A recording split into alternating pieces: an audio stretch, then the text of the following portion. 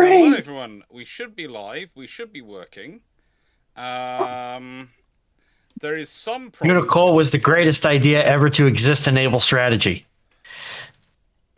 Yeah. There are some issues going with the system. I mean, I'm sure all the issues at the moment. It seems to be quite. It's now suddenly now it's reconnected. It actually seems to be quite happy. But I'm still going to go check the Starlink transmitter because the BT internet is down. So checking the Starlink. Right. Where's my brush?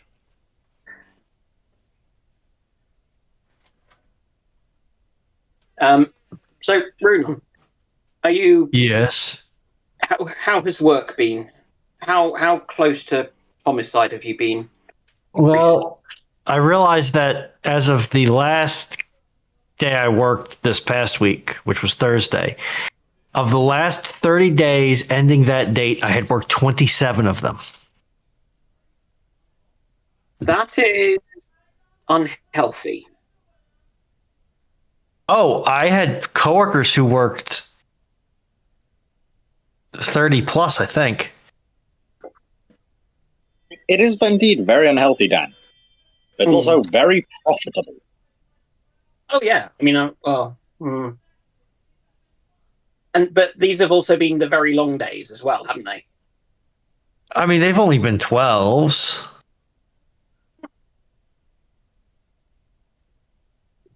Physically demanding or also mentally demanding? Yes. Yeah. Yeah. Because the problem is you get to a stage where your brain stops working properly. My brain works properly to begin with. It's data based on neurotypicals, but you know, it probably. But at the time, they weren't necessarily separating out all the neurospicy flavors, so they may not. So there would have been a proportion of neurospices in there. Yeah, because it's one of the things where kind of one of the reasons for changing the doctor's hours was because it was like, yeah, but just you're working with the equivalent of having had a good couple of beers, affecting your decision making. At this stage, you shouldn't even be driving home, let alone driving to hospital. Because yeah, when airline pilots mess up, they tend to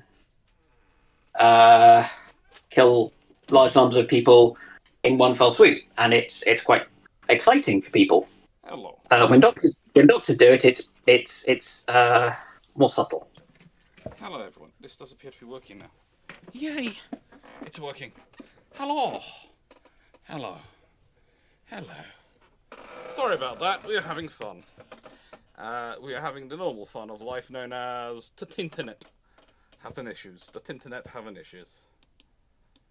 And there's a poodle who's hoofing at me with salmon's flavoured breath, which is really not nice to smell. Could you please stop hoofing it at me, poodle? I don't know. He hoofs at me with salmon scented breath. You know, just look at him sitting there, just hoofing away, going hello. Or just make these disappear for a second. You can see him probably. Oh, you close your mouth. The moment the thing's on, so you can actually you're seen. You close your mouth and go. No. I'm not being naughty. I'm not doing that. I'm not. Oh, now you are. Now you miss. Hello, gorgeous. Yeah, you are a pretty dog. Yes, you are. Go on. Have a rest. Stop hoofing. My questions are live. Not sure if we've got all questions in yet. Bitrate seems to be doing fine. We're now drawn from dropping 70% of frames to 2.3%, 4%. So that's a manageable stuff. It's hot. Starlink is not happy with it being hot. You know, the normal things in life. How is everyone doing this evening? How is everyone? I'm hoping, he says, hoping that you've all been picking up the sound of my colleagues chatting away while I wasn't here? Happy. He's keeping us in a box. It's a nice. There are Sound worse seems a bit boxes. faint. I mean, it'd be nice if he had some more Okay, ventilation holes. try in it. this. Will my colleagues please on Discord please chat away? So we can He keeps us in a box. A very tiny box. sound as well. I don't know about you. I'm in kind of good place. It's very good here. And with that, Discord. Let us Yes, out. the big is the spiders in the box. Okay. They are not Let us small. out. Keeps us in a box. The box is angry. It has an angry thing inside. He keeps us in a I don't know how many people even get that reference anymore.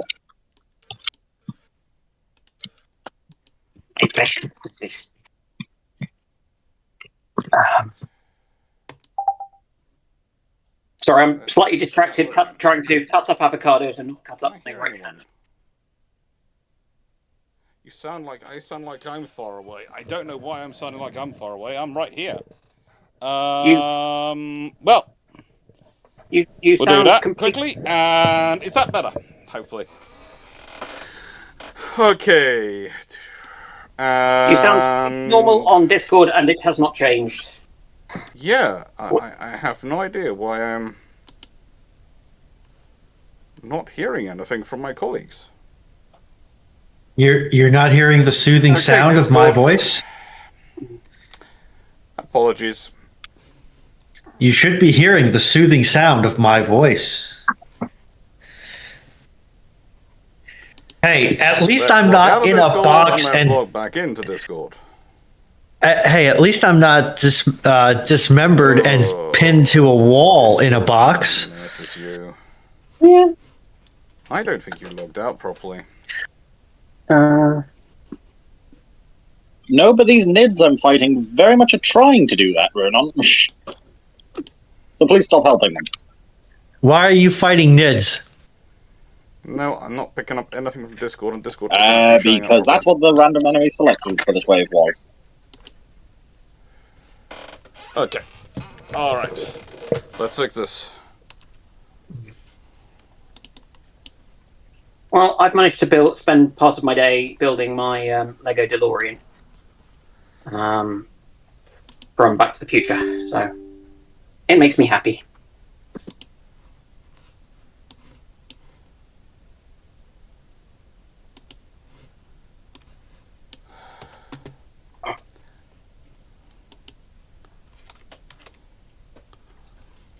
Okay. We've taken out Discord completely. And now we're going to reload Discord so we can share away. If not, then I'll have to do the Q&A as solo. But, you know, I do like to have my colleagues here. Reconnect to Bruship stage. Potatoes. Potatoes. Hopefully that starts to get me in. Hey, Doc. I can go to Bruships Q&A. There are questions in here. That's good. And Bruships. Is everyone talking and I can't hear you? We can hear you, but can you hear us? We just be quiet whilst you mutter to yourself. Can you hear us?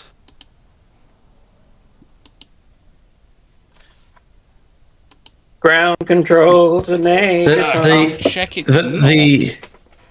The French interwar heavy bomber designers were really onto something aesthetically. Yeah, I mean I mean, it's basically like a flying hoax. Oh yes, give me a second. It's so for the people in for the people in chat who can for some reason hear us, I have just been informed that some idiot, and I use the term in the most malicious. I cannot hear them. But also the most accurate way possible, has decided to 3D print their own Jesus nuts. Which, by the way, for anyone who's listening, is the bolt which literally holds on the rotor, the main rotor, to the helicopter. There is literally one bolt. Yes. Yeah, somebody has 3D printed that because they didn't want to spend $1,600 for Robinson to ship them a new one. God, no! No! No! There are many things in life you can try 3D printing. Not the Jesus nut! No! You do not want the single thing which, if it goes, is called the Jesus nut, because you will go through the pearly gates in a fiery blaze. You won't stop at St. Peter's feet, and you will go straight to that. No! No! There is no way I am getting anywhere near that helicopter. There's no way to go out. First off, it appears that you have now somehow stopped Discord from outputting to stream, but also they didn't use a fancy metal sintering 3D printer. They printed it out of polymer. Why, in the name of all things holy? In the name of all things holy, would you do that? Why? There are... if you want to kill yourself, there are ways to do it which are going to cause people less problems. Hey, some people just want to go Kobe. That's all I can say. No, because that's cruel to Kobe. Kobe was not planning to go out that way. This is planning to go out that way. I feel that this is something where if the only acceptable time for doing that would be if it's going to be a static museum display. No, even then it's not an acceptable time to do that. The whole point of a static museum display is that you want it to be representative of what was there originally. Right, what am I going to say? Yeah. If anybody wants to come see me on Tuesday night, I'm going to be up in London. I do believe there's at least one or two people who are trying to meet up with me, but if anyone does, on Tuesday. Also, 26th, the Kickstarter for the book, the Cruiser book, starts off, and there are all sorts of fun things for that. I'm going to be posting some links. I've got the Kaiserlich Marine video goes out on their World War I destroyers that day, so there's going to be stuff about that in that.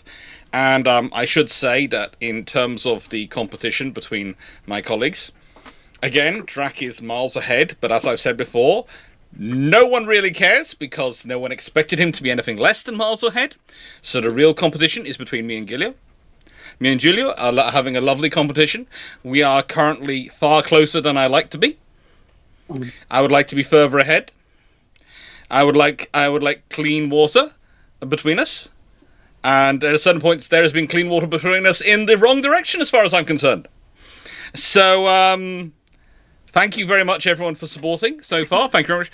If anyone else is interested in this Cruiser book, I realise it is $99. I realise to most people that's probably quite a lot for a book. I have, as I've said before, my view on book pricing is skewed compared to everyone else's. That's why I do not comment about prices, because Dan here has been with me book shopping. He has seen how much I will quite happily drop book shopping. There is a reason you don't want to ask me about prices of books, because my phrase of what's cheap versus what other people's phrasing as cheaping is different, because of constant exposure to academic books and how expensive they get on history. So yeah, but it does look very cool. And as said, I'm at TwitchCon on Saturday. Myself, Garrus the Brit, Fleet of Oceans, and Killerbin are at TwitchCon. We are going to be presenting. We are going to be in the JG Sugar stage. Yes.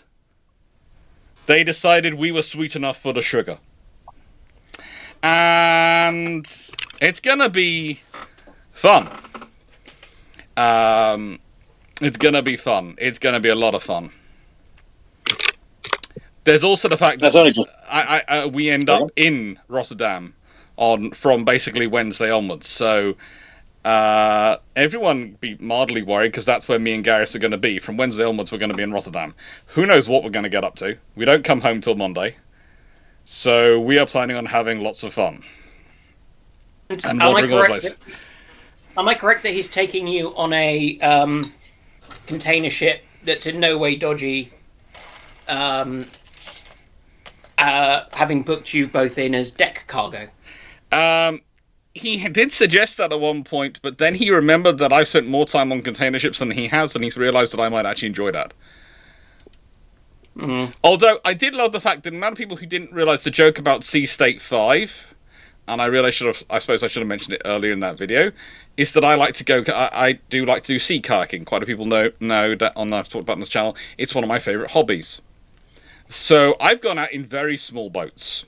And if you've ever been in sea kayak, in Sea State 5, which you're not supposed to be, but sometimes it happens even when you're not supposed to, the weather gets very interesting, and at certain points the weather looks like the ocean. Is that when you hug your 3D printed Jesus nut very tightly? No, that's when you steer a course for shore as quickly as you possibly can, and you make sure the people who are less capable than you are in front of you. And Killer Bin has packed his bag. That's good. Sea State 8 is fun on a CVN. It is. It is. But yeah, we're gonna have fun. We're going to do all sorts of nutty things. I realise I probably need to do a video of me sea kayaking at some point for the channel. I am tempted to take out the shipshape crew and take them all out kayaking in the ocean and see what happens to them. Have you considered kai kayaking? It could be fun. Jacob, Doc, the weather is not supposed to look like the ocean when you're in on it. I know it's not, but yeah, you think about the wave height of Sea State 5, and you think about how high a kayak is. The only thing more fun than that is when the paddleboarders have decided they're going to come out the same distance out to water as you, and you're sort of looking and going, really? You're brave, kid.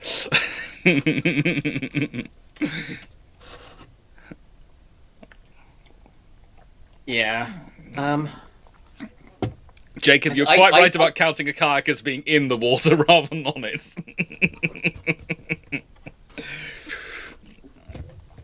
You'd like it, Dan, wouldn't you? Nice ocean kayak? No. It'd be a perfectly fine trip with me. If you really want about it, I'll get a pair of 2-seaters. No, I don't want to. I used to row on the Thames. I'm happy rowing on rivers. I don't like it when the water gets lumpy. And as someone who's lived on the coast of the North Sea basically their entire life, bad idea. I've seen the North Sea. No, thank you. It's a lot of fun. Kayaking out in the ocean is a lot of fun. Nothing makes you feel smaller. And that's cool. It's when you can't see land at all and you're just this little blob in the ocean, that's when it's really cool. Although, please note, do not go anywhere near that far out. Don't go more than 100 yards out, if at all, anything like that, if you do not have a GPS system on you, because in nicest way, once it's at that point and you can't see things, it's very easy to get lost. So navigation aids are an essential.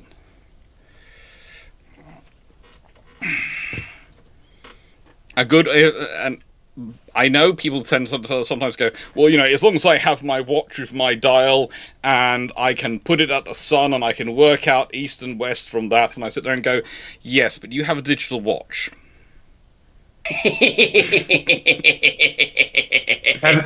Have you considered that that's kind of useless when you don't have a map?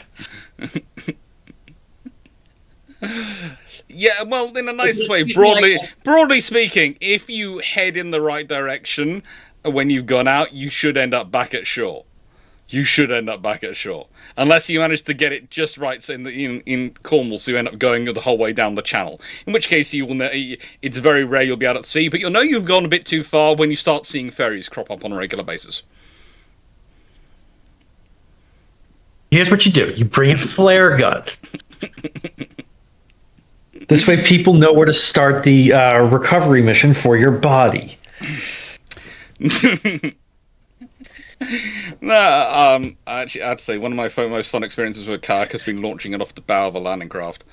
when they just took the bow down a bit and we just took the landing craft, the kayaks out, and that was fun. I am interested to report to the people of like 5 people in the live that will understand this. Star Citizen has apparently hit $1 billion in lifetime funding. I'm hoping that's a computer game. That's nuts. It is. Unfortunately, it is a computer game. Yes. So anyway, what does Sea State 10 feel like? 10 plus. Sea State 10 plus feels like you really should start praying more. Sea State 10 plus, I feel like, turns most surface vessels into submarines. It certainly would like to have that impact. Basically, you know those boats that the Coast Guard has that are pretty much impossible to capsize for longer than 90 seconds? Yeah. Yes, those are the boats that are designed to attempt to go out in Sea State 10. Yeah. If you ever have fun in the UK, if you're ever down in my sort of Cornwall area, the lifeboats, Royal National Lifeboat Society, RNLI, sometimes you'll get a ride along for training and exercise with them. And they exercise in some very interesting weather because they have to go on it. And those are designed to literally roll right back up and have the balancing system, etc. And it's fun. Steve, why are you typing index again in?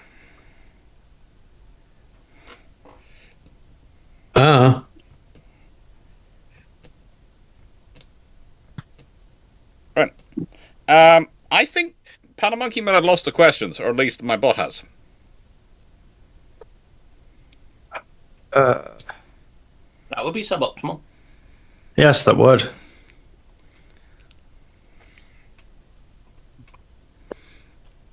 Pete Dawson, did you say New York ferries? No, it's when you see the ferries going across the channel ferries. But no, doing the fjords in Norway are fun on kayak. Yeah, I say the Arctic fords are a lot of fun. Duke Manager, thank you. If the British decide to keep fighting the War of 1812 instead of signing the Treaty of Ghent, what does the situation look like once more troops arrive? What can they get from the US? Well, they already got large chunks of Maine, wasn't it? I think Maine was the state we'd occupied in the north. And potentially there'd be another crack on New Orleans.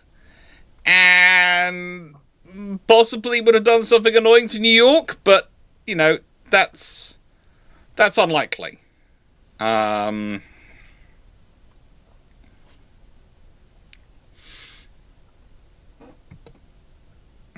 Yeah. It'll be interesting to see what would happen, but I don't think realistically a lot happens in terms of the British going more, because they didn't really want much more. But honestly, if they don't take the Treaty of Ghent and they carry on fighting, then America's memory of that war probably changes a bit, quite a large chunk, because at a certain point, the war in Europe is going to be over. And then the British are going to have quite a lot of forces, and already have quite a lot of resources starting to show up in North America. They have a lot more coming. And that's a problem. And realistically, the thing for America is that... Okay, here's the problem for America. America has resources. People sometimes just do the resources versus the British resources and sort of think that's the matchup.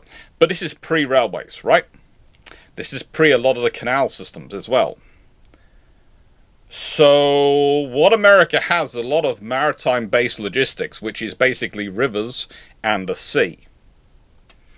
And once you have enough blockading going on, as the British have got towards the end of the War of 1812, America's basically blocked up into these little pockets, and they can't really reinforce other areas in large quantities. They can't really move large quantities of personnel. They can move key personnel around, but not large quantities of personnel around.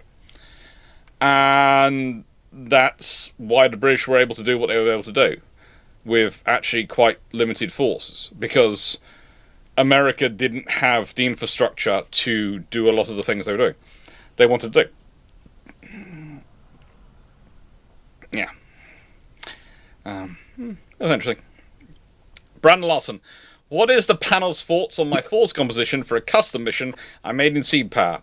I have screenshots in cyclic chat from the 5th, I'm presuming it's the 10th of May 2026. Yes. Not the 5th of October 2026. Because Brandon Larson uses the correct and logical notation for numerical dates.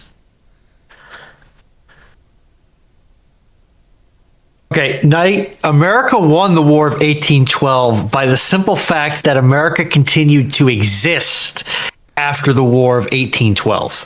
That is true. If that's your definition of victory, that is true. It's also because the British didn't realise quite how much of Maine we'd got. If we realised we had, we'd probably have demanded to keep it in the treaty again. And I'm not sure if America would have cared much about losing that much of Maine. Squirrel! At that point, the War of 1812, it's like I was doing a video recently on 1824 and Hawaii Protectorate video. And basically my point was, if it happened in 1824, America's really not in the kind of mood where they're going to do anything about the Brits. Squirrel! Okay. Squirrel. I'm presuming the squirrel is something rude about people from Maine. No, it's just I have a squirrel that is being completely oblivious in my front yard. Mm-hmm. You don't have a dog. That's why the squirrels are being oblivious. The squirrel doesn't fear you. Our squirrels have now learnt to fear the corgi. They found out the corgi was learning how to climb trees. I am deeply concerned that your corgi is climbing trees. Yeah, he's worked out that if he goes dung with his claws and then uses his back claws to push, he can start making it up the tree. And it was, he got high enough up, I went, mop. Montana, if I were to lose it over a squirrel, that would imply I had it in the first place. But yes, can someone go and look at Brandon Larson's force composition? No. I'm worried if I disappear off, I will lose the questions.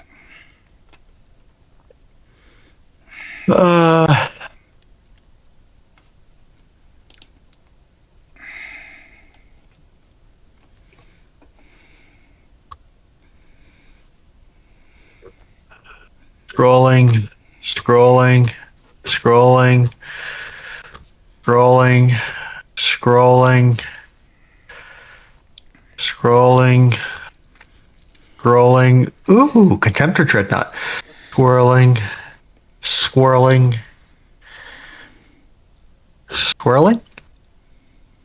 Thanks for reminding me, I really need to build that Contemptor Dreadnought I've got. Sent. Okay. John F. Kennedy, Battle Group. Sovereign Surface Action Group. Poop canning. Okay. You've got John F. Kennedy Battle Group has a carrier and 6 BBGs, 8 DDGs, and 4 cruisers. That's a...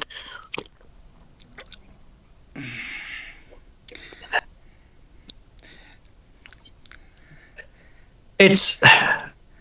A draw would imply that both sides fought themselves to a standstill, instead of one side just getting bored with it and going home.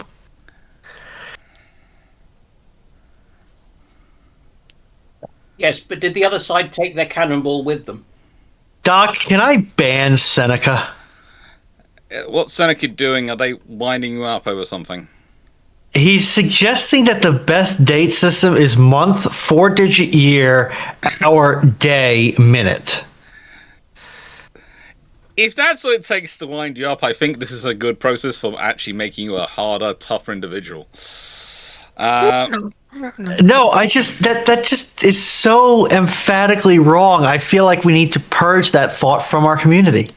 Well, Rowan, the only good way of doing time is the 4-point coordinate system. X, Y, Z, and time. Okay. Brandon Larson, and I'm just correcting this. This is Brandon Larson's question. So, which world are you planning on taking over with this force structure? Because I'm just working out how many cruise missiles you're carrying with 7 battleships and 14 destroyers and 6 cruisers. And it hasn't escaped my notice that, once again, an American force has more cruisers, more battleships than cruisers. We're Americans. It's what we do. Hi, Nightwolf. It's getting better today. Okay. So, as Runon's gone away from the chat, I'm just going to remind chat that your challenge this evening is how bad can you make her mind go blunk with your various forms of dating systems. Enjoy, good luck. Foxo, remember you do have 2 bites of the cherry because you're both in here and in the chat. Okay. Channel 02. Brandon, it's a lot of firepower, is what I'm saying for your full structure. Channel, 14 Canaris class cruisers, 9 Cadluna class cruisers, 8 Almirante Oquendo class cruisers, 4 Littorio class battleships, 210 Chirua class destroyers appear in El Ferrol. How does Spain and the belligerent naval pairs react to this? I'm going to go to my resident World of Warships ship expert, because I've seen at least one of those cruisers, but I haven't seen the other one. My good friend and very, very wonderful namesake for a Royal Navy battleship, Dragon, or rather Royal Navy destroyer, but it's called a battleship according to the Sun in its latest article, so we'll leave that to one side. What do you think of that cruiser mix? Is that enough cruisers to do what I think it is? I'm hoping Dragon's still here and listening. Yes. Dragon is here, but is muted. Dragon have too many Dragon has seen this and has run. Sorry, I just had my face mauled off by a Tyrannid. Tyrannid! Oh. So yeah, enjoying that. Enjoying Space Marine 2. Yeah. Okay. Yes. Um... I was doing this before we started, and it hasn't ended just yet. Sorry. Okay. Michael Cooch has come up with a great date system for you, Runon. Yeah, these dates just keep making me go, this just needs purging with fire. Month, day, year, hat size of nearest squirrel.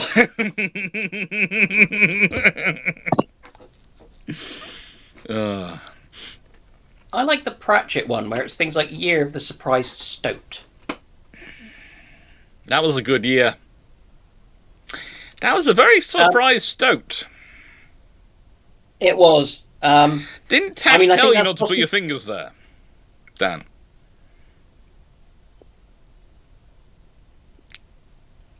No comment. Oh.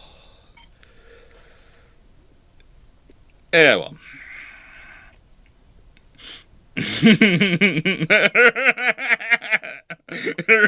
None is running bans. Yeah, but I'll just unban them. Okay, so with that amount of firepower, Dragon, of all those lovely cruisers, I'm guessing that, frankly, as far as Britain's going to be concerned, one of the on January, if this happens on January 1st, 1940, which is what we always do things. I think Britain and France probably consider that Spain has just become one of their major threats, because that is a massive increase in firepower. That's huge. Like, that's completely unprecedented almost in that area, if I'm correct. That scenario, in a nicest way, I think that's where the British, the British just build everything on their stocks. They don't pause any battleships or any cruisers or anything because of that sheer quantity. And I think potentially everyone else cries. I think even the Americans are building a lot. That's just a huge amount of ships. Mm. Let's be honest, it doesn't matter how good or bad they are. If you've got 210 destroyers, that's a problem to deal with. That's like World War... Yeah, that's the same as the Royal Navy's got in terms of destroyer numbers. It's more than they've got of the decent destroyers. Sorry, ones which are kind of less than 20 years old at that stage. Yeah. And then you've also got... What is it? 31 cruisers and 4 battleships. That's a hefty force.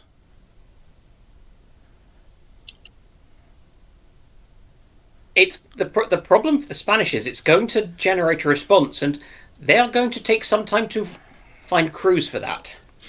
Yeah. Especially considering half the navy was on the wrong side in the Civil War. Let's be honest, in this scenario, do the British do a preemptive strike on it?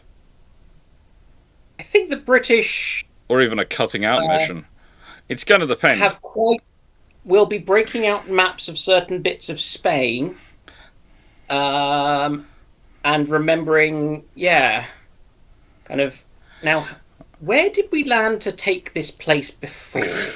How do we avoid the same mistakes Drake did? Yes, and you have to remember also quite a lot of Brits has just recently fought in Spain on the side of the, mostly on the side of the Republicans.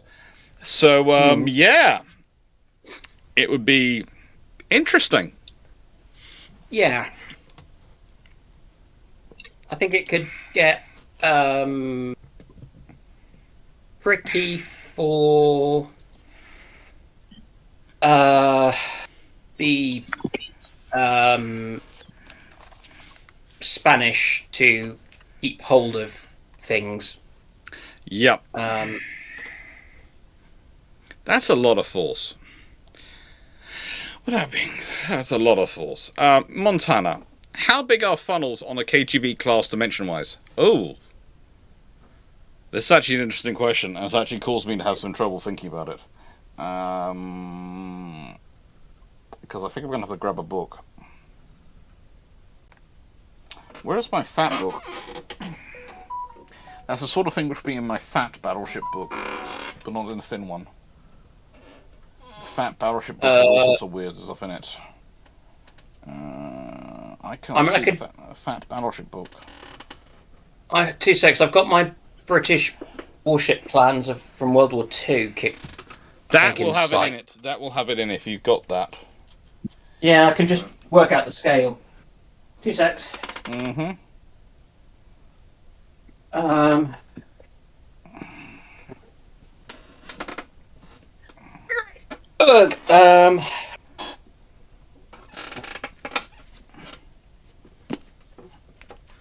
No, that's Warspite, Renown, KGV.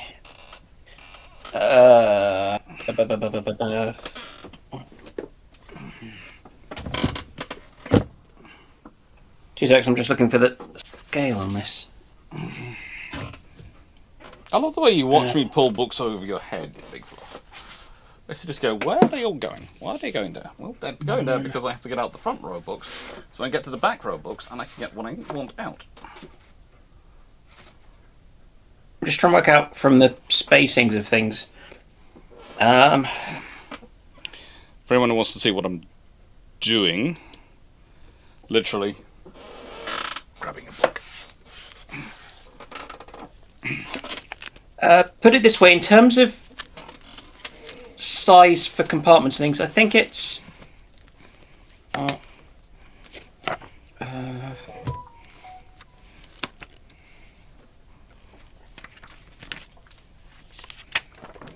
do they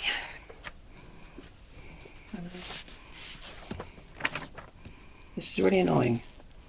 Oh, sorry, great. I'm just trying to work out. Oh, the final dimensions are actually different on HAL than they are on King George V. That's helpful. So let's see if we've got some stats somewhere that I can use for them. I mean, they're the same sort of size as things like a whole mess deck. Oh, good lord. Or something. Because it's a centimetre in the book, which...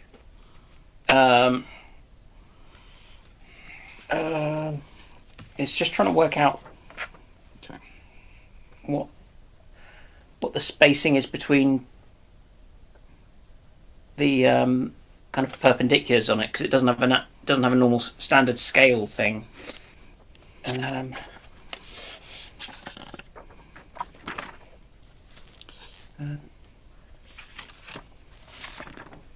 Well, this has actually has the weight and the height, but not the length. So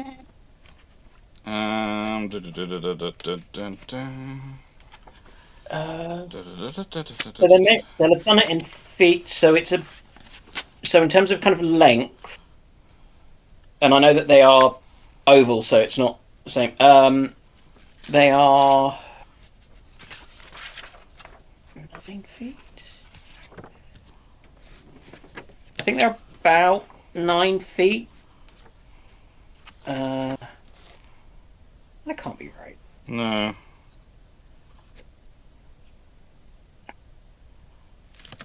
It's looking at the intervals between the bulk where the watertight bulkheads are as the marker, but I make it about 15. yeah, that feels more like it.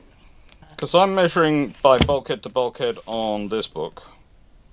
Well, I mean, I'm getting it at about the same as between, say, 53 and 65. Or Helpfully, the scale is nowhere near where it should be and doesn't really give you a proper scale for this diagram. Yeah. But I would say about 15 feet, give or take. Yeah. Possibly a foot, honestly. Yeah. Considering I was doing thumb measurements. and about half the width because they're oval shaped. Let's see if this older book is any help. British warships in the Second World War. Da, da, da, da, da.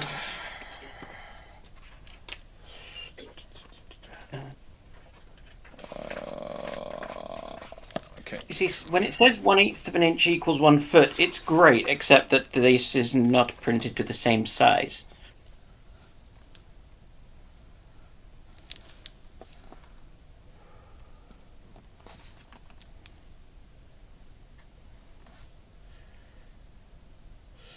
Yeah, and it's when you have to realise how much it's been shrunk down by. Hmm. A long, long way.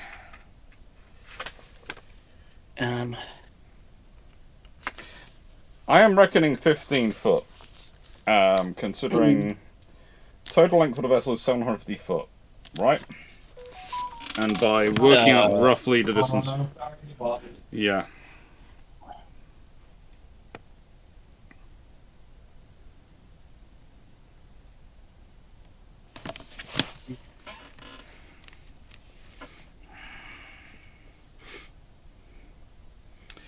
And that's about that. That's about 37, yes. About 45, 50. So that's about 45. Yeah. Yeah, it's big. Basically, what I'm going to say is, can you leave that question with me? And I will go digging and I will find it out. But yeah, it's big. It is big. I think it might be about 2/3 the size of the 2-gun turret. Barbette. Yeah.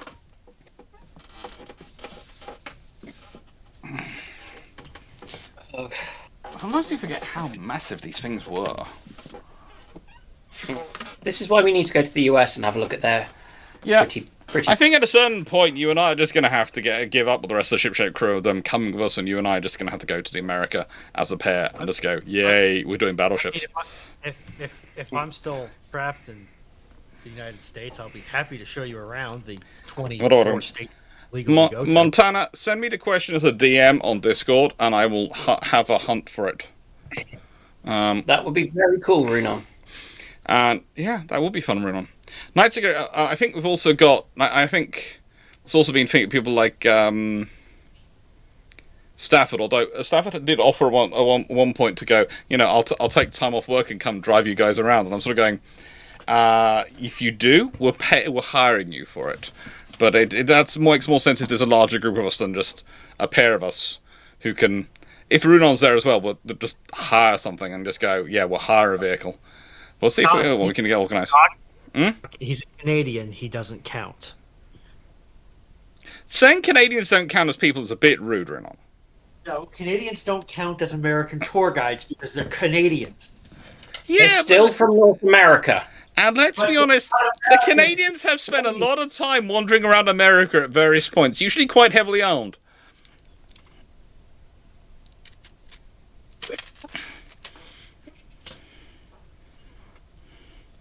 Right, Knight 681. If Scarpa Flow was still a naval base, but area where the fuel terminal now was sold off, how would it be resupplied? As the only nearby airport is Kirkwall, but it can't take an A400 or C-117. You'd have had to build something. Or you would include a language in the sale agreement that would allow a certain amount of capacity of that fuel terminal for Royal Navy or /NATO use. Yeah, and also, I will say this about Kirkwall Airport. It is a lovely airport. If anyone's ever seen it, it is an absolutely lovely airport. It is also... How do I put this politely? Whilst it's not a particularly massive airport, there is not exactly many impediments to its growth in size should they wish to make it bigger. Specifically the main 60 runway. Ooh, what's that? I did not know that there's an itty-bitty little atoll I mean, it's 09 runway. off the coast of Nova Scotia. You didn't know there's a toll there? An atoll, yes. Atoll. It's Sable Island. It's atoll-shaped. Nice. But no, basically, if you were still using Scarpa Flow as your naval base, and you were still sorting those things out, you would have kept up maintenance, you would have done things with the oil terminal, you would have... Probably the oil terminal would have been had a helicopter facility built next to it, so have the helicopter be the helicopter operating position, or you might have, Kirkwall would probably have a sufficiently large runway for your aircraft to land on, and potentially there'll be other things as well, because that's what you do. If you're not going to use it, you don't use it. And one of the reasons why it was sort of withdrawn from is because it was realised it was kind of difficult to resupply, except under wartime conditions, and kind of difficult to justify spending that much money, even in the Cold War, building it up.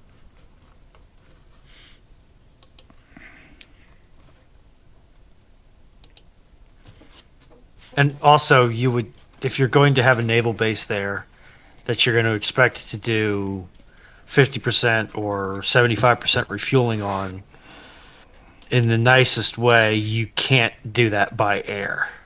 Yes. You probably would put in a pipeline. Yeah, well, let's put it this way. You can't practicably do that by air. You can do it, but you're going to spend almost as much JP5 as you are... I think even other logistics, etc., in nicest way, it's resupplied by ship and it's resupplied by pipeline. Yeah. Is what you're doing, heading towards. And also you have to build up quite a hefty warehouse there. It would have to be underground, it would have to be protected. I had this discussion recently because, of course, there was all the 1,000-ship Navy stuff going on. And the conversation unit went like, so, you want to do this and you want to make your Type 83 small? Well, yes, I might not even need something that big at all. Okay, where are you commanding all these UAVs, these uncrewed vessels from? Why would you want to make the Type 83 small? Because people believe that making a ship bigger makes it more expensive. I mean, yes, but not for the capability. Yes, and also, as I've pointed out many times, it's actually easier to carry out maintenance and future-proofing on larger hulls than it is smaller ones, which means you save money long-term.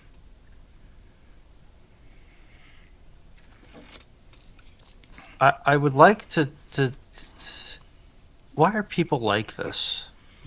Because people presume it's like cars. Big car more expensive than small car. What they forget is, in the price of a car, the cost of the steel, the designing, the engineering, but it is quite expensive in the overall value of the car. In the costs of a ship, it's not. The costs of the ship are the systems you stick in it, because you're sticking so many systems in it. That's where the expense can come in.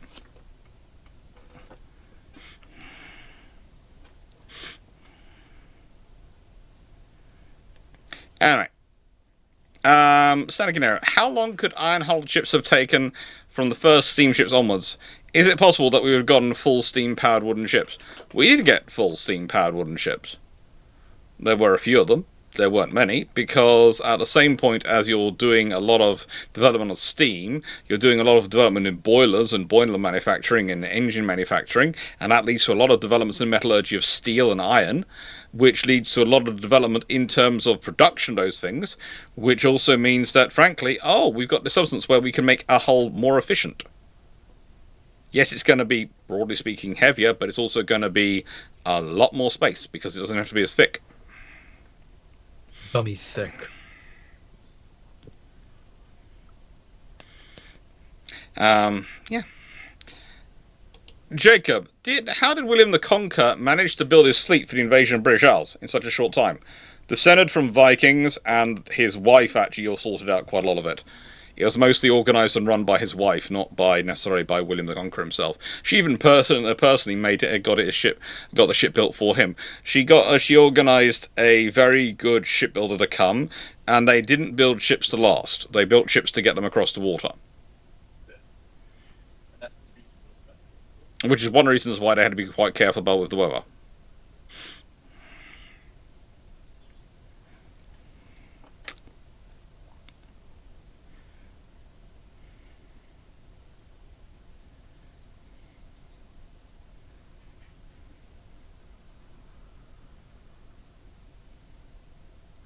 Sorry, Now, I'm just trying to stop myself from singing "Everywhere You Go, Always Take the Weather with You." Sorry. that's why I was giving a pause, because I knew that song was kind of coming from you, probably. Yeah. I'm sorry. I know it shouldn't. I think Runon's talking with her new housemates. Ah. I can hear voices going on behind. I think that's how new housemates have moved in. So that makes her now a landlord, technically. Lady. Not sure how. One person. How are we supposed to? Landlady sounds like you run a pub, and I don't think Runon would ever run a pub. I don't think that's her style.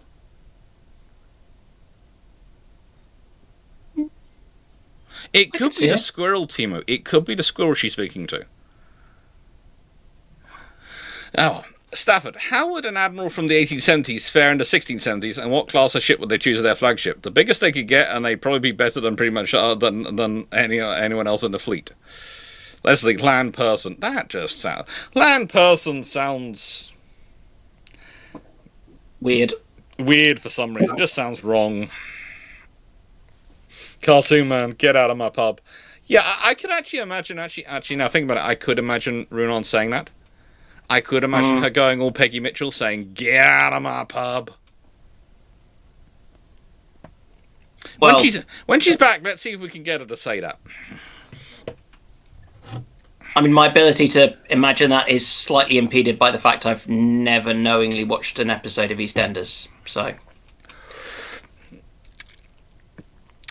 I haven't really watched EastEnders. I just remember that because that's in so many memes now. But this is the thing. Even if you don't watch these are the programs actually on television, you usually get so many things turn up as shorts and memes on the various systems. You sort of pick it up inadvertently.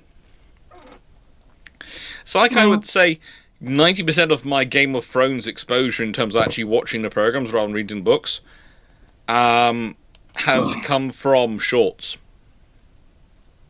I mean, I watched Game of Thrones it had good parts. It did have good parts. I still think the fact the dragon didn't just burn them all and eat them all after they killed its mother just was out of character for it. Because let's be honest, Drogon was always fairly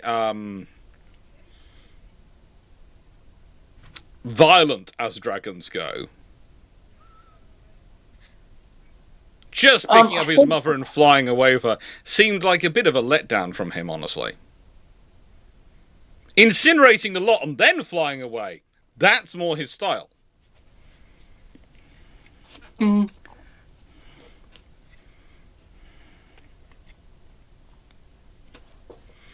Right, let's see. Boom, boom, boom, boom. I'm going to go and open up another page. Did you just scare yourself, Poodle, by doing something? No, I am brave, Poodle. No, I think he managed to break something and scare himself. No, I am brave, Poodle. I would not do such a thing. You must be thinking of Corgi. Corgi would do something like that. Corgi farts and doesn't realise who's farted and starts woofing.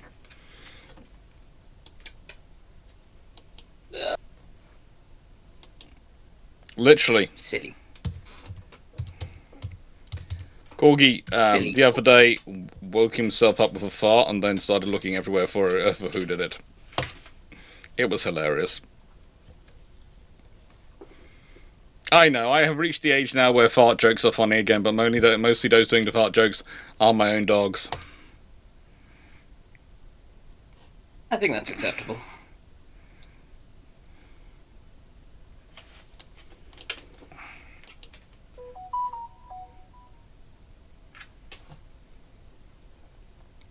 Right, I am going hunting for the backup of the questions, where the questions get stored when they're not put in the thing, so I can start putting them out myself.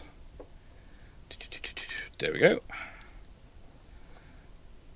Archive monkey.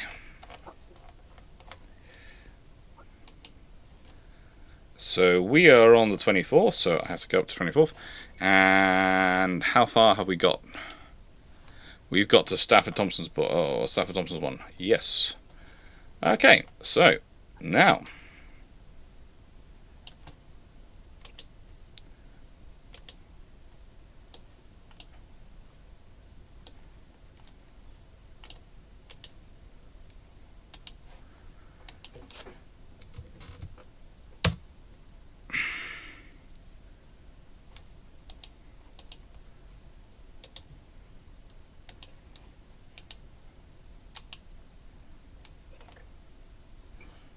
and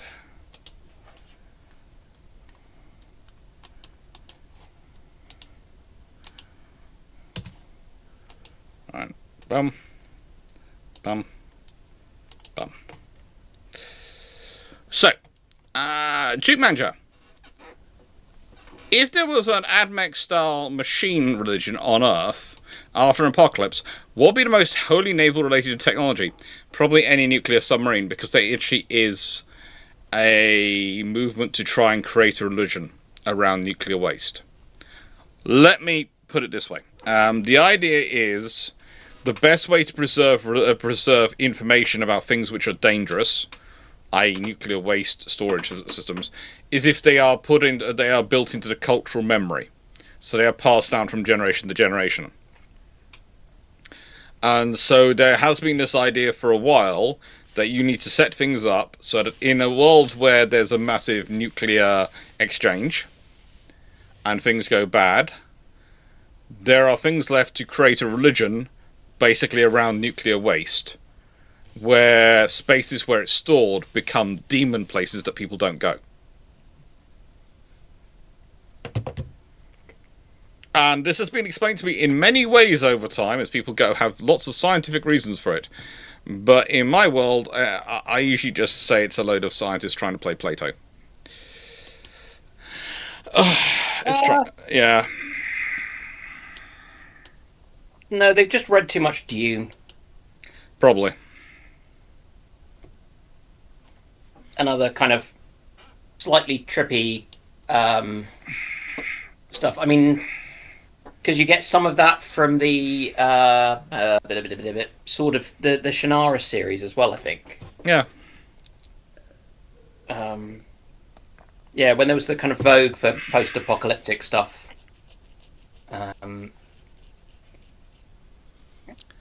Apologies, Yeah. I have a new flatmate that is starting to move in.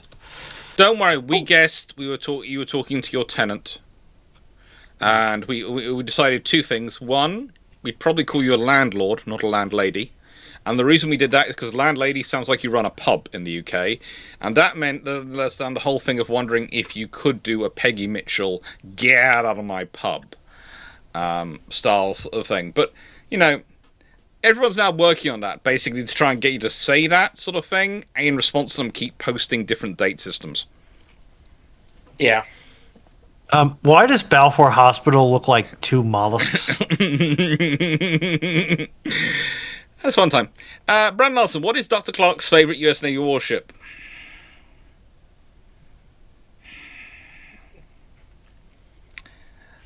It's going to sound strange considering the amount of time I keep telling everyone their problem in current US Navy procurement, but it is the Burks. It is the Burks. They are very useful and very cool, but that's one of the problems. As I keep trying to explain to people, they have been too successful at carving a niche in the psyche of the American public and the American leadership. And I do love it because sometimes I will get into debates with people about this and I'll be going, but no, but this system is being built, classic example is Zumwalts are built to follow on from the Sperances. But the Sperances are got rid of in the peace dividends, post-Cold War.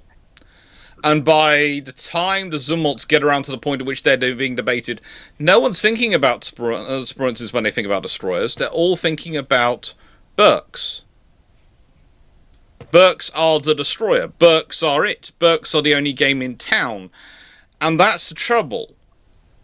If the Zumwalts had come in earlier when they were, so they'd been replacing Spurants, they'd have been compared to the Sperances, and they'd have been found excellent and have been had an easier case to make for their entry into service. But by the time they're entering service, all these things, the US Navy knows it has a Spurant-shaped hole in its operational capability. But go and look at the baits. There wasn't even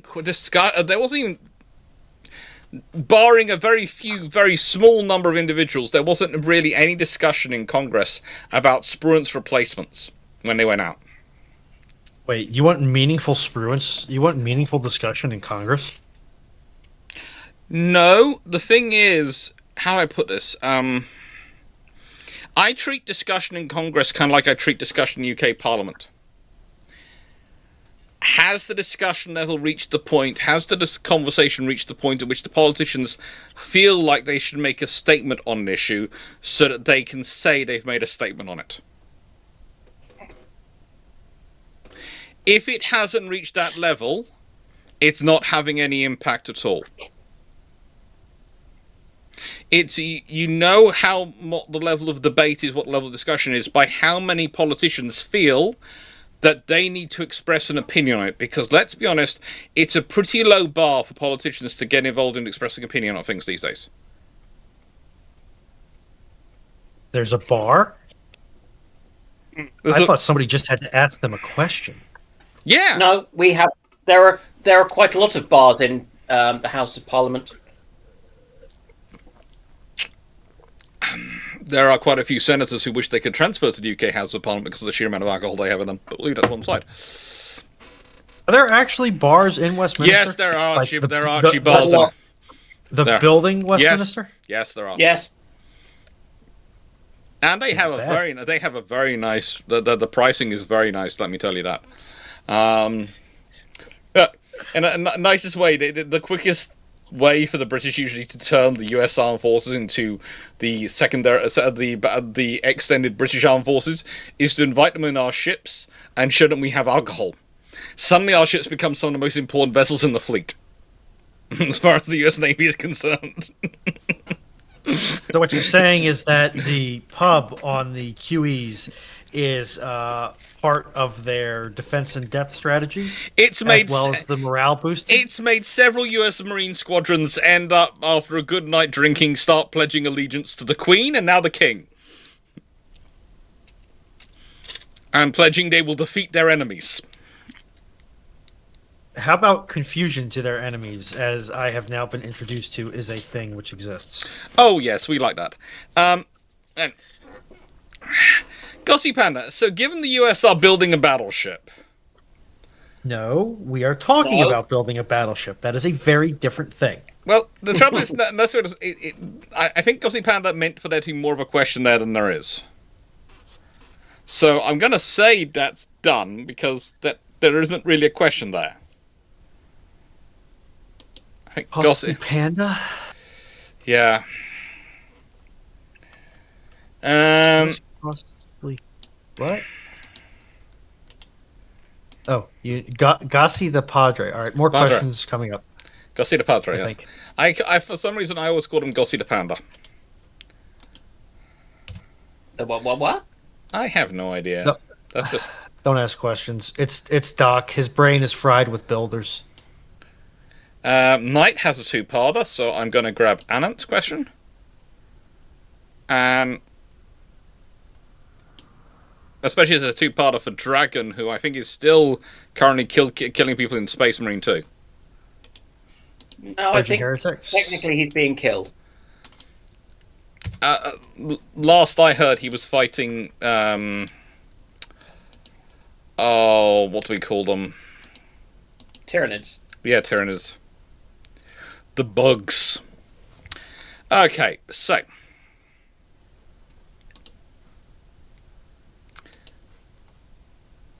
Chandler, given what do you know about of the post-Civil War Italo-Spanish naval cooperation, and what design that came from it does it catch your attention most? There's cooperation in that they sell things, but they fall out almost as quickly as they're in cooperation with each other, and design coming from it. That's what I say. Most of the designs which come from it have had more attention in World of Warships than they ever had in reality. Most of the designs.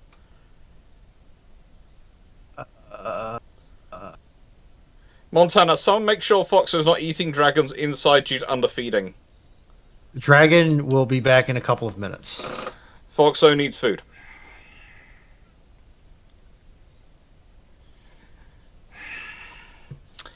Senator, what is the most ridiculous name for a ship you've heard of? Ridiculous in English? Ian is perfectly innocent and doesn't have a tongue.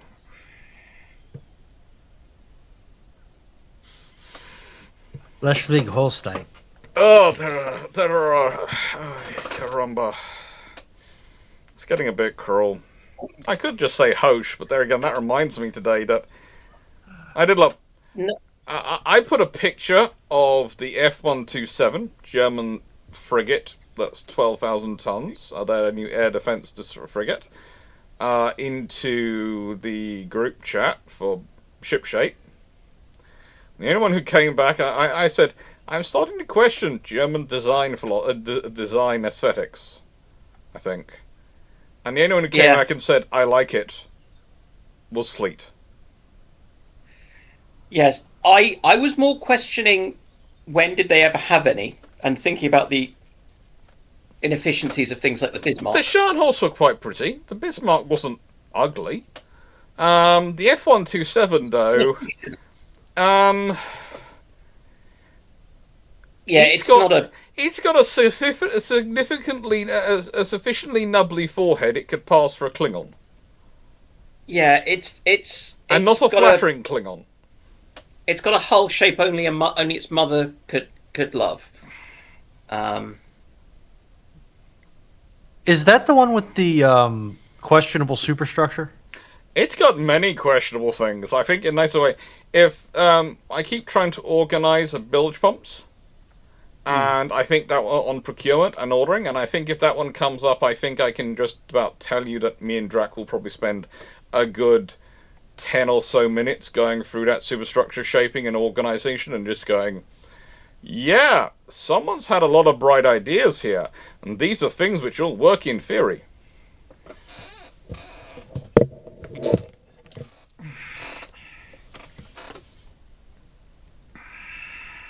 Yeah, it feels very much like this will work in theory. Did you test it? This will work in theory. That's not what I asked. Yeah.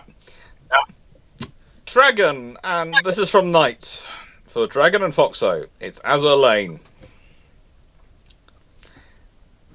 Dragon, have you been killed by Tyranids, or are you killing Tyranids?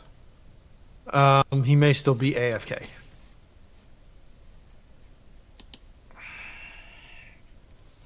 If so, that is not unsensible. He said he would be back in a couple of minutes, so we might want to skip that one. And we'll go to which is a Anant's question. two-parter. We'll go to Anant's question. Was there any thought to retaining Tiger instead of Iron Duke out on the treaty reductions, and perhaps refitting her later on, especially if guns and armor were sort of stored? Or refit with 40-inch KGV guns? There were thoughts to retaining her instead of Iron Duke, but the thing is, Iron Duke was the World War One fleet flagship, and so it was... A lot of the politicians were very much, but that's the status ship we have to retain because that has the history. And it's named for a former Prime Minister. Yes. Knight 691. Onto that one's being paused. So basically, what I'm going to do is I'm going to put smiley face and smiley face so I can find them easily, and then I'm going to go to Team's question.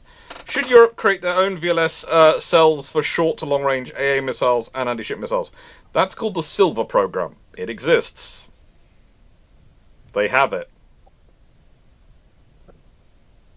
And I would argue doesn't get as much attention as it probably deserves. I really don't think there's a need for it. The trouble is the Mark 41 VLS is very good. And Yeah. you to get enough support and funding behind the Silver system, you would have to get powers like Germany and others to stop going down the Mark 41 VLS route and pay into the Silver system. And so far that hasn't happened. Saying that,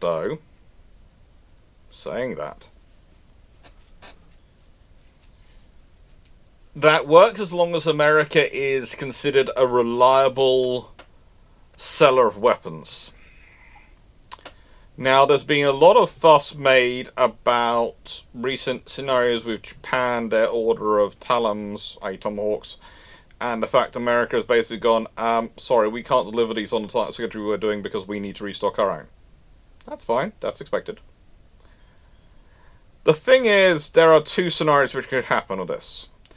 Politicians who want to get more funding going into their domestic plants and the European plants and show how good a European they are, might jump on this and use it as an excuse to push for these sort of systems to be procured from Europe. Alternatively, the other thing that happens is America has this happen more and more.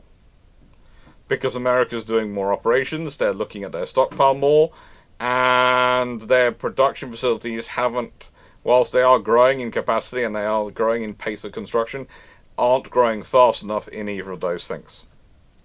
And so, if they keep having problems, they then get a reputation, deservedly so, for being an unreliable supplier. So if either of those two circumstances happen, you could see more funding going towards Silver. But honestly, I would agree with Dan. There isn't really much need to it because Mark 41 VLS is pretty much universal. The other option is you can, of course, buy VLS systems from Korea. They have the K VLS systems. And a few other nations are developing other stuff themselves. It does always interest me that people like Korea, etc., have the money to develop these sort of systems and these fundamental capabilities. And then you turn around and some economies which are on paper a lot larger, you talk to their politicians and they go, oh, we're too small to do that, this kind of thing. Yeah.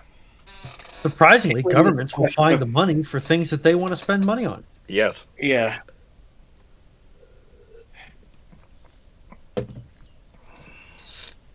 I would... what I would do is see if you can set up a kind of satellite manufacturing plant for the Mark 41. If you're worried. Well, see, theoretically, Mark 41 is actually made by BAE now. That was my thought as well. It's oh, you're not going to supply it. So theoretically, they could set up a production facility, but you also don't know what rules and laws there are under export licensing and all those sort of things. It's BAE USA. Actually, I think it's BAE USA's Southampton plant. How quickly? Although, conversely enough, as far as I understand it, the actual facility in Southampton does supply parts to the Southampton factory in America, Southampton, which produces it. Remember there being something like that. I'm not 100% sure. I don't know why my brain is churning up this bit of knowledge, but that is something because I'm learning. We had conversations with people that were not to go on the record when we were at the defence conference. Ah, yes, that was the fun time. Yeah. Yeah. So there's interesting movement of products during the production process prior to final delivery of various things to take advantage of skill mix where it is. Yeah, there are there is some interesting. Is it BAE North America? Yeah, BAE North America. Yeah. Yeah. So that's BAE North America, but rather than moving people over there to sort stuff, they might get them to do it. Also, just as a point of admin order, Dragon has returned, as the prophecy warned us. Okay. You may begin the wailing and gnashing of teeth. I will just answer Blistein's question then, before you add in some more. Thoughts on Eric Osborne's Britain's economic blockade of Germany 1914 to 1919, worth 50 quid? It's pretty good. I've got it somewhere. It certainly was worth 50 quid to me. I've used it a lot, though. If you're just buying it to read it once, then get the Kindle variant. Which hopefully is cheaper. If you're buying it to read it and reference it, then it's worth 50 quid. I always prefer to have the physical copy than the Kindle copy as something I'm going to rely on. Which is what's currently annoying me about one of the... actually, the Indian Admiral who's coming up as a topic of video. I've got a video coming up on the Indian Navy's first Indian Chief of Staff. And... yeah, his autobiography is only available on Kindle version. It's only available Kindle version. You should go, that's just so nice, but yeah. If I want to get Admiral Ramdas Qatari's book, I have to get it on Kindle. Mind you, I should put a link to the Kindle book on the video. I'll do that later. Anyway, so no secret one. For Dragon and Foxo. Dragon, are you here? Indeed. Just buying train tickets, but yep. Thoughts on the ships announced for the Azur Lane 9th CNUR event Alliance before the Hagio Bull? They were H-39 Gottsver Blocklin, Submarine U-2501, CA Prince Mollitz, that's cruiser I'm guessing, heavy cruiser, Z-114 Frederick Inn, Z-115 Eric Steinbrück, Admiral Hipper Retro, Kongsberg Meta, Bristol Meta, and Elba Meta. Bristol sounds to me like a British ship. Is Bristol Meta in there? Bristol is a British ship. Yes. To be fair, half the ships I didn't actually know were in the event because they're not part of the major thing, but to be honest, the only ones that have even come vaguely of interest is what's called the H-39, which is the Gottsman Berlichen, and Elba Meta, because Elba actually helped me out early in the game. Mm-hmm. Yes, Prince Moritz design's not the absolute worst. The rest are mediocre at best.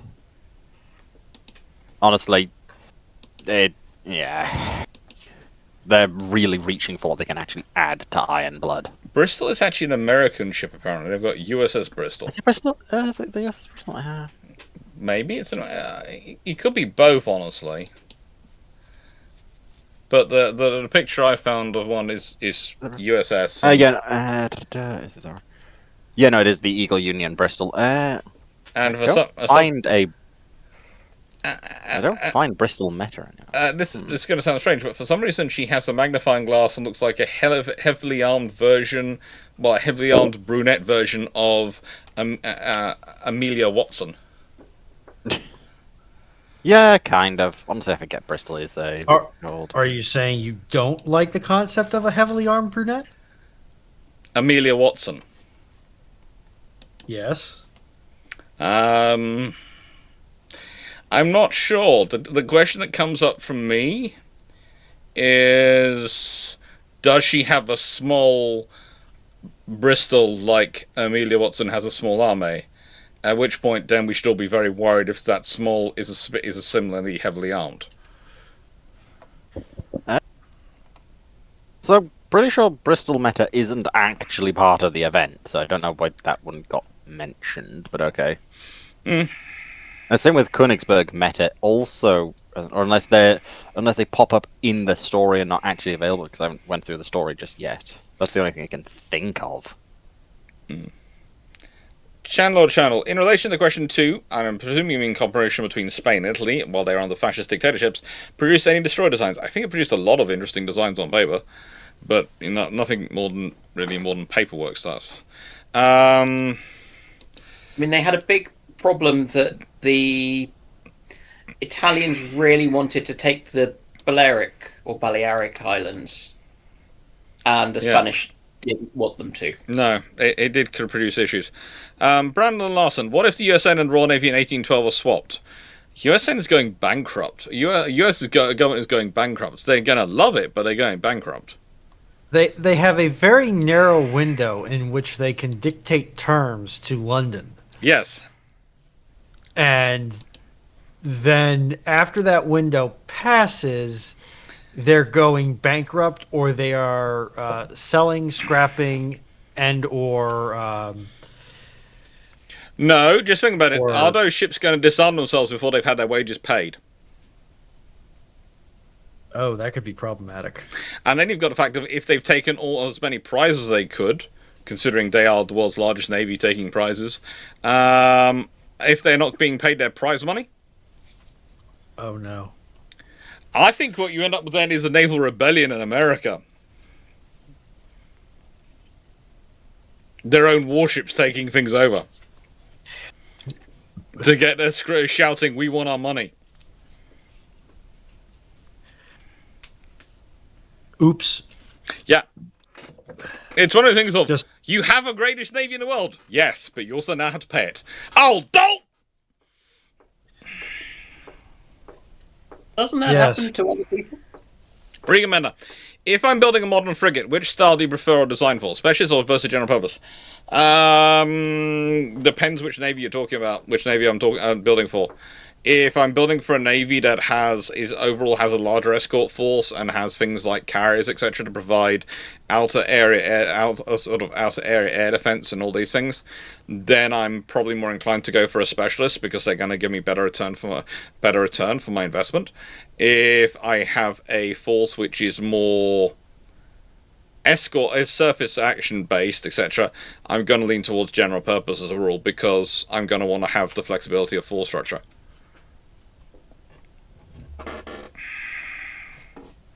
So what you're saying is it's context dependent. Yes, basically, if I'm, I do this. This is one of the things I sometimes get asked to do, and at some point I will set up my website and actually start advertising for it. But at the moment I haven't needed to. I've still got enough clients coming through who I don't need to advertise my services. But as a strategic consultant, sometimes you'll get asked about these things, and I'll go, "Oh, should I want specialist because it gives me this ability." And I go, "Well, is that really necessary for you? And have you really got the context to support a specialist asset, which focuses that much of its hull and space on this capability?" And if the answer is no, then the specialist is not suitable for you. But conversely, sometimes I'll go, "Yeah, okay, yes, you can get general purpose assets. You could fit a sort of more general purpose asset, but Realistically, you've got X, Y, and Z. You've got all these benefits. A specialist gives you this and this and this capability. So it's contingent on the context.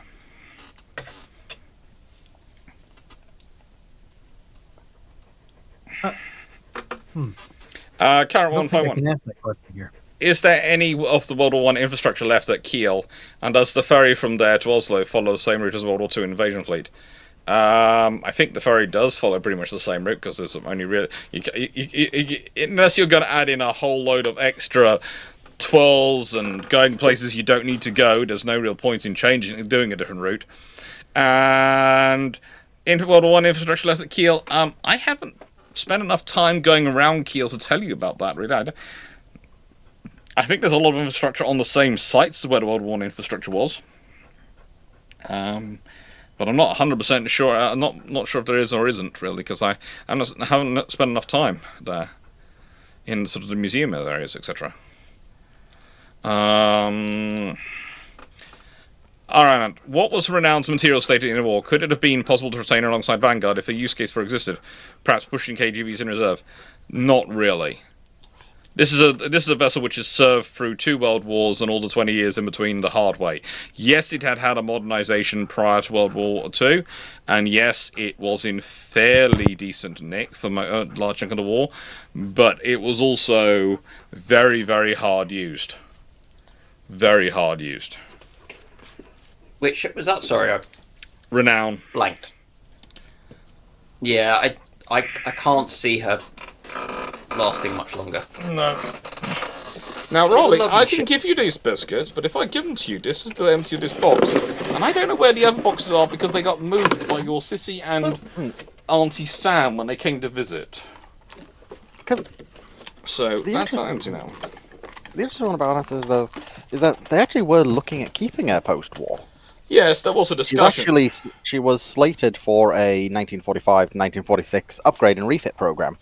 Well, and even had the new 4.5-inch radar-guided mounts put aside for her, but she never got them in the end. Yes, because it's one of those things of they looked into it. She was on theory a good one to go for, but it was more a case of arguing to argue with the politicians about keeping Anson and Howe.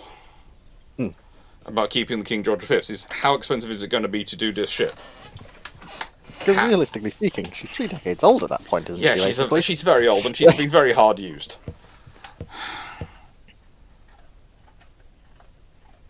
She's very old and very, very hard used. And I mean that in the nicest way, but she has been very, very hard used.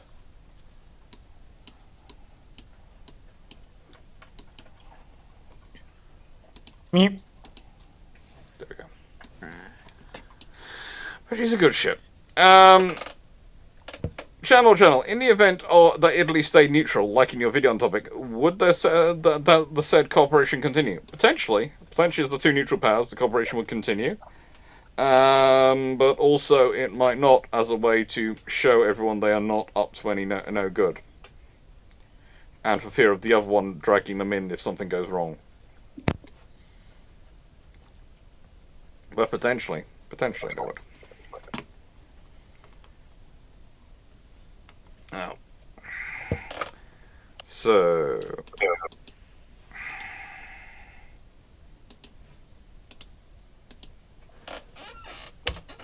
Stafford, the US stays out of the Suez crisis. The RN retains the capacity and gains the Commonwealth fleets to call upon. How does this change history? Global roles. Barring, of course, the Soviet Union doesn't try and get involved in the Suez Crisis, which is what they were threatening, which is one of the reasons why the Americans got involved in the Suez Crisis. But if the Soviet Union hadn't got involved, and there is a good argument the Soviet Union was unlikely to get involved, because let's be honest, as much as the Soviets might claim the capacity of their fleet, the Royal Navy and the Marine Nationale fleet deployed in the Mediterranean could have beaten the Soviet Black Sea fleet up 3 ways to Sunday without even flinching. And yes, the Americans would go, well, that could start a general war. That could start a war in Europe where the Soviets invade Germany. It could do. It could have done that. There's always that risk, and that's what they're worried about. But there's also a scenario that the Soviets get completely trounced in a fight. Because let's be honest, their fleet at that point was nowhere near what it needed to be to go toe-to-toe with the Royal Navy and the Marine Nationale. I'm sorry. You have to remember, in World War, in the 1950s, the Royal Navy and the Marine Nationale were some of the largest navies in the world. And they were pretty darn modern ship in terms of their ship turns and their fleet and their force capabilities. And they we're talking a lot of their best stuff was deployed in the Mediterranean. It would have been a very interesting, very short and brutal fight.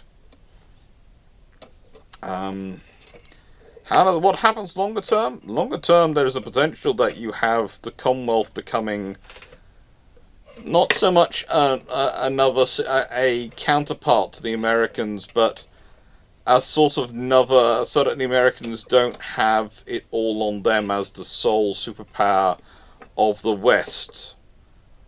They are the superpower, but there is also this other power which is both not the same as them, but also is similar enough to them that it acts as a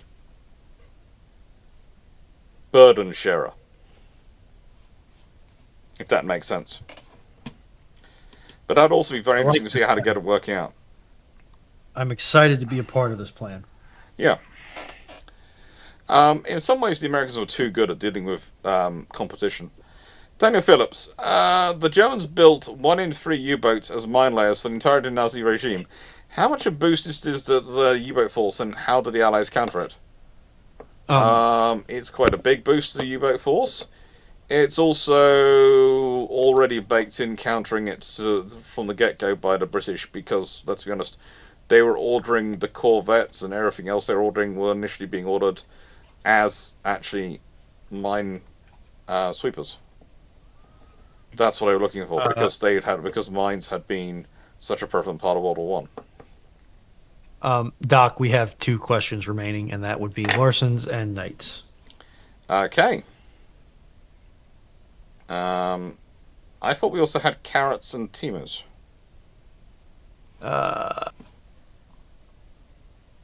Yes, we do. So we got 4 questions remaining.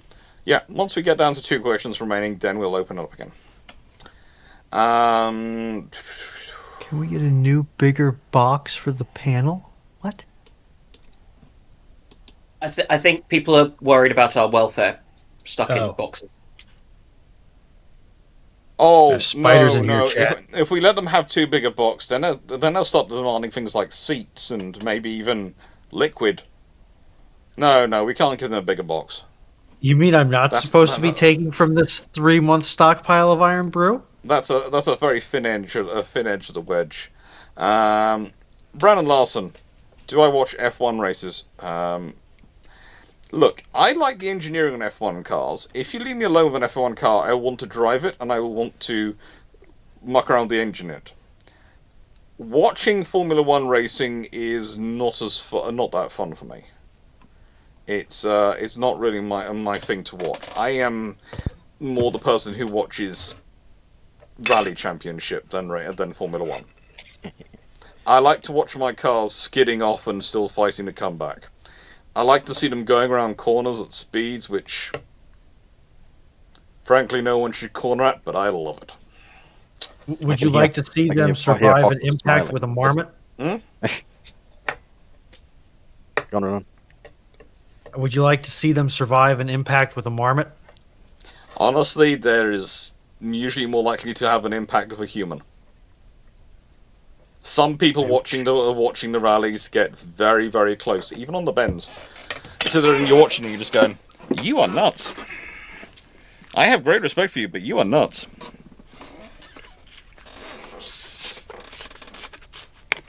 Some people have the survival instincts of a suicidal lemming.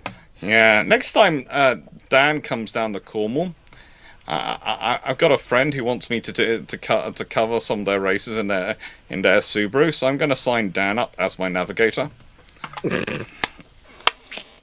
Which Dan? You.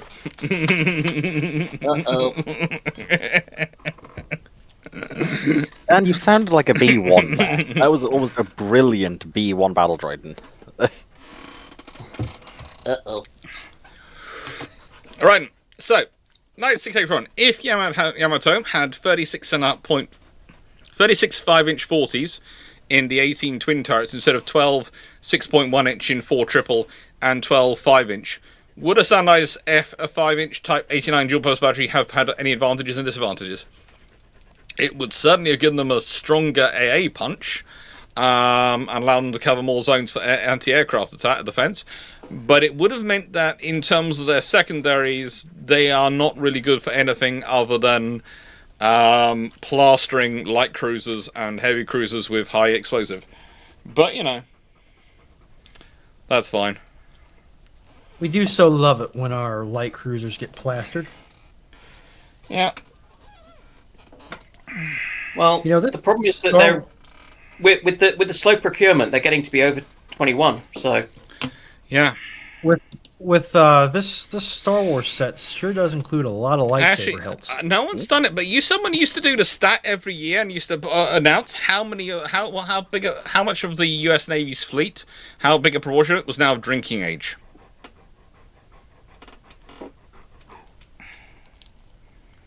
Do you think the LCSs will get to drinking age, or will they all be retired? I before they think get some there? of them will. Yes, some of them will. Waiting for questions to reopen. I think it is time we, open questions again. So I'll let Steve and others who are in the chat type it in, and when they type it in, and when I see the thing flop up on the screen, I will change the button. Don't put questions in until you see the screen change. The button. The button. The button. wait till you see the whites of their eyes. Wait till you see the orange sign change before putting in questions, because it means the bot's not working until the orange sign goes up. The button. The button. The button. What? The button. Yes, this is what he has to put up with. The button. Mm-hmm. The button. The button. I have pressed the button. We'll see if it works. And that was a Sugar Babe song. Although, before we went live, we did update the systems. With the Yes, latest which is update. always a very bold choice to update anything involving your stream setup right before you start stream. What can I say? I like to live on the edge. Yeah, that's one way to put it.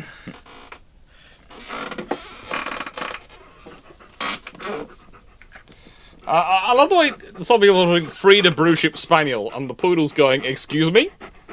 Do I look like a Spaniel to you? I'm having my hair cut on Tuesday. Why are you calling me a Spaniel? I'm getting my hair cut on Tuesday."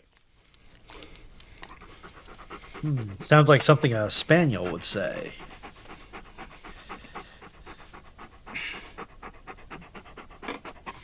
Okay. Questions are now open. Woohoo! And if somebody wants to type exclamation point powder monkey in the chat, because there was somebody asking how they submitted questions. And there are now a lot of beeping coming through, so I presume that's questions coming into the Powder Monkey server, and Runon's just watching going, no. No, that's mostly how it's supposed to work.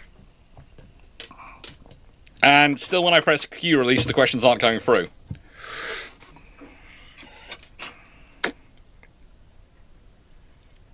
So the update has managed to possibly do something to Q release. Yes. Karen151, has Drac tried to feed AU any of historical recreations yet? And which historical era of pre-refrigerated food would you prefer to try? So far, no. I have not had that pleasure. And honestly, he has seen me on a barbecue, so he has no fear of me worrying about any of the eras which involve fire and meat. So it's probably going to be something after that. Well, I think they've managed to date humans controlling fire back to 400,000 years ago. So, yeah, you're probably fairly safe with that one. Yeah. Wait, we had firebenders 400,000 years ago? I'm not going to respond to that. Steve, so you each get to choose a submarine in World War II. You've already Steve's already taken HMS Thrasher. Starting in the youngest, which do you pick? Okay, Well, that would be Dragon. Who's because our apparently I am older than the dirt that we're sitting on. But even then, you're still older than me, Runon. Like, memes aside. Yeah. In a nice way, I do think Dragon is our designated child today because we do not have a Foxo. Yeah, last I heard, Foxo's working on her Gairu Tan, sitting sunbathing. Very Isn't that cool. right, Foxo? I'm sorry, I heard my name. Hello, Foxo. She heard I'm we were now searching for a youngest. I'm now imagining Foxo fitting that stereotype, and I am concerned. Oh, look, I had fun today because some of my cousins some of my younger cousins have made friends with the neighbour girls who live next door.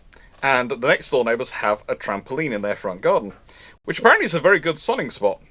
I noticed because apparently a large number of my younger cousins, sort of the teenage ones, and them were there this morning. And the poor builders, who realised that these are mostly my younger cousins, were doing a very fine job of making sure they weren't looking at the direction when they were talking to me of the large number of teenagers who were in bikinis. And I was just going, look, in the nicest way, there is a very low wall. They are walking backwards and forwards and dancing to music. I'm not going to kill you because human eyes are drawn to movement, as Dan will testify to. If you look too long, though, my mother's probably got a bead on you, so just be careful. Dan, what did you do, Dan? No, Dan's a medic, so he will confirm that the human eye is drawn to movement. Yeah. I guess since Fox is now the youngest, does she go first? Yes, she gets to go first. What submarine would you like from World War II? You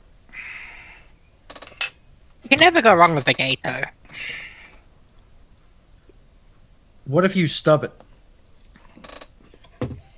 Even then, they turned out well when they crashed into things. Mm-hmm. Nobody laughed at my horrendous joke. It's okay. All right, next youngest, Dan. Then it goes Dragon. Then I think Runon. What? Then me. What? What? I'm the oldest. Dan's definitely the older one here. You know, I was winding up poor Dan then. Yeah. Okay, Besides, Dragon. he works in the civil service. Like, well, he's part of it, but technically, but like, Ronon's going last then. Ron has already made this comment. Dragon. What submarine would you like? Probably also a T class, or if I'm going to go with one by name, either HMS Amphion or HMS Astute. Of the Amphion class. Very cute. That's an astute observation. All right, Indeed. Runon. I'll take a Balau. Dan. I think that's how that's pronounced. Mm-hmm. Dan.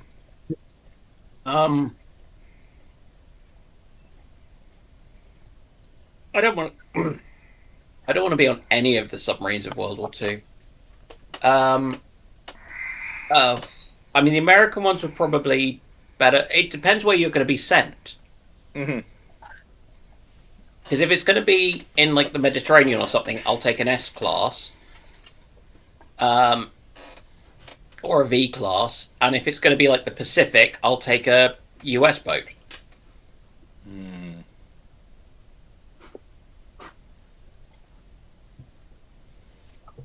I think if The Blaus or the Gatos or something. I think if I'm in the Pacific, I want an I-400. I think if I'm in the Mediterranean, I want a U-class or a V-class.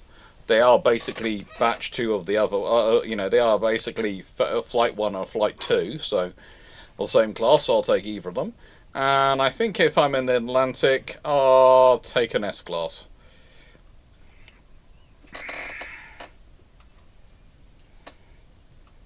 One issue of being in a submarine outside of the Pacific, be it German, Italian, or British, Yeah. is that you share the ocean with the most depth charge and competent ASW force on the planet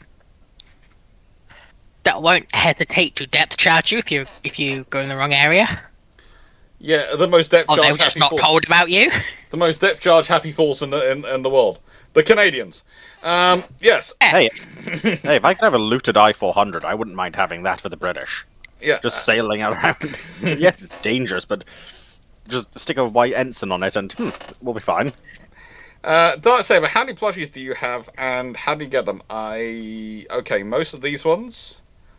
Some of them were sent to me by the companies. I put in for them. Some of them are ones I procured myself, and most were procured by my mum and given to me. The big submarine, of course, I got when I was in Japan. The fluffy torpedo was sent to me by World of Warships, as was the Kaiser was sent to me by Hoi 4. The platypus was. When I say was sent to me, I think they were running something for it, and I had to put in a very nowhere near enough money to actually make it, unless it's even cheaper than I imagine. And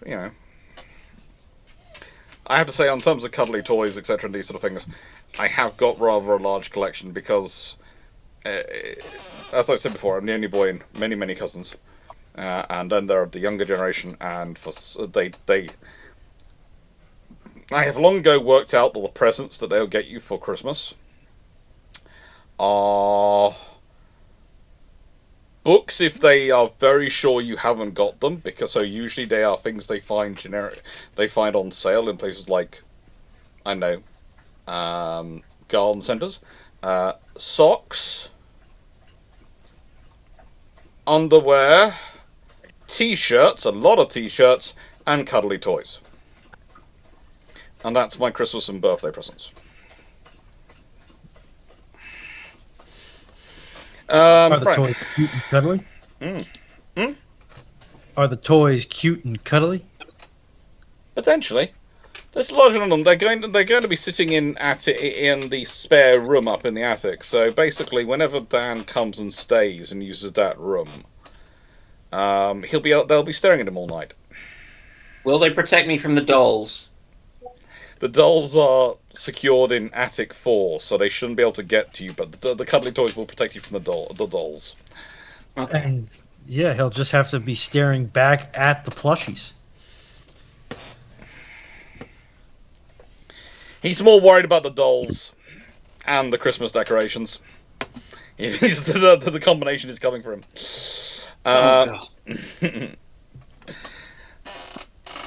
Calvin Gesberg, what would be the smallest size and weapon capability package for a viable transatlantic escort in 2026? Well, Navanti's produced a 1,000-ton LUSV. I wouldn't be surprised if by the time that's made operational, it's grown to 1,500 to 2,000 tons. And yeah, that'll be it.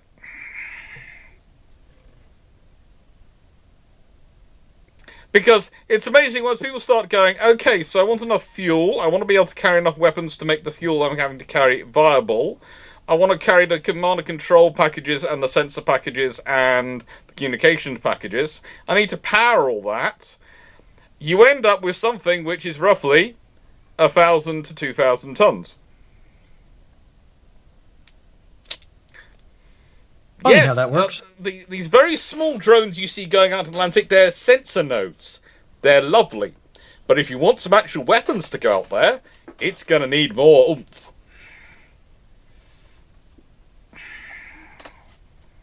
Oomph. Oomph, oomph, oomph, oomph, oomph.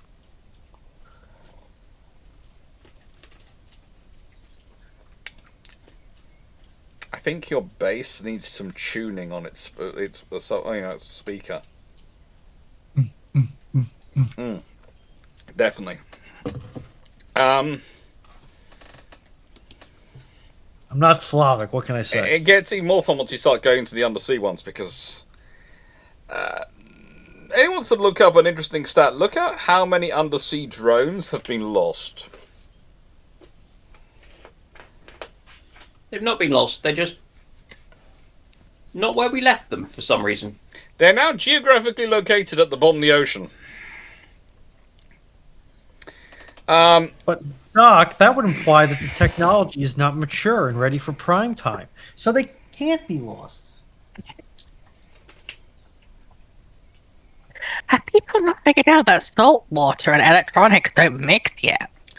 No, I got told off the other day because I said the words, and I've said them in some videos since, that you have to translate the lessons from the Ukraine-Russia war in the Black Sea to the North Atlantic. You can't just copy and paste them because of the difference in the Atlantic. And I was told that was very parochial and closed-minded. And I'm sitting there going, do you know how big the Atlantic is versus how big the Black Sea is? Yeah. This baby can fit so many Black Seas in it. And there's a very small, there's a kind of a difference in the conflict and the scope of what you're doing. Especially as the waters you want to operate in are the high north of the Atlantic. Heading up from North Atlantic towards the White Sea and the Arctic Sea. I mean, it's an option. That's not exactly heading to calmer waters. That's heading to... The Black Sea is strong water, yes. Not quite the scenario you're talking about, though. The Atlantic is far more liquid hate. Let's be honest. The ocean in the world which is probably the most full of liquid hate is the South Atlantic/Antarctic Ocean, and it has a continuous desire to annihilate everyone. But that's because the Antarctic Ocean, the South Atlantic, benefits from the fact that the water can just keep going round and round the world, and doesn't actually have to stop anywhere. So it just does. But yeah. Northern Pacific and Northern Atlantic and Arctic Oceans and White Sea area, that's not far off in terms of condensed liquid hate and love for sinking you. Do they at least fall short in the nicking your aircraft category? Yes, but that's probably because it was slightly later that people started operating aircraft in them. Yeah, the North Sea got its fill of aircraft. It's not like North Sea considers aircraft outside of territorial waters, right? Hmm? Those are the waters you've got to defend, right? Territorial waters. They're all relatively green water, so why do we need a blue ocean fleet?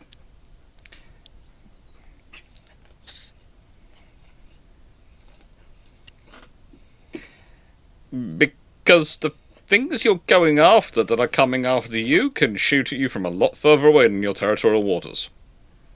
But I would never. It would be dishonorable against international law. Yeah, as I try and explain to a load of international lawyers at least once a week, international law is mostly guidelines, not actually rules.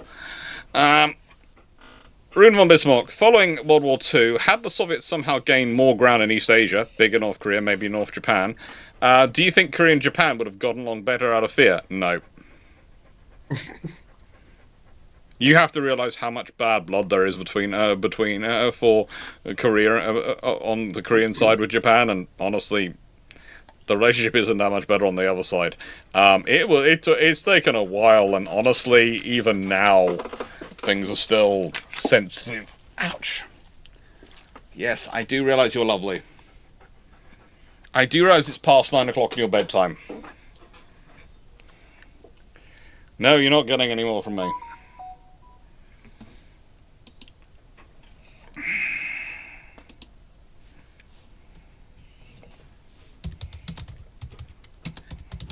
Anyway, next question.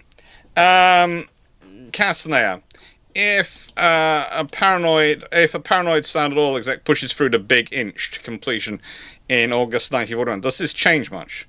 Despite the name, this is the 24-inch crude pipeline. That's a big inch. It certainly helps. It doesn't hurt logistics.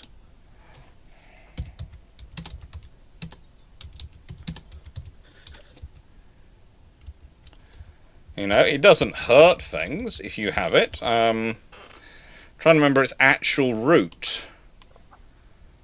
It's going to kind of mean that you don't have to worry so much about the coastal transport of stuff. You got a pipeline which is going straight up from Texas and that sort of part of America all the way up to, isn't that New York? Yeah. So if you have it earlier, it's not going to hurt things. So if it's completed in August 1941, it does have an impact, yes. Is it a massive impact? Probably not, but it is going to have an impact. It is going to make it slightly less dependent on coastal movement of goods for a while.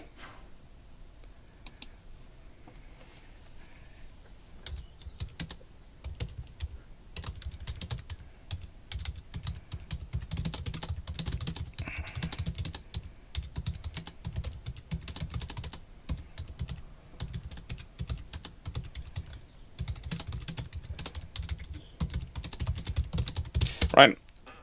Sorry, just dealing with a sister. Chandlord. And of the preliminary design, 203 XVI and preliminary design 203 IX, which one do you think is the best option to build? Chandel, I love you dearly for thinking that a dyslexic naval historian can remember the specific designs by their numbers from the Spanish-Italian cooperation. But I hate to tell you this, I can't off the top of my head. I'll have to go and look up notes. So, yeah, I do love your belief that I can remember the names of them off the top of my head. That is wonderful, but, no. There's niche knowledge, and then there's whatever the heck that is.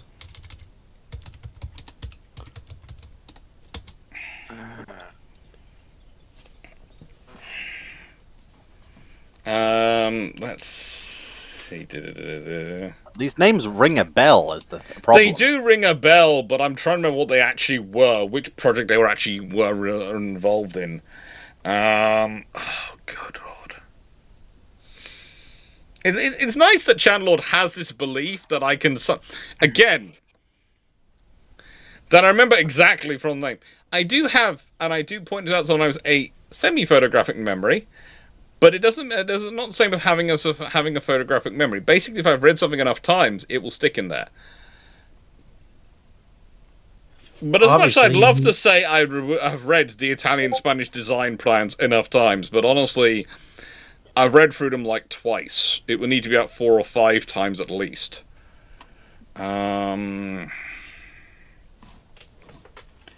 So.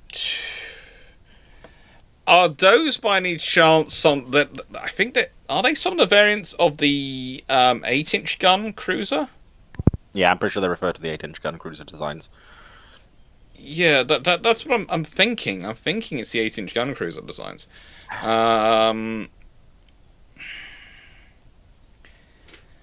And between design. You want to go with Draft 17 versus Draft 9.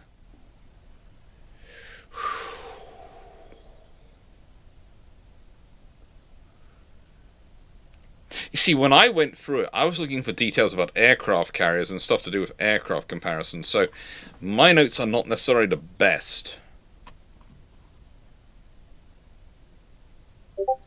Where is my Lego piece? Foxo, did you take my Lego piece? Yes, she's in your walls. It was crunchy. I need to get the asbestos out of here. I think this house is post-asbestos. No, it's under the flooring. No, the flooring's all wood. Yeah, it's under the wood. There's nothing under the wood except more wood and then dirt. Yeah, there's like a meter gap down here. It's quite nice. Basic channel. I'm gonna have to tell you. I will have to look that one up in Discord, Doc. Okay, so it's in cyclic by any chance? Is it? I'm going to presume it's been pronounced St. Clarke, because I've got no... Ron, you can I add found them your to- I found your rat training facility. Not the rats again. Don't out me to the NRC like this. Aha! I knew I recognized it. What's it called? Design 9 of 203 is the 1940 and also design for Spain, which becomes the Amalfian World of Warships. Oh, so it is the 8-inch gun cruisers. Yes. We were right. We were on the right. We had got down to the right That's why- cruisers. From that's why memory, I we knew I got to the right recognised it. cruisers. That was a good thing. My problem was I spent too much time looking through Tolsey's stuff because I thought they might have done one of it, but no. No. I think, just looking at them, I'm going to go with 17. Because, don't take this the wrong way. 17? Looking Which one's 17 then? I'm presuming it's 8. It's 8. But 8. Yeah. No. What's it called? VII. No, it's... First one's design 9, second one's design 8. I think then design 9 is the one I'm talking about. Because I was looking at his numbers, I was looking at one. I looked at them quickly and went, okay, I'm zooming in on the twin one because that looks like the weirdest one. So it's going to be, do I like this or do I like the other one? And it's going to be more designed by how much do I like this one? And the twin gun one, no, I'm going to go for the triple gun one. What if you got a quintuple gun one? No, they're all twin. I have to say I'm not too keen necessarily on the torpedo placement.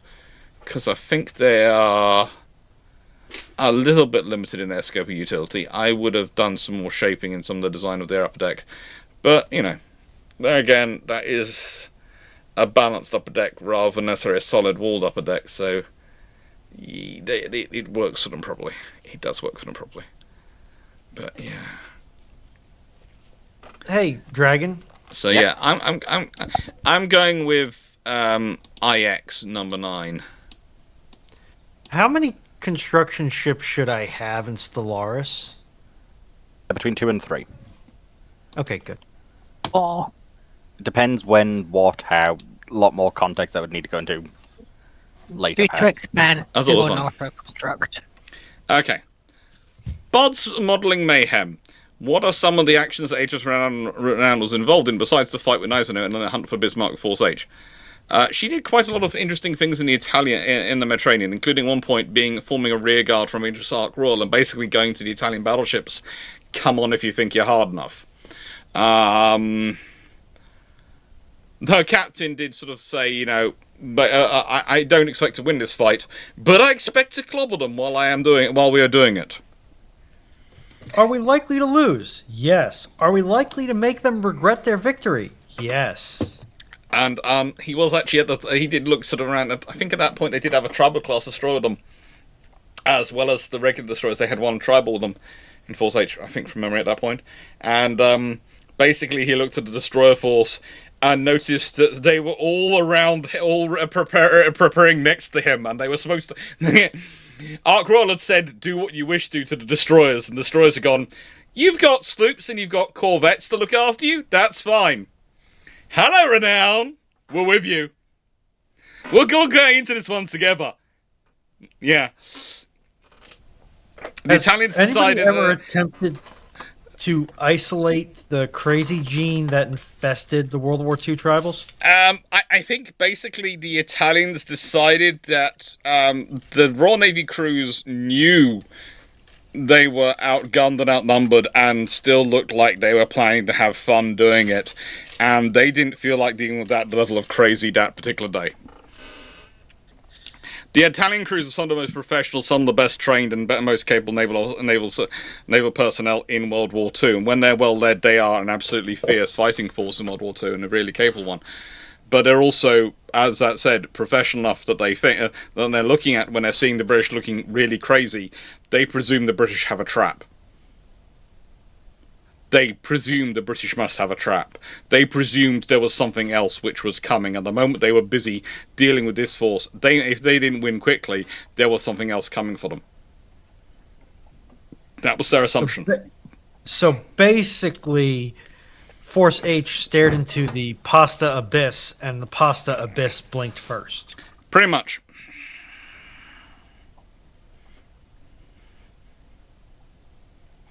Bob's Modelling Mayhem, I'll answer that one. Room Sim. How many Mark 41 VLS cells can be fitted to the Type 26 hull in the area where they are currently fitted while retaining the 5-inch? It's pretty much maxed out, because you have to remember, it's not just flight, it's not just deck space. You've got to deal with space inside the hull. So where they're planning on fitting them, there is a limit to space inside the hull.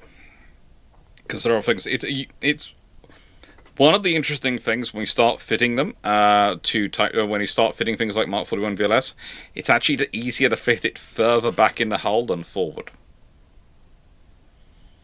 Because if you've ever noticed a ship's hull, it's usually more pronounced in its V shape, and it's shaping forward, which means there's less. And whilst it has deck space, it has less space which goes down in a nice square shape that you can fit a Mark 41 VLS in, or something like that.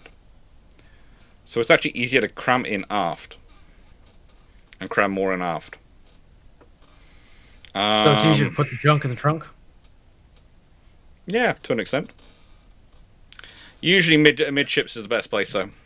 But there again, if you put in too much VLS midships, then you have problems of where do you put your sensor systems and etc. Because you don't want your sensors so close to your VLS launchers that when they launch, they damage your sensors, which are going to be quite fragile. They're not designed to get hit by fragments coming from the VLS system or the exhaust from the missiles. Does VLS go deep enough to impinge upon the traditional engineering volume? Depends on what size VLS you're using. Okay. And what size your hull you're dealing with.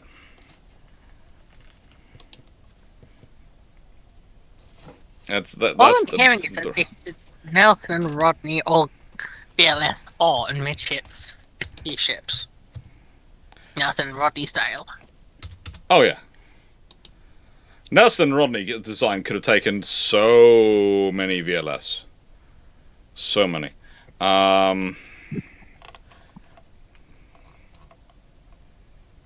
When you start looking at sort of the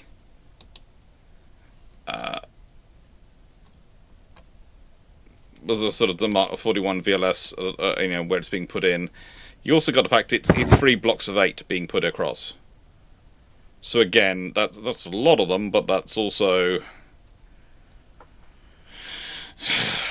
Yeah. I now have the mental image of the BAE salesman slapping the Nelrod hull and saying, "This bad girl can fit so much VLS in her."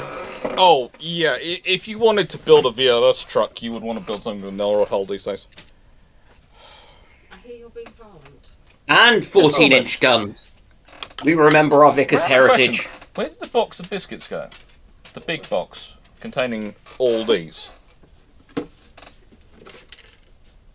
I haven't touched them. Okay, so Sam moved them because they've disappeared from in here. They must have been moved. Because there is someone who's kind of distressed because this box has ended. Which might explain why I was getting so much violence. Well, the violence though should be really on Sam. No, but this is the trouble. I'm the one here, so I get the violence. There's a Dronio box there. Get it? Maybe. I will have a look in a bit. And see. Say hi to everyone. I will do. Especially to Daniel. Yes. Yes, that was my sister. Yes, that is. She has taken the poodle to his bed, and yes, we are trying to hunt the rest of the box of these. I'll have a look. No, don't damage yourself. It's fine. I can get across. No. So what's the next question? Yes, Carol. Mama. Oh. Yeah? We have got more questions coming, but you know. Yes, we do. Because the button's not working, I'm having to get this manually done, so I'm basically going, what's the next question? Carol on the 5-1.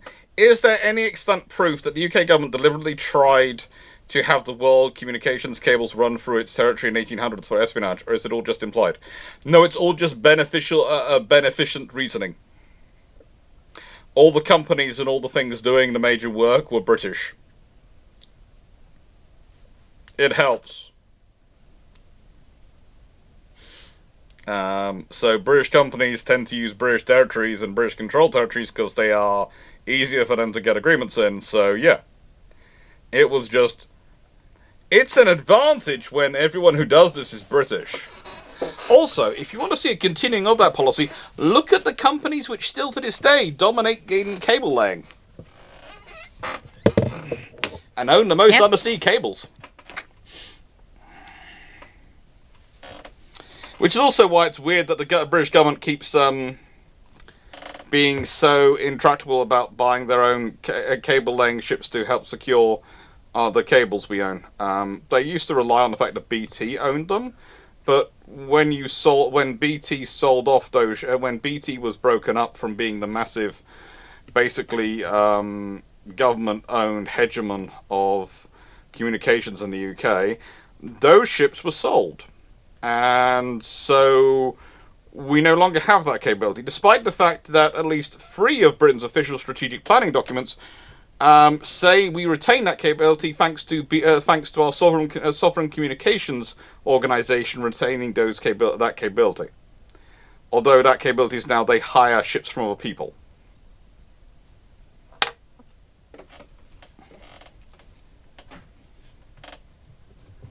Welcome to the world of UK and UK security. It's brilliant.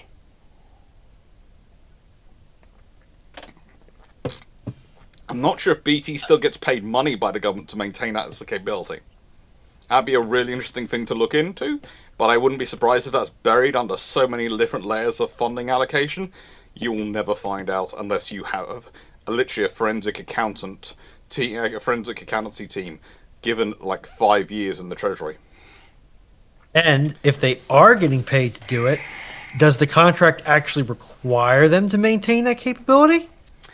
Or does it just say that they will, but there's no penalizing language? It probably requires them to maintain the capability to do it, but doesn't imply that that the capability has to be a sovereign-owned capability, rather than something they can contract in.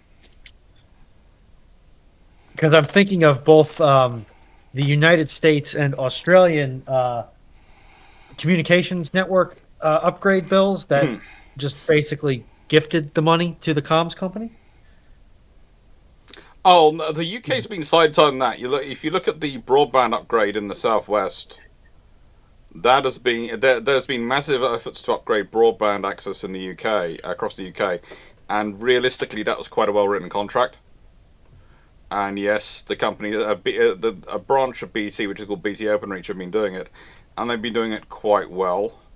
Yes, they have made a profit. Yes, they have been a bit slower than I was supposed to, but basically, broadly speaking, it's been on time and on budget. Broadly speaking. Technically, it's not a criminal offence for a for-profit company to make a profit.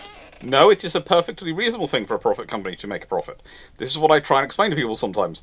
If you hire a profit-driven company that is required by law to make a profit for its investors to do something, it is going to make a profit. Expecting it not to is being stupid. Yeah. Stafford Thompson, the jet age suffers a catastrophic amount of fatal failures, especially on carriers. Would this help prolong battle cruisers, fast battleships well into the missile age or not? It would have to be an absolutely obscene amount of crashes. That would actually have to take out ships. I mean, you would actually have had to have carriers written off by it. That's the level at which you're talking about for that to be the reason they survive longer. Yeah, and it's also not the carrier, that aircraft that kills the good base capital ship. It's the missiles that do. I would say it's also the treasuries, but we'll leave that to one side.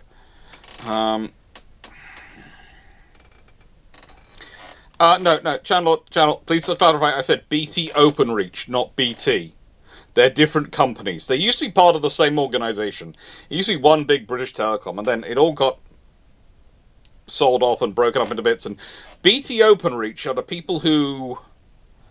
They maintain the cables in the street, not the cables to the house.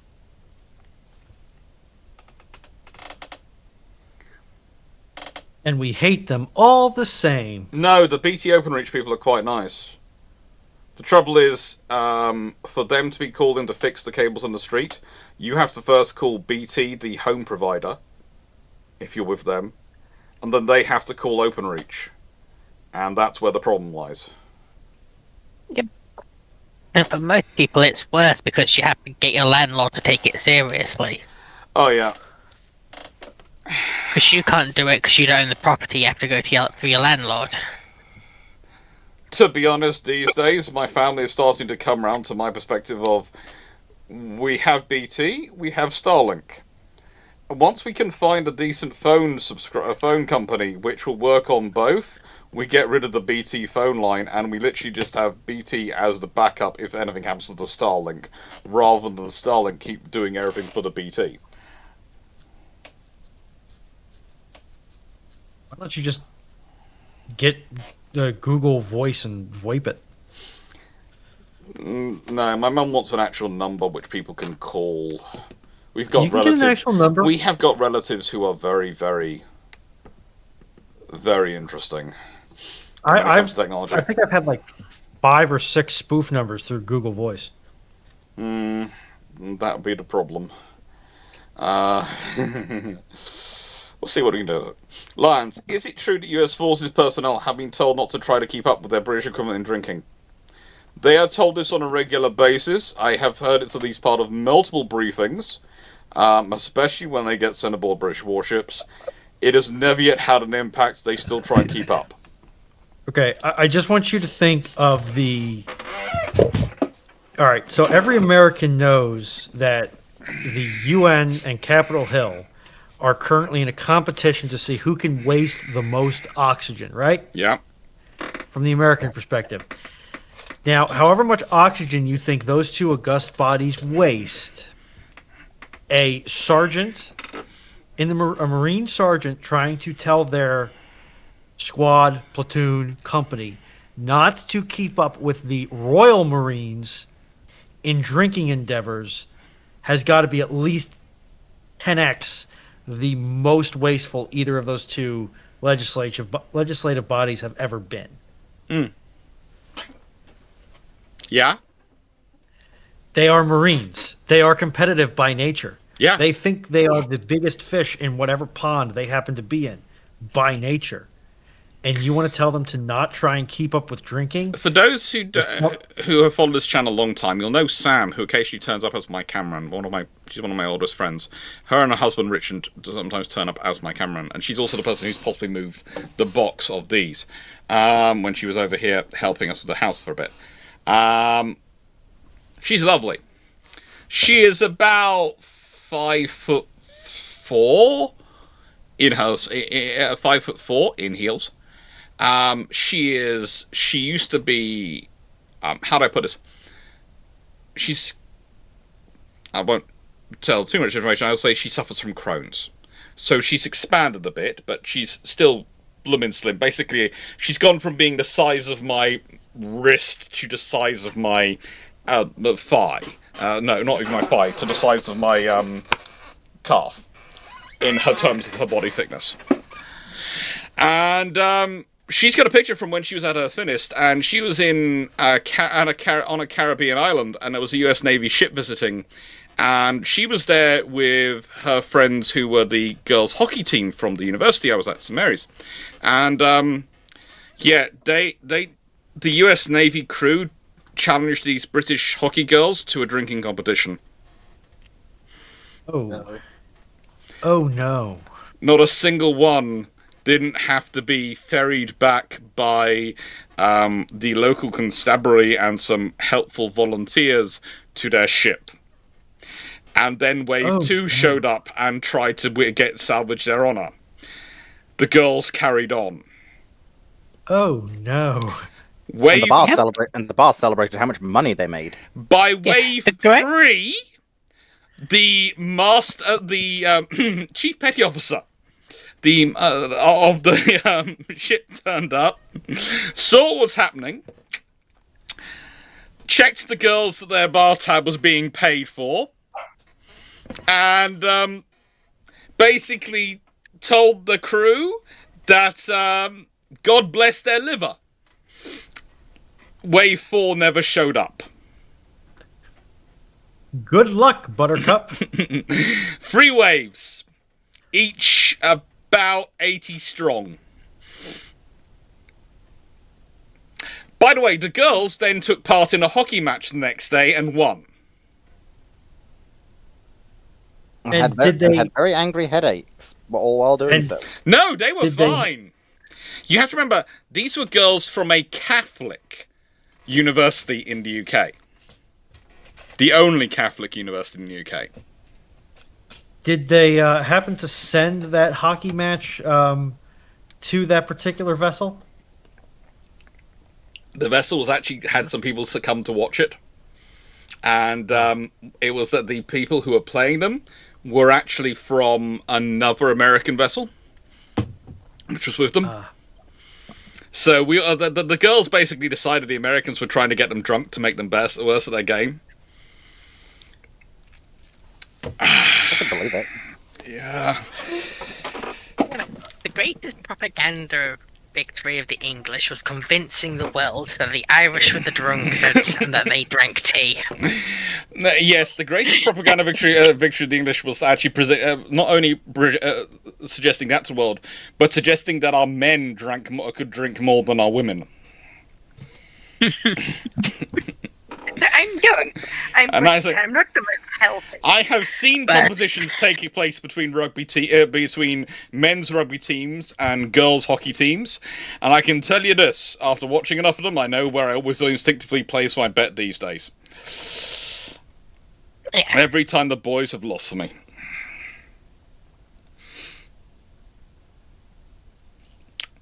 I'll never beat the time I knocked an American out by doing 12 shots in 5 minutes. And he was twice my size. See, Foxo, you concern me. Yeah. Nightwolf, how long would it take to scrap a warship size the Pennant? Oh, if you've ever seen how quickly they turned Invincible, the illustrious class, the Invincible class into razor blades in Turkey, etc., it's blooming quick. It's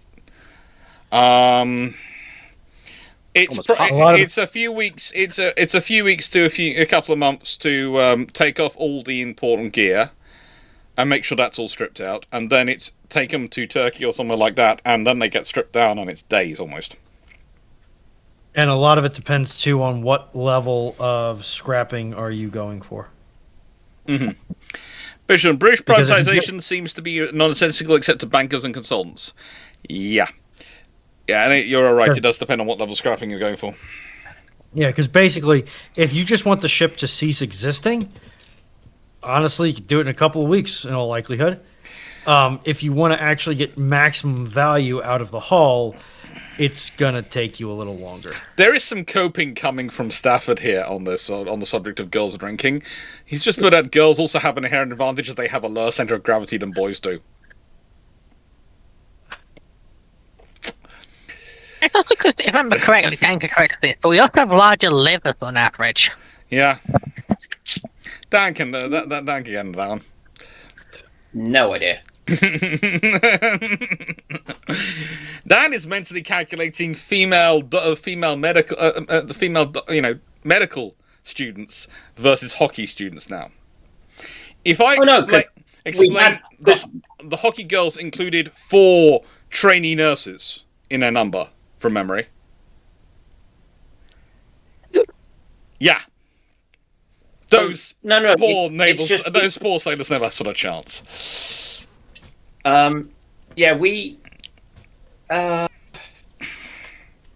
because we had our kind of our women's hockey team, and things as well, and women's rugby at med school.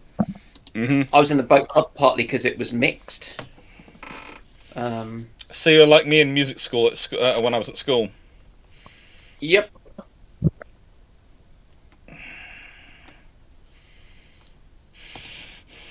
Everyone, why didn't you do rugby on a Saturday morning? No, I'll do music school, thank you very much. We need more questions. Okay. Alright. Nightwolf. How long answer that one? Darksaber. How many circular objects are there on HMS Hood that can be described as balls? Are there exactly? Oh good god. Well, you take the number of male crew.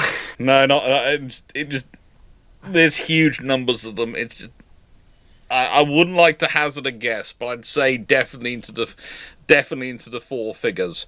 I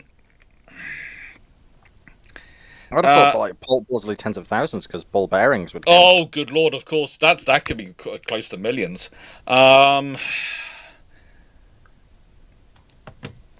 Okay, admin note, Scotty's question about Brother Monroe's video is the last one we have queued up. Okay, so when we're done doing Flaky's question, then we're opening up the questions again. Knight 681. For Dragon and Foxo, as the a lane event establishes that the Holy Unitas Empire still uses medieval weapons when gun tech is a thing, and most still light things with oil. How bad a timeline is this?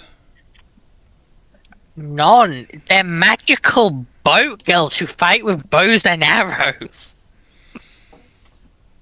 Even in the normal times, several of them fight with swords and spears. That, in the nicest way, that just sounds like this is up Foxo's street. I don't think that's ever going to come as bad. Regan Bender 5712. What are the thoughts on the frigate The Intervention being selected for Sweden? I'm not really surprised. The Babcock one was a very good deal and a very good offer in terms of the what the British were offering with the Type 31. But the French have been building a strong relationship with the Swedes for decades. And let's put it this way. Whilst I feel the Babcock, the Type 31 would have fitted in better in terms of what Poland's procuring and what others are procuring, honestly, the frigate intervention, there's an argument for going for the frigate intervention, principally because it's not the same as what others are procuring, and you're in quite a tight space, and if you want to differentiate your capabilities, you want to have a different vessel. Plus, to be honest, when you consider where the Swedes are coming from, where their ships have been stealthed and how they've looked, the frigate intervention does fit that profile far more than the Type 31. Even the 120 versus the 140, it fits the profile far more. Also, the Type 21 is based on a design from one of their historical foes.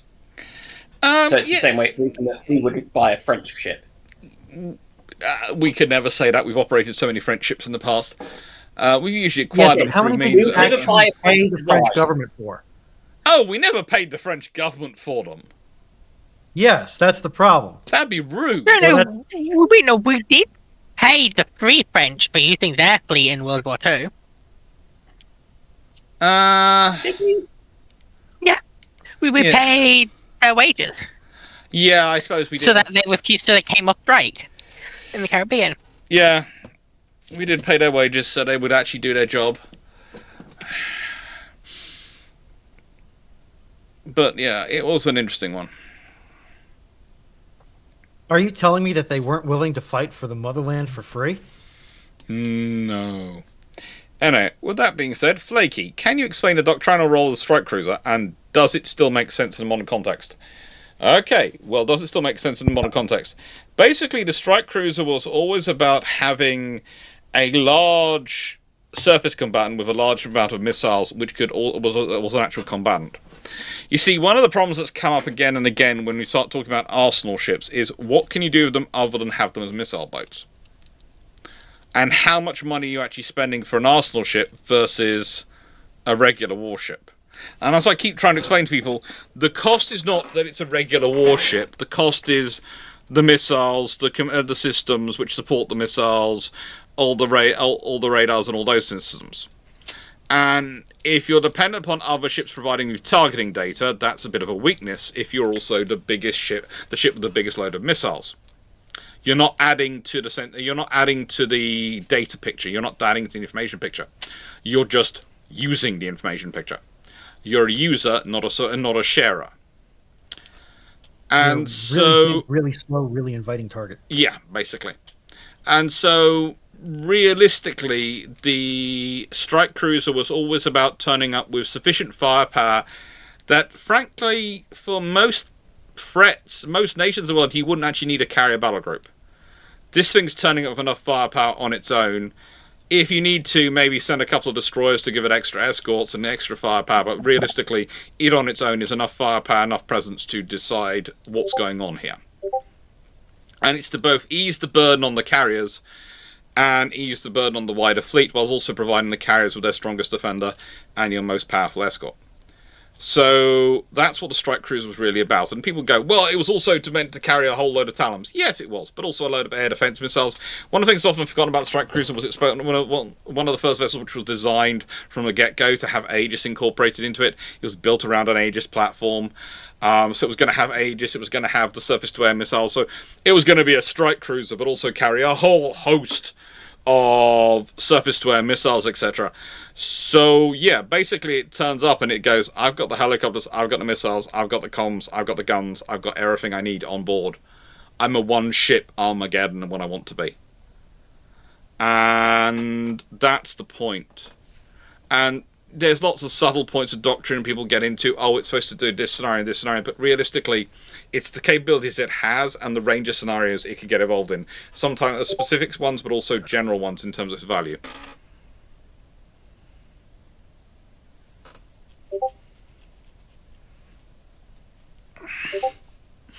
Right then.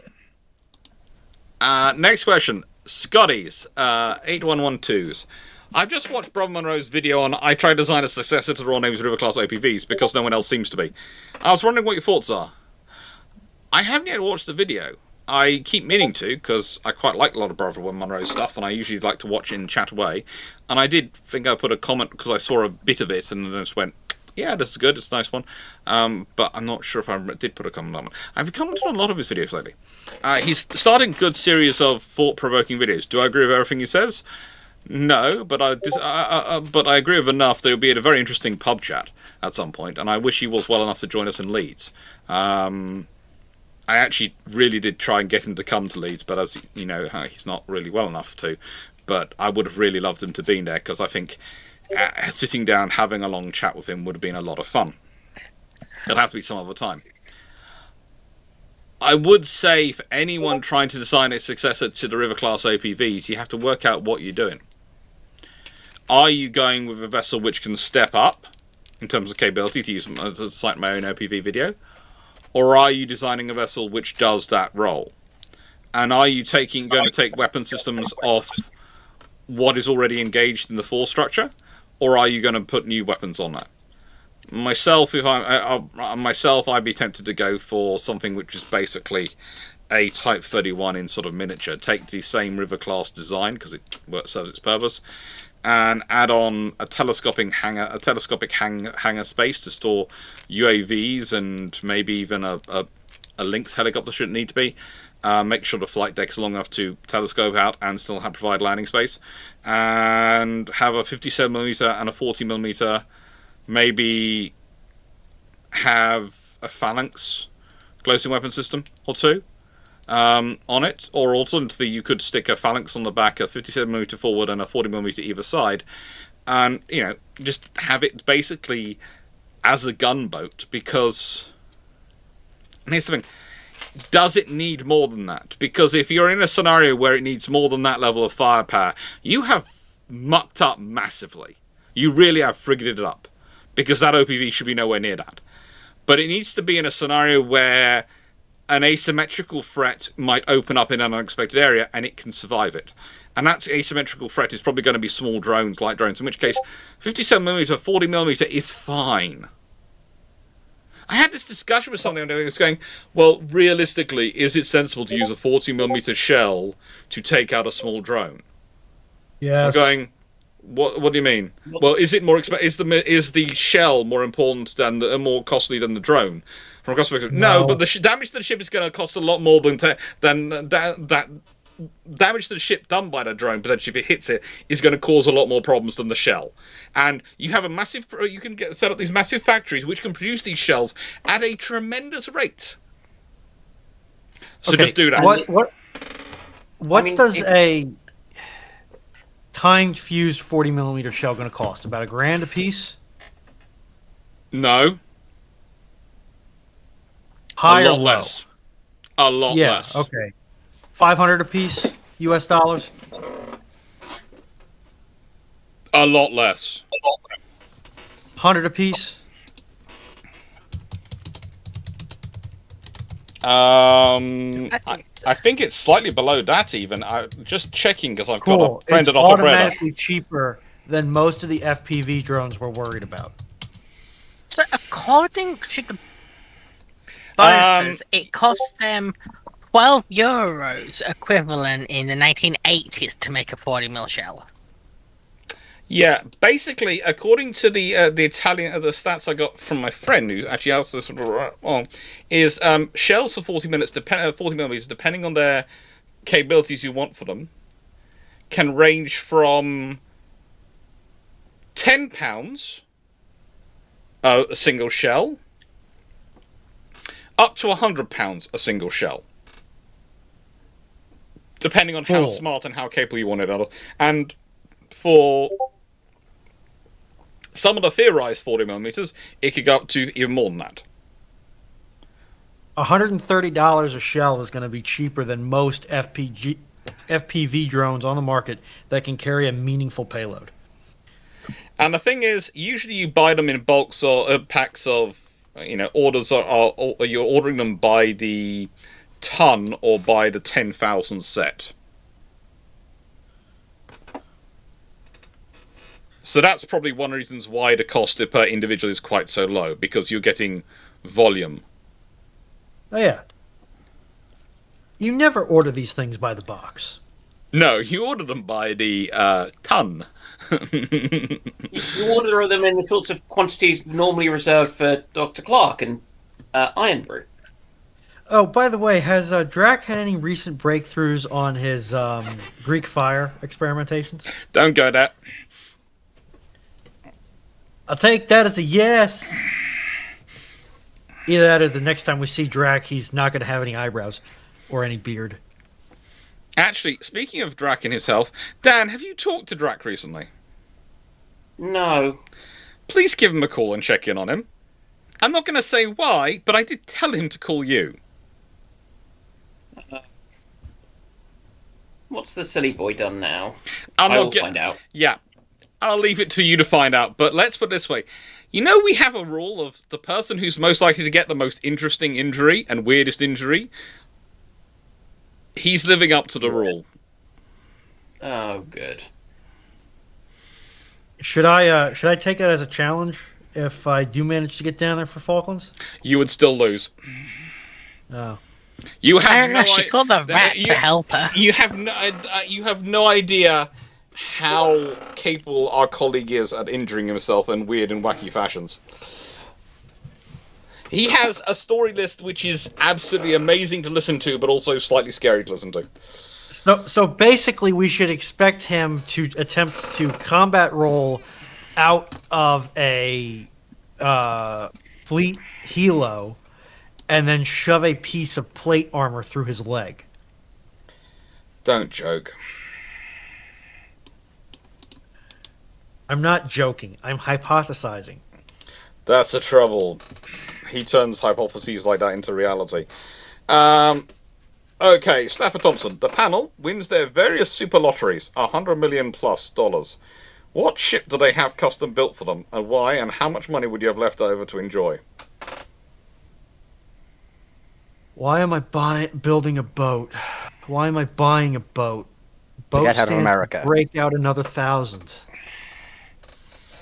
You see, the thing is, I'm setting up a trust which exists to support my family and Haida. And probably Vampire as well. Right before I do anything like building a new one. Support the originals. I'm sorry, that's probably my one. $100 million doesn't actually get you that much. No. $100 million. Yeah, but $100 million in a trust? I mean, that's That'll at least pay somebody's salary every year. Well, yeah, like I'm more meaning if you were to try and build a new boat. Is it Yeah, 100 but million in a doesn't trust, get you much? in a trust, it'll help support Hyder and Vampire quite nicely. I don't think I could get a Paul Martin Clipper for that price. Even modern build. Mm. But honestly, I might get one of the MTBs built as well, if I can. I wouldn't mind my own dog boat. So I can motor up and down to Portsmouth and Plymouth whenever I wanted to. Actually, And maybe I could probably take a dog boat far enough up the Thames that I could get to Kew, to National Archives. wait Yeah. a moment. Could I actually do could. that? Yeah, I could. So I could use my dog boat could become my daily mode of travel. Yeah, but for the cost of petroleum in the British Isles right now, do you really want to spend that much money? So, what country? Oh, the nicest way. 100 million is just yacht prices. Yeah. Not even super yacht prices. Yeah. Okay. I might have an idea. I just need to double check some facts first. Well, I'm setting up my trust and buying myself a nice dog boat. Because as I recall, there is currently a single Black Swan class corvette currently left. Or is it Black Swan? Or it might not be Black Swan, it might be one of the other ones. I am going to. It's not Black Swan, it's one of the... I believe it's owned by Egypt currently. Which one is it?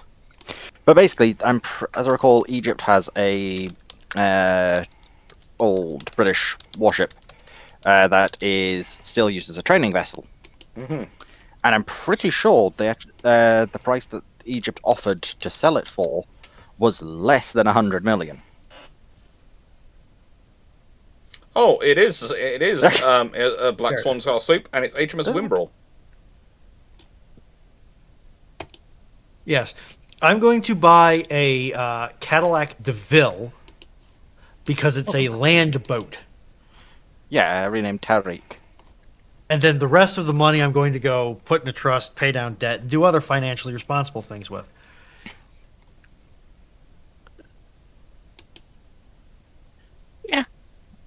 Yeah, okay, so... Yeah, Oh, get sorry, get a recover HMS Wimbrel. Mine's probably going to go to HMS Wellington. HMS Wellington? You want Yeah, she's on HMS Wellington, the former HMS Wellington, who's a little sloop that's further up the River Thames. Got a little museum because she was a meeting club for a bunch of... I think... for the company of Master Mariners, yes, she got maintained, yeah. Yeah, they're trying to restore her to World War II fit. Yeah. And a good 75 mil there would probably really help them. Mm-hmm.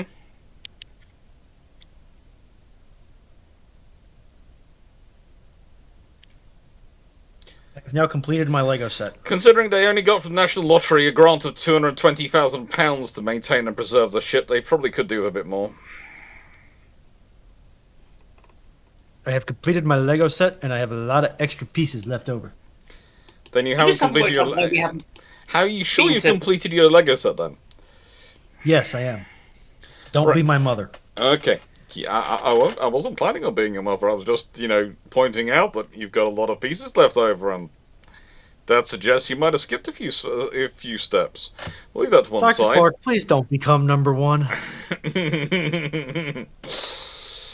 Knight 6831. If the French got 3 Clemenceau class carriers, Clemenceau, Foch, and ship number 3, when would the third one go out of service? Well, that's interesting. Probably when the second Charles de Gaulle ended service.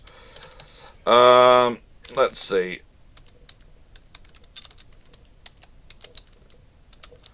So, when we look at the Clemenceau class, and we look at them, the Clemenceau commissioned 1961. decommissioned 1997. The Fock, commissioned 1963, decommissioned 2000.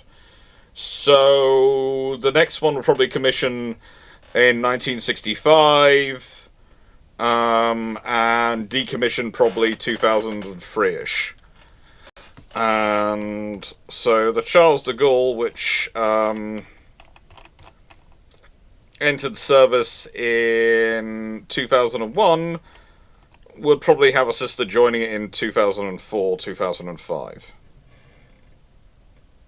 That would be interesting. France with 2 nuclear carriers would be a very interesting France.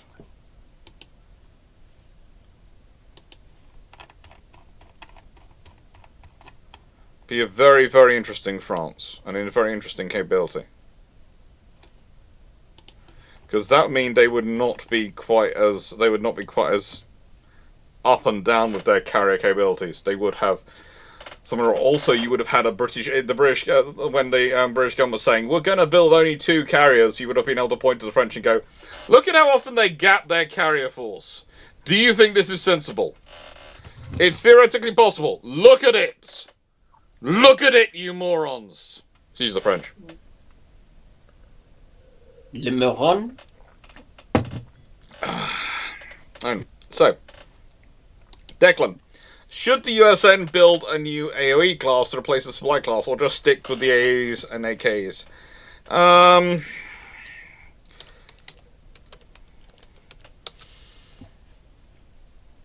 So, the supply class, USN, the supply, etc., they are good ships, but they are starting to get old. They are starting to get old. They've been in service, some of them as early as 1994, the youngest in 1998. There is a good argument that they should that you do need fast combat ships. You do need them to be. You do need them available to support, especially it's. Okay. On land, we tend to refer to last mile logistics being the most difficult in terms of getting the supplies forward. If you consider at sea, taking the logistics actually to the battle groups and not adversely affecting the battle group's ability to operate is the equivalent of the last mile, but it's basically the last 100 miles, right?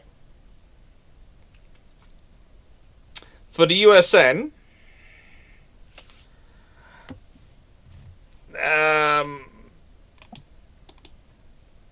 the fact is that the lovely supplies can do 25 knots. The Kaisers, they can do 20 knots. The Lewises, they can also do 20 knots. That's a big difference in speed. Even the Lewis and Clarkes can do 21 knots in it. Yeah. So the fact is, the 25 knot ships are kind of a special facility.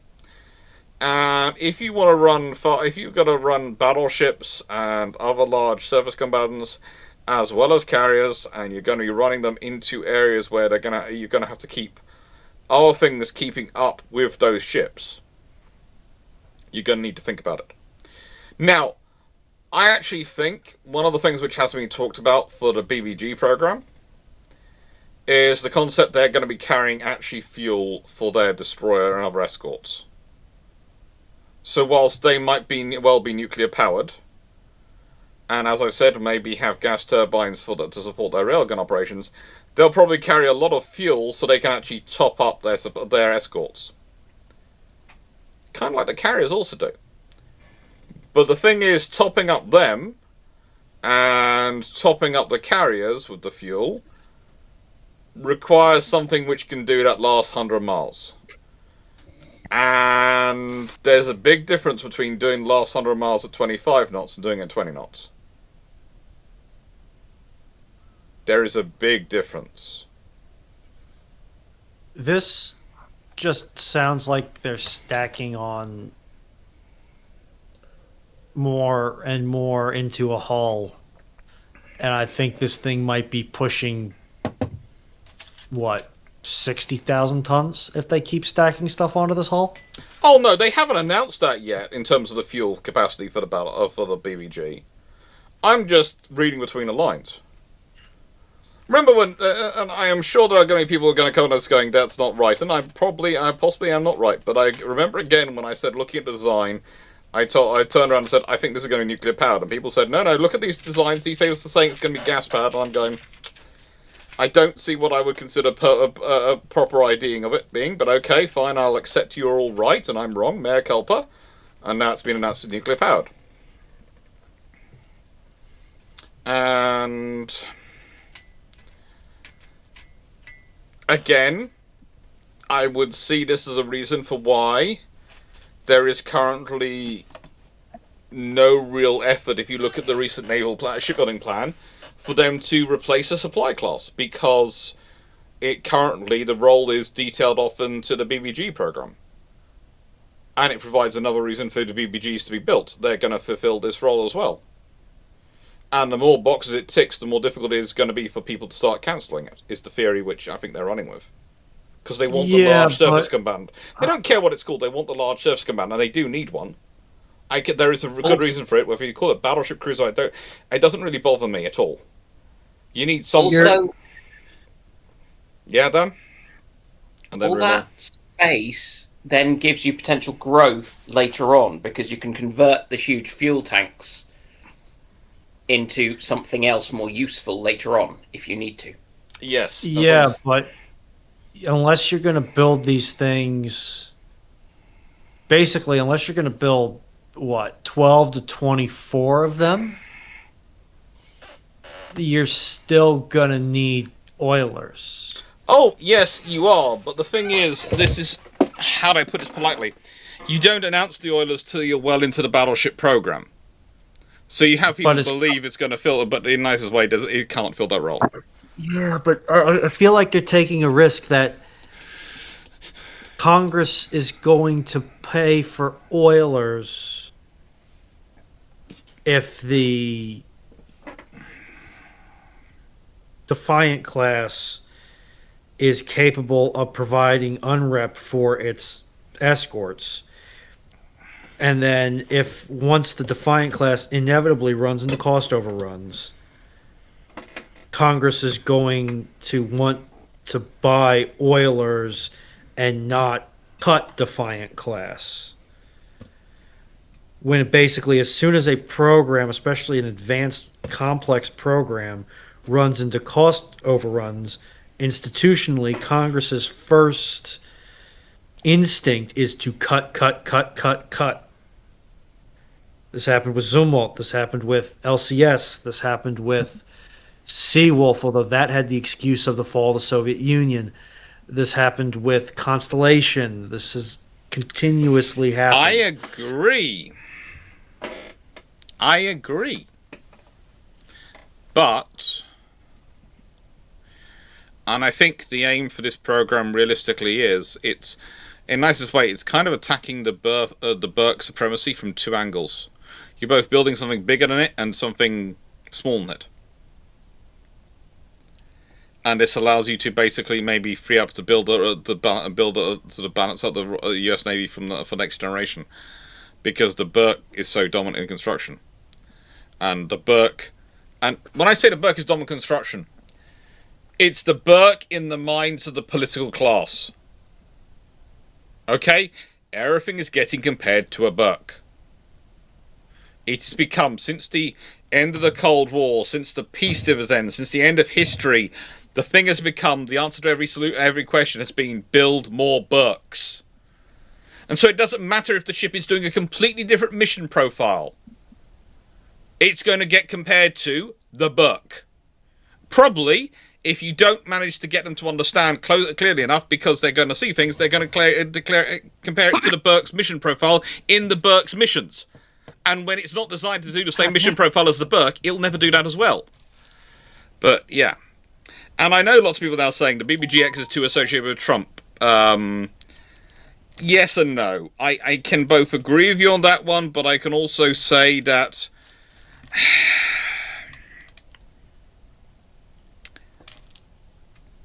for the Dems it becomes a bit of a trap. Okay? And this is one of those traps that, happens. I see it happen a lot in politics. Something is associated with one side more than the other, so the other side cancels it when it comes in, and immediately that opens them up to attack lines on they don't care about the fence, they're just playing politics. And it doesn't matter if it's true or not. What matters is the image it creates. So if I was the Dems, what I would do is I'd just not build as many as Trump was planning to build. I'd cut it down. I'd build 4 or 5 or 6 and say that was enough. But I don't think I'll do that. And in which case, you're just going to end up with more trouble than you're saving. Yeah? They're gonna say that regardless. Yeah. And when the culture war BS pendulum swings the other way, if it does, they're going to use that as the attack vector. Yeah. Because basically, the current SecDef has made enough bright decisions, or at least questionable decisions, that are probably going to have to get amended. I'll be generous and just leave it at amended. If there is a political changeover in terms of party hands in 2028, that there's going to be so many different policies that get amended, overturned, rejected, reverted from Haig's breath. That I think if they were to cancel the Defiant program or rename it, basically cancel it and be like, totally not the Defiant program because we called it something else and canceled the Defiant program, that's gonna be a line of attack regardless. I think honestly that this is going to sound strange again because it's a Brit saying it, and I do. We have the same in the UK, even between different defence secretaries in the same party. When they come in, they want to change everything. So everyone who, at the moment they get in, the parties want to change if it changes. I think there are so many other things that are going to be higher on their priority list and political fight list to get involved in changing. I wonder if they leave the battleships alone and they just ignore it and just let it rumble on, because at worst, in their opinion, it's going to be a jobs program. Yeah, I think as long as the official naming keeps calling it the Defiant class, yeah, there is a chance. But if a lot of the MAGA messaging decides to cling on to the Defiant program, it becomes harder for the Defiant program to survive a Democratic trifecta. But as said, we do avoid trying to get into politics, and that includes, as I've said before, whatever you might think of people, the moment you are being rude about them, and this is going to the chat, rather than debating with them, in my opinion, you've lost the argument.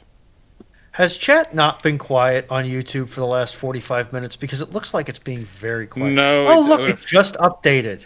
Yes. Oh, Lord. And there are a couple of people who have flirted very hard with the no politics line, and I'm being nice because I realise people do get worked up on these things. But as I always say, the moment you have to resort to insulting people, you've lost the argument. And I do agree, Defiant class sounds cooler.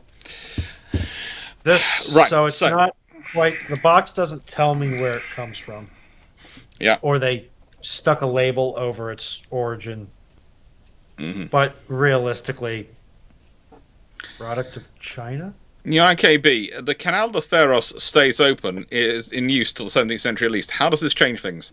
The route to India is found more quickly and probably by the Spanish. And the Ottomans get there anyway, but probably it's the Spanish pushing through.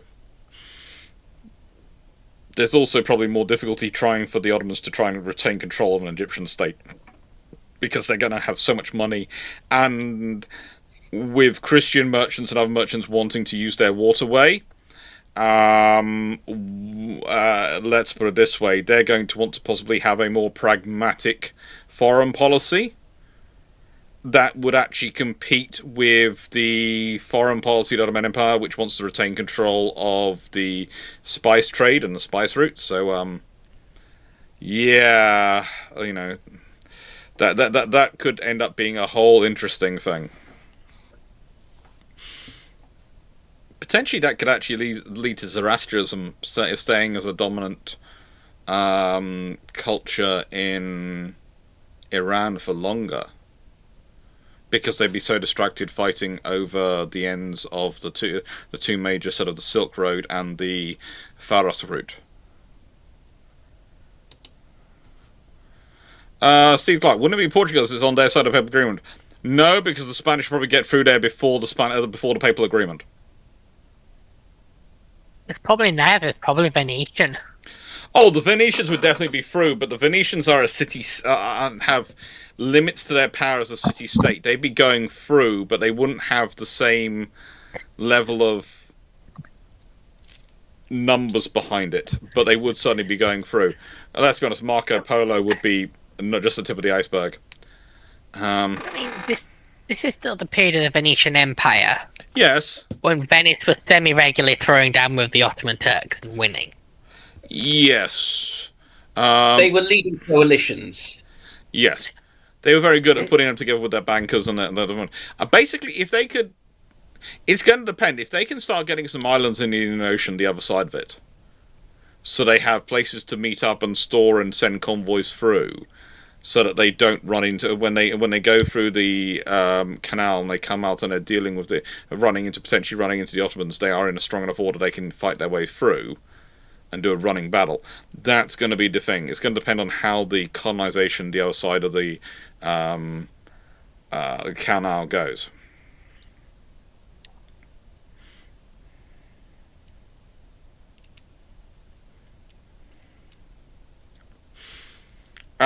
The Ottomans would really want to try and hold on to Egypt, but the trouble is Egypt will be financially strong enough. They might not want the Ottoman Empire to. And you have to remember them. It's the Mamelukes, isn't it, in Egypt at that time? Yep.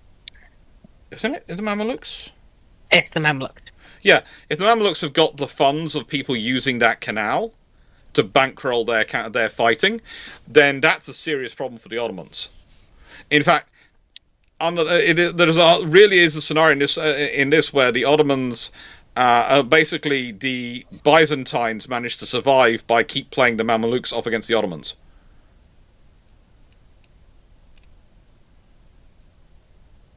And basically, the Ottomans spend their entire time going, right, and we're going to attack the Byzantines. Oh, we're now being hit by the Mamelukes. Yeah, or you get the Mamluks. Yeah. Never coming to power because there's a lot more incentive for the Mongols to actually commit to their Egyptian campaigns before the Khan days. Oh, yes, that would be interesting. That would have an impact as well. A Mongol kingdom in Egypt with this sort of finances behind it. Yeah, that could have an impact. Basically, this is one of those things which is just going to have a massive ongoing impact because of the funding it would create. Flaky86. Do you think there's a logical reason why contemporary US Navy warship designs don't have more VLS cells than they do? Look, honestly, and this is when I start to sound a little bit strange, but the trouble is a large number of designs were designed during the age of end of history. And then you've got the Burks, which I'm surprised haven't grown. I'm surprised the Flight 3s do not have 128 VLS cells. I really am surprised, because if you look at some of the plans for the Flight 3s in the period when they originally designed the Flight 3s in the late 1980s, when they talked about them, the Flight 3 Burks replacing the Tychos back then, I think they were talking about 144, 160 VLS cells on them, from memory. And it was massive capability they were looking at for them versus what they are now getting. And I think part of the problem is, at the moment, 96 looks enough. That's for Flight 4, and then Flight 5 will have... Well, Flight 3 I have 96. I would say we'll see what future ones have. But this is also the problem I have with people when they start talking about the UK vessels, and they seem to forget the UK isn't the fleet of World War II anymore. It's a lot smaller. It isn't the fleet of the Falklands War anymore. It's a lot smaller. So individual ships need to carry a lot more of the burden, a lot more of the magazine depth, because we can't replace them as quickly in our combat operations. So, yeah. You need more. There's been a lot of very interesting decisions made in recent times, and I worry about them sometimes. That's because they are very bad decisions. Scotty, I've done a whole video on this, so I'm just going to leave it at that. If anyone else wants to put in their points for arguments for the Type 83, but there's a whole video on my channel about the Type 83, so I'm going to leave it at that. I did a whole discussion for that there and talked it All through. of them. Because I want to do the same sort of thing that the Swedes did with Smoland and Bofors. Just open a nice big weapons manufacturer's catalogue and go, yes. No, you don't even open the catalogue. You just tick the cover. Yeah.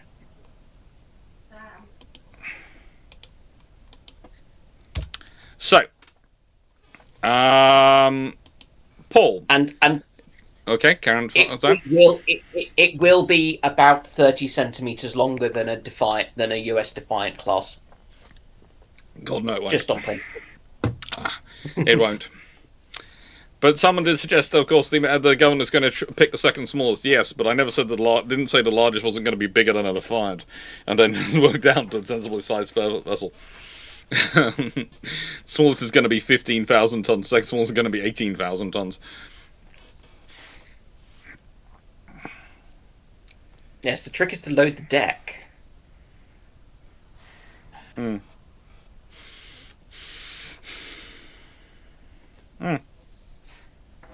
So, Polemus, given the answer to the other question about the smallest remote escort system viable today, how long is it going to take to convince politicians that their perception of size is totally wrong? Look, you have two options. Myself and the rest of the ship-shape crew, with baseball bats in the House of Commons having a long conversation. Or we wait for natural selection to do it.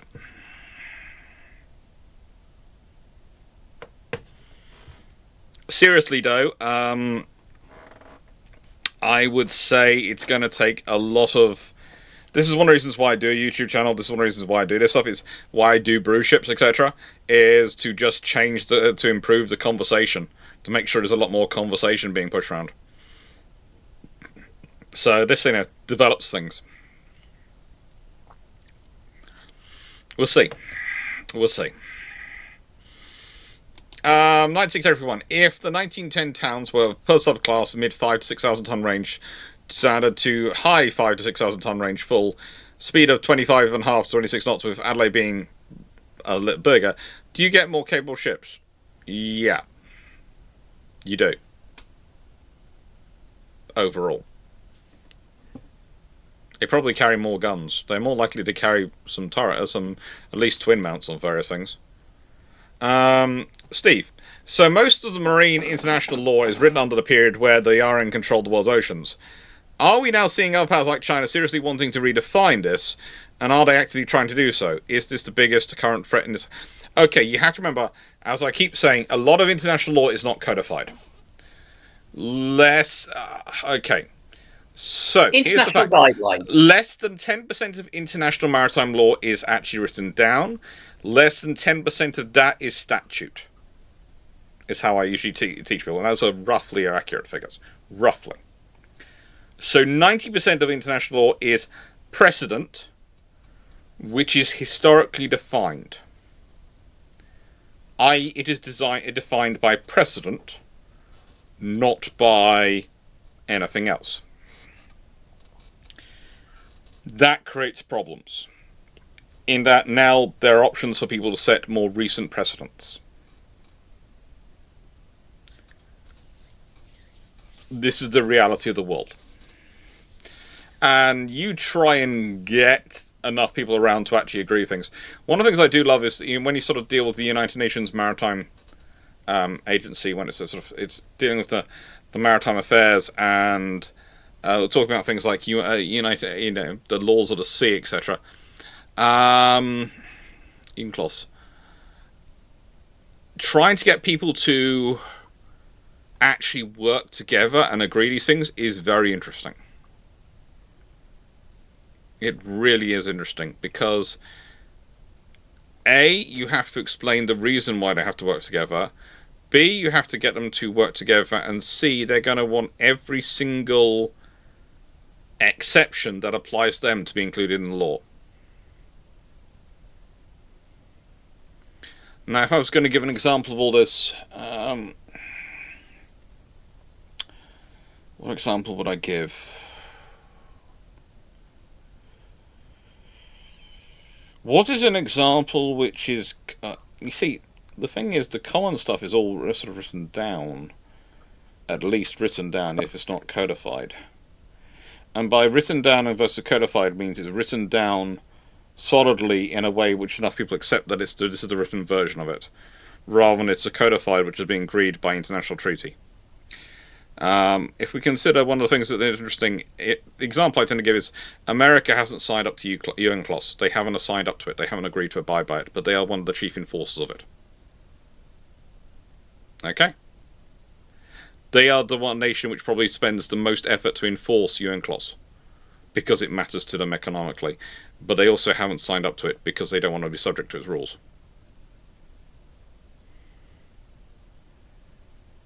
So you have these as issues going through, because then technically that means you are not bound by those rules when you're in US waters. Technically. It gets very interesting because you sort of go, well, if I'm still flying a flag of a nation which sign up to those rules, I have to follow those rules. Yes, probably you do. But technically, if I'm flying the American flag, if American flag's a ship, and I'm in a nation which signed up to those rules, do I have to follow those rules? Probably you do. But it's also something which you would need to probably do a proper legal case to work through. It's a whole... I've got to do a video about this with Sal. I do realise I've got to do a video on this with Sal. And probably get a legal friend of mine involved. So by video, you mean like a 10-hour video series? I'm not sure how much time I could get Lucy, who is the friend of mine, who is the one I know who's the best maritime law barrister, sort of, specialist, to come board and talk about it for long enough with me and Sal. I don't know if we could get to now. We could do some interesting stuff though. And yeah, it is. Let's put it this way. It is complicated enough, these laws and these things, and there's enough interesting bits in them, that it gets very expensive. If you need to employ a maritime law specialist, good luck to your bank balance, because whatever you think you pay a lawyer, the most expensive lawyer you can imagine, add another couple of zeros to that, and that's your maritime law specialist when you get into those businesses. To be fair, their typical client is somebody like Maersk. Mm-hmm. Not Joe Blow from South Wales. Yeah, as I think it's like half of the clients Lucy ends up dealing with are yachties who have managed to break some rules. Yes, but there's probably a couple of them who classify as Joe Blow, and then the rest of them have checking petty cash accounts that start at 6 figures. Yeah, you need one if you have a yacht. It's expensive. Stafford Thompson, Aegis is adopted by all NATO as standard equipment. How does it affect ship design, and which nation builds the largest deadliest service command of the organization? I'm going to leave that be, because that's actually a feature of one of the videos I got coming out. I got a ship design video which is all about technology, history, and these things, and how they affect the ship design, and there's a whole section there. This is why these ships look so similar, because of Aegis. So, yeah. Aegis is ship crap. Aegis basically does define your shape of your superstructure. Knights of Clarke, as So wait a minute, hang on, sorry. Go. Instead of carcinization, we're getting aegisonization. Yes. No, we're getting balkanization. Burkinization, yes. Everything will become a Burke. Cyclic will be so happy. Yes, that will make Cyclic very happy. In Cyclic's world, everything should be a Burke. I love whining about that. Again, for those who In don't know... Cyclic's world, the Irish need Burks. We do. Really? For Ireland's interest, they do need actual ships. Yeah, but you need more than basically 3 yachts with a 30 cal. No, they have some 76mm on their Dead Poet Society. Yeah, we need something with missiles to expand Hello, on the Dead Prometheus. Poet Society. Preferably some of this newfangled VLS technology. Oh, good lord! Quick question. And nice way, nice way. The Irish won't go to VLS. They'll go to swing arm launchers first. They're going to take some time before they get into this newfangled VLS thing. Silly question. They might have some 76mm. Do they have any ammunition? Don't ask questions you don't want answers to. Hello, yeah, I have said hello to Poland Views. Nights to everyone. As wartime tends to inflict a 3 to 5 times penalty on machinery life, can it be said for some ships of World War I and World War II that penalty on machinery life ultimately sealed their fate post-war? Yes. And the reason why wartime tends to inflict a 3 to 5 times penalty on machinery life is... Here's a dirty little secret. As I've said before, when ships are operating in peacetime, all the figures given are for their safe, maintainable operation in that peacetime. In wartime, all those safeties get conked. We're going for full power, boys and girls. In wartime, it's kind of a case of drive it like you stole it. No, drive it like it's rented. You've got no blowback at all. On a corporate account. Drive it like it's rented on a corporate account, and you spent the extra money on damage protection. Guardsman. Oh no, it's PVD11 processor. That's the one. Next one. Runon's doing some organisation, and I'm getting that lost. Yes. We've no experience. Knight 6. The question 51 from Knight is the last question we have in queues. Okay, so when we get to question 52, we'll open up again, because we're only at 2300 hours, so we've got plenty of time for more questions. We'll go to midnight, as we normally do, shall we? So another hour? Okay. Dan, again, in London on Tuesday, if you need to, if you fancy coming and say hi in the evening. Yeah, I need to check if I'm playing Dungeons and Dragons. If you're playing Dungeons and Dragons, that comes first. But I think I'm supposed to be meeting up with IKB and a couple of others, and I'm just going... I was almost expecting if you're doing Dungeons and Dragons, don't worry, I'll come along. No, because in this way, the last time I dropped into a friend's Dungeons and Dragons game, apparently my character semi-broke the game for a bit. They've been running it for a while. Working out what to do with my character when I wasn't there again, because I was so long distance. And I ended up playing a game in Australia for 2.5 years after that, on that scenario. So never again. Because that was a fun thing to try and log in for a couple of hours and play via Skype. You're an insomniac. I know. You're a really bad insomniac. Yes. Like, this should be easy for you.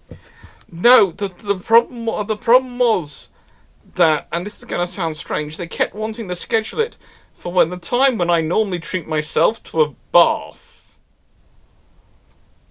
And so it was a case of, oh, I usually get to, use the facilities of the house without having to worry about anyone else.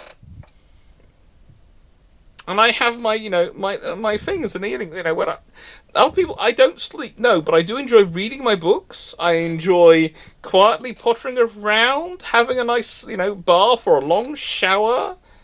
Occasionally I do some baking, and people will wake up in the morning and find there's a whole load of cakes produced at places, or cheese straws lately. I've been doing a lot of cheese straws.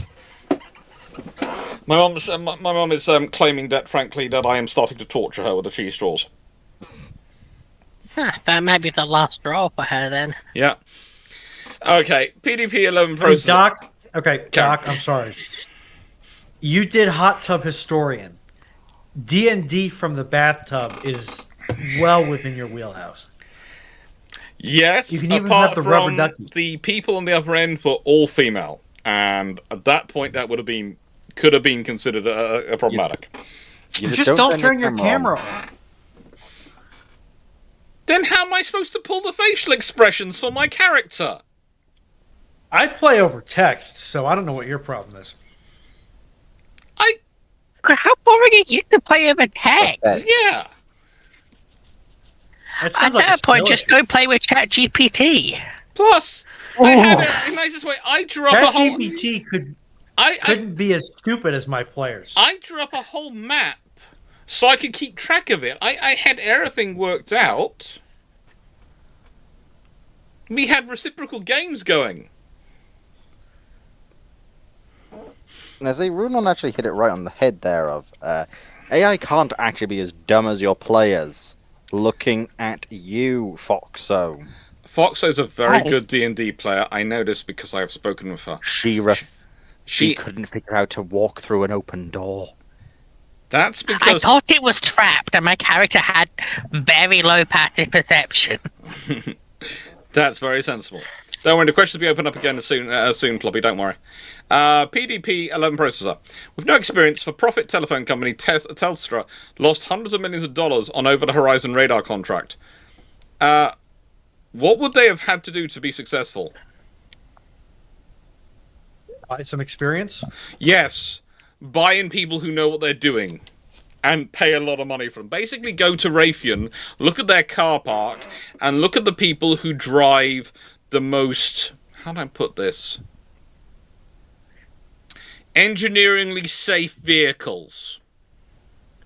Okay? Or Because in my experience, senior engineers, especially at companies like Raytheon, they will buy things like really, really good Toyotas which will last forever because they will look at all the engineering stats and they'll tell you what is the best investment car to buy in terms of its maintenance and so. And so basically you look for the geekiest car purchases in a car park, and usually those will be the engineers you want to procure. There you go, there's a tip for free. However, if you find someone with a really exotic and older car, hire them as well. They will be the It means they're getting paid enough to maintain it. Yes, but they will not. Yes, and if you find the really freaky cars, I'm talking about the ones which are race cars, those sort of things, they'll be weapons engineers. Hire them as well. So the radar electronics geeks will be the really geeky cars. The people who are really, really good will be the really weird classic cars. And the people who are the weapons engineers will drive cars which are themselves one step away from blowing up. And if you see any car that is festooned with antennas, hire them as well because they will either be the comms guys or the IT guys or the IT security guys, and the more antennas pretty much scale with capability and experience. Yes. And if you see any TVRs or Lotuses, hire them. That's because they're IT specialists. And they've realised that they want as fewer computers in those cars as possible. That's so true. If they have a late 90s, early 2000s TVR, they will be the best IT specialist on the planet. And they will absolutely wait. hate having any computers anywhere near their car. Herbert Thurmanson, that's going to be in about 20 or 30 years when the current crop of Zoomers that have gone into those trades with the anime-themed cars have the experience. Mm-hmm. God, okay. Okay, Karen. It's why with a maintenance engineer, especially one who goes around, you don't want to hire one that's interested in fixing computers and technology. You want to hire the one whose most advanced bit of tech is a 2006 Dell printer that they keep a shotgun next to in case it makes a strange noise. Or an HP 1010s or 1020 series. Those Yes. are wonderful laser jets that basically do nothing. I have one. It's wonderful.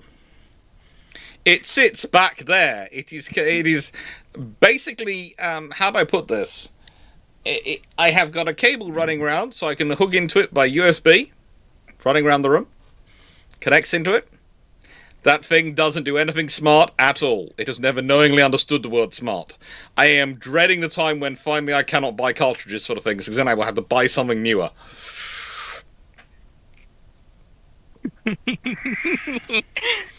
Never buy, brother.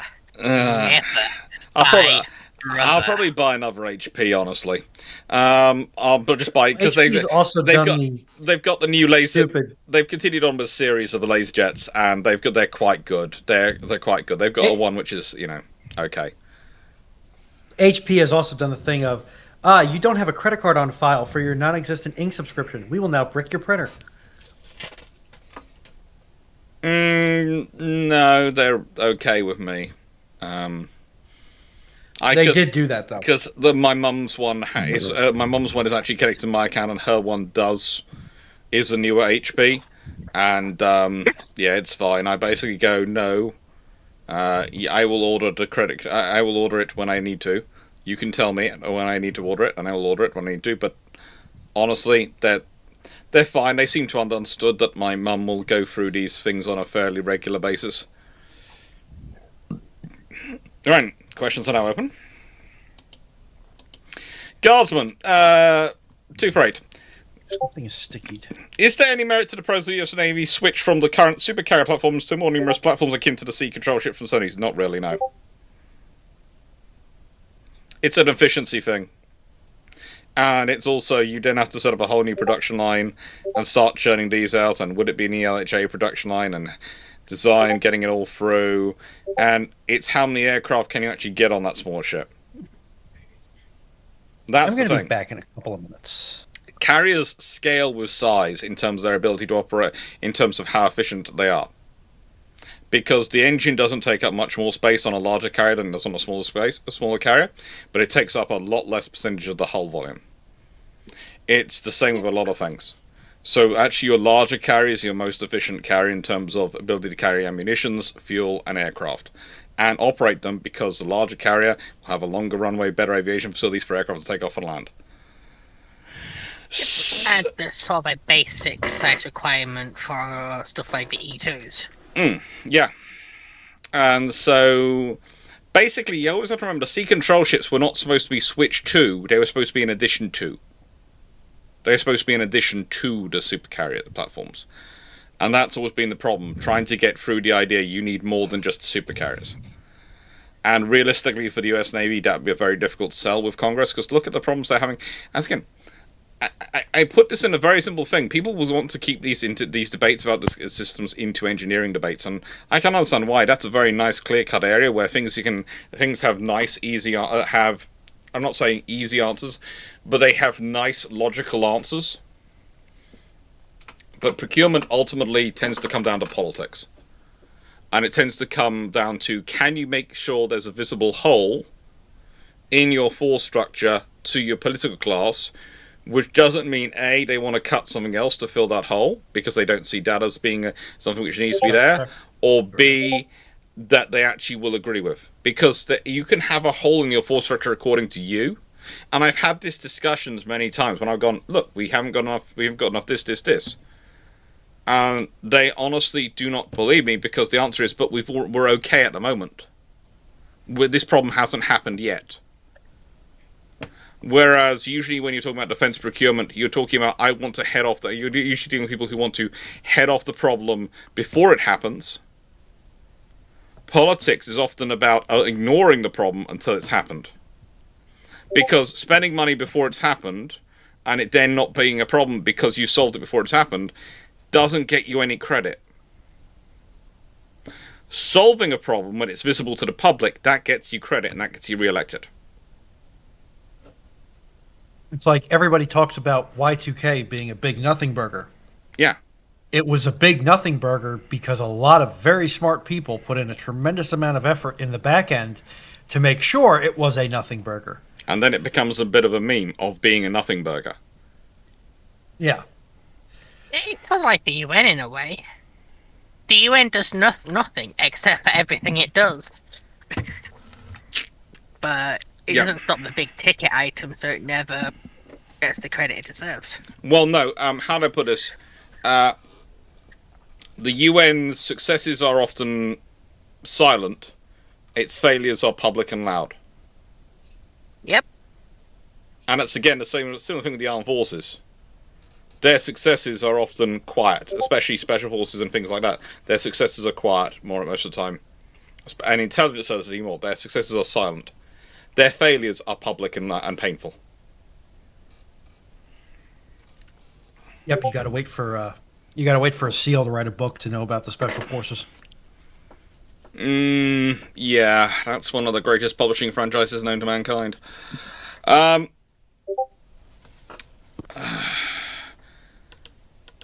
Nice to hear everyone. As the actual pre-Washington post-Hawkins cruiser was to be 12 to 13,000 ton cruiser, how long does that slow the Royal Navy reaching the practical limit for the quota for heavy cruisers? Huh? This question is made of question. Okay, Knight. The limit for the post-Washington, Washington was 10,000 tons. If the British had been building a 13,000 ton cruiser and had that, so the limit would have been something 13 to 15,000 tons. And then the limits would have been adjusted for that.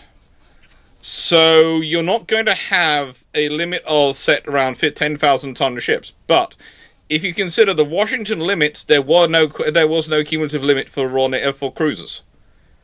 You could build as many ships under 10,000 tons as you wanted. So the only limits come in cumulatively with the London treaties. So again, if the 13,000 ton limit is what's included in the Washington for the ship designs, or let's say it's 14 or 15,000 tons, then you would have a limit based on procuring a certain number of those vessels when you get round to London. That's the reality of it. It wouldn't be, it wouldn't be a scenario of, oh, so we've got this, so we're now going to put a limit on this theoretical 10,000 ton ship, which we didn't put a limit on. Or, oh, the limit for cruisers is 10,000 tons, but Britain is building 13,000 ton cruisers. Doc, you may want to change the banner when you get a chance. Yeah, sorry, I was distracted.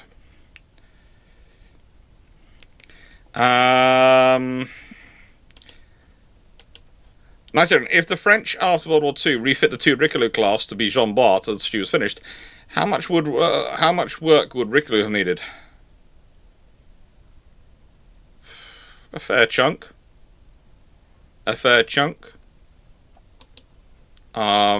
haven't seen an actual survey of her for doing that work, so I can't estimate it 100% because it's going to depend on seal fatigue, all sorts of things which have happened in all sorts of changes which haven't been designed to get up to the same standard, what you would need to do, but yeah.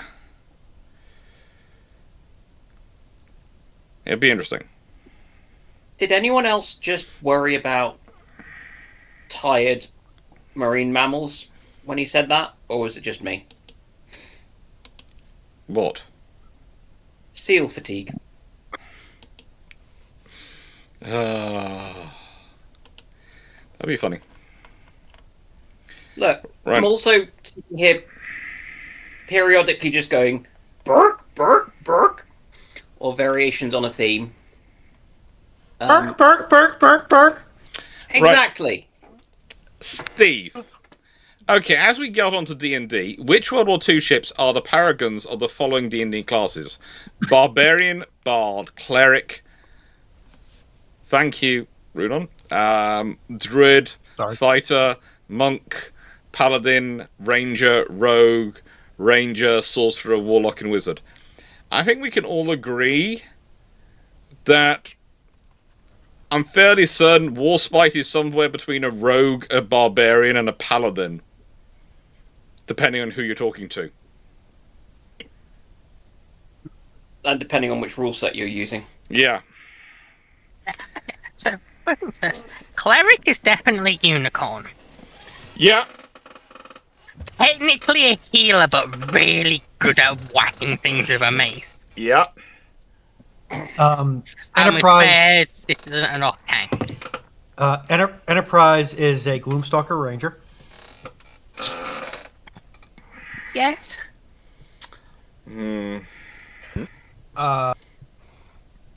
I think we can all agree that most of the destroyers are in the barbarian fighter class.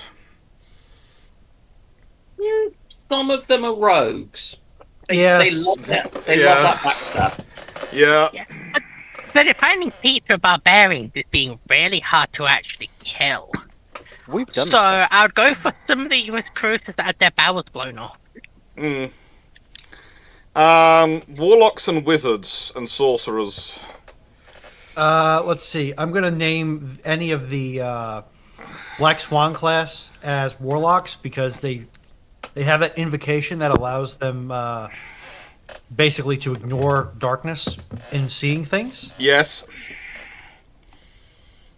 A Black Swan's a warlock, and their patron's an escort carrier. Mm-hmm.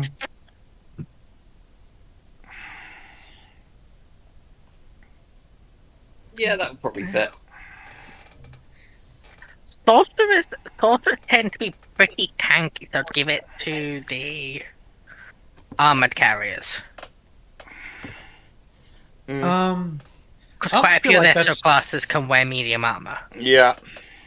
I almost feel though that should also be druid because druid is one of the basically two classes on that list that can summon animal companions to fight with them.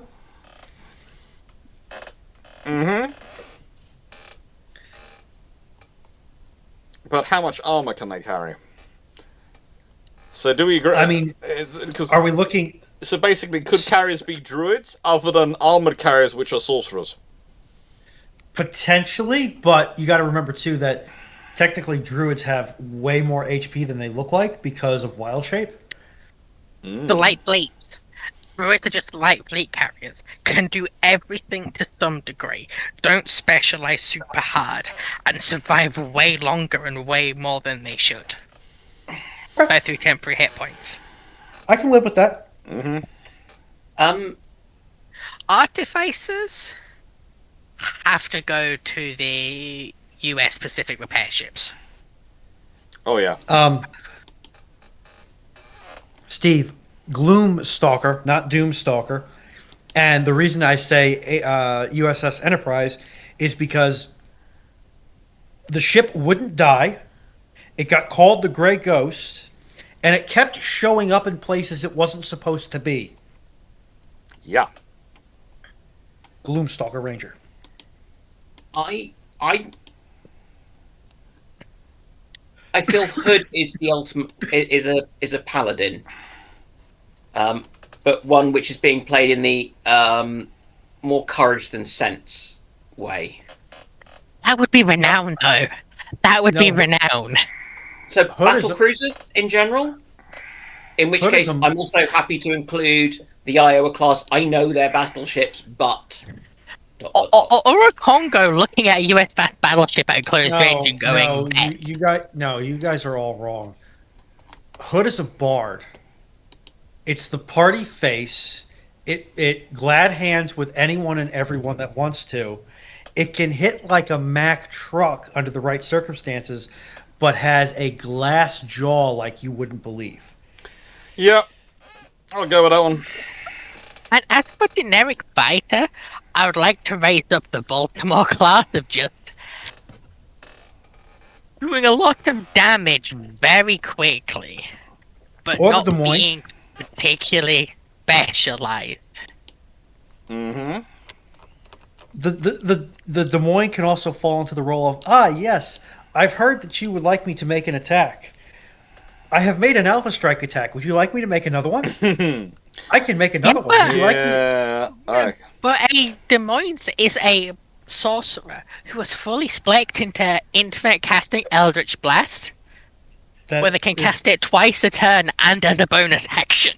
Eldritch Blast is a warlock spell, my guy. Yeah, sorry, Warlock. Sorry, I Okay. get mixed up. All right. I Yeah. think we have done enough, and we'll now move on to Lions. Are there other inter-navy events where such warnings are required, like the US and drinking? I would guess quite a few Commonwealth navies and the heat of their Food, yes. some of their cooking. I have seen the challenges between the when the Caribbean and Indian vessels have got together over who does the spiciest curries and the spiciest food. Yeah. And It gets bad at work. I What gets really bad at work is when you get different groups from West Africa with a jollof rice-off. Jollof. Yeah. Ye cruel, cruel wench, Jollof. You will forever crucify our souls. American ground pounders on exercise in the Nordic countries, getting into snowball fights with the local elementary school. Because it's embarrassing to get beaten that badly. Yes, I'm remembering a quote from an anecdote that goes something along the lines of, "The little blank were blank running in the blank snow." They were running. Look, the answer to that is you merely come to the snow. They were born in the snow. Yeah. You merely are a visitor, a tourist. They live it. Do not get into that fight. Stafford. Italy finally builds a 14,000 ton with 86 VLS cells, 4x76mm auto and 2 twin mounts. There'll probably actually be 4 single mounts. We'll leave that to one side. 40mm and some close-in with a hangar for 2 medium helicopters. How does the rest of Mediterranean Russia react? Well, currently we're watching that in slow time happen because I think you've just nailed the head on what the Italian future destroyer plan is. That ship is actually going to have a lot more than 86 VLS cells. Also, why didn't you say 86? Because they come in groups of 8. Unless you're going for very small ones, but then why would you go for 6 of those? It's just... I can understand what you're talking about, but, you know... did you mean 96 cells and just had a typo? Because I think they're currently going for about 120. The new Italian destroyer is interesting, and lots of people looking at it with a bright eye. But basically, most people realize in the Mediterranean, the two who are going to be pushing ahead at the moment are going to be Italy and going to be France. France because they're escorting their carrier, and they've got a future around that carrier. The Italians because the Italians don't have a big central carrier, so they rely on their surface ships far more to provide their offensive punch and their defensive depth. 9681 for Dragon and Foxo with Luxury Bay Resort in a 9th CN anniversary. So this has a learning question: is this the 3rd for the evening? Side event to the opulent, the glamorous Luxury Bay. How viable is the place really? As it has been has to be on an island of some sort. Easily. I haven't properly looked at it, but the idea. Sounds like a retailer to you.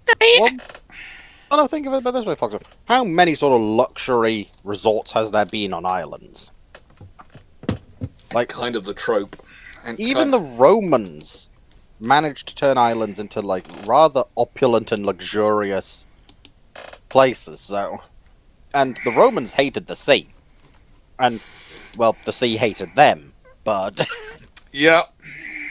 I mean, just Venice.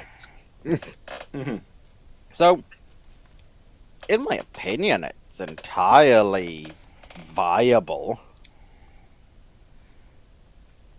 Darn ads coming from Night.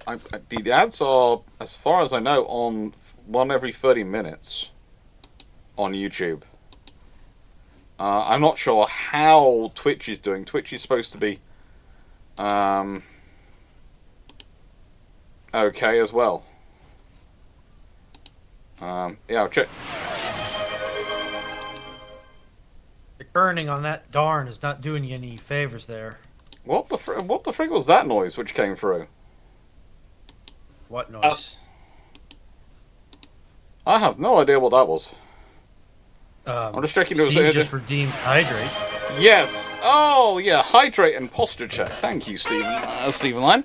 I did that. Just came through very loudly, and I would have went, "What the frigate?" I have changed some of the sounds from cannon blast. Yeah, that's gonna be worked on. I'm gonna work on that sound because that's a nice way. The cannon blast was potentially better, but the cannon blast was causing me trouble with YouTube and its monetization. You hadn't woken me up. I was awake. I was just enjoying myself. Ploppy, is there a possibility the Type 45s being refitted with EXLs to replace the mushroom farm from the Type 23s to enable CAM, ER, MR politics no issue? Yeah. If politics and money are no issue, yes, you can do that.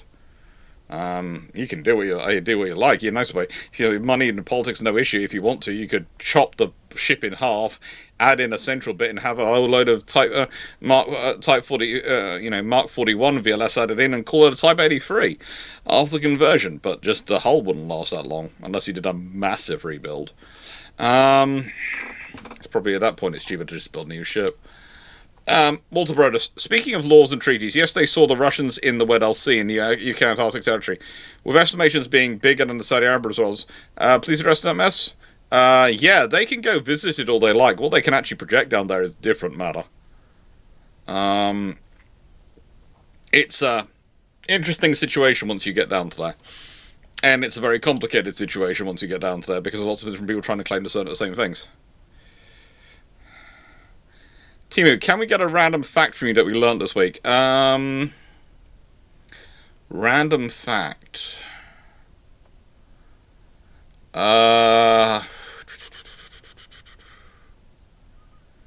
Okay.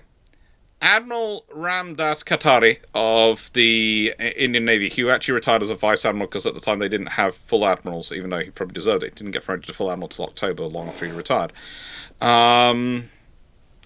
Spent a lot of his time wandering around after Indian independence on ships, visiting places. And in one particularly interesting spot, he met a lady who was of Indian extraction, who had never been to India.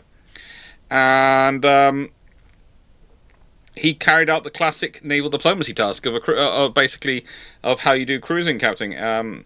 She would get her husband to row her out in his loincloth while she wore a beautiful sari, and he had round his neck her visitor's book, and would exchange gifts with the ships. And he met her and went out to tea at sort of time.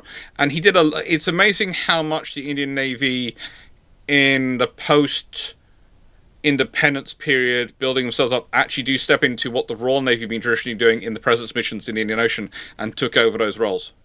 They really did.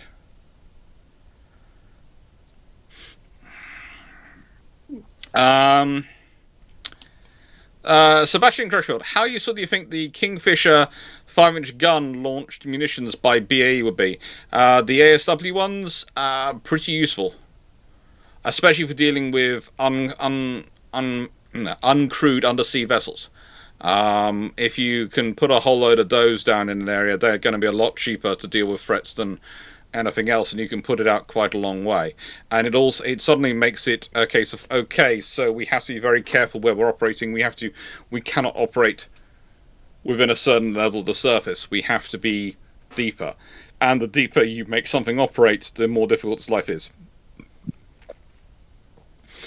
Basically for undersea vessels, but operating in the upper 50 meters of the ocean is a lot easier than operating in the lower 200 meters of the ocean. Nice hearing. What was the not so brightest comment of the week you got this week? I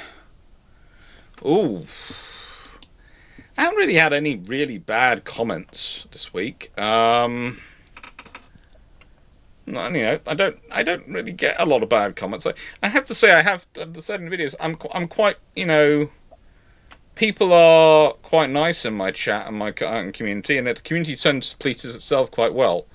When I say police itself, I mean, if someone does show up who's being rude, usually long before I get there, they've either sworn, in which case they've managed to get themselves taken out by the rules I've set in place, because I say, no bad language, all these things are my little cousin's rules. All the comments are operate under the little cousin rules. Or alternatively, there have been enough of the community have turned up and gone, so what, try to engage them in conversation and actually turn it into a proper conversation.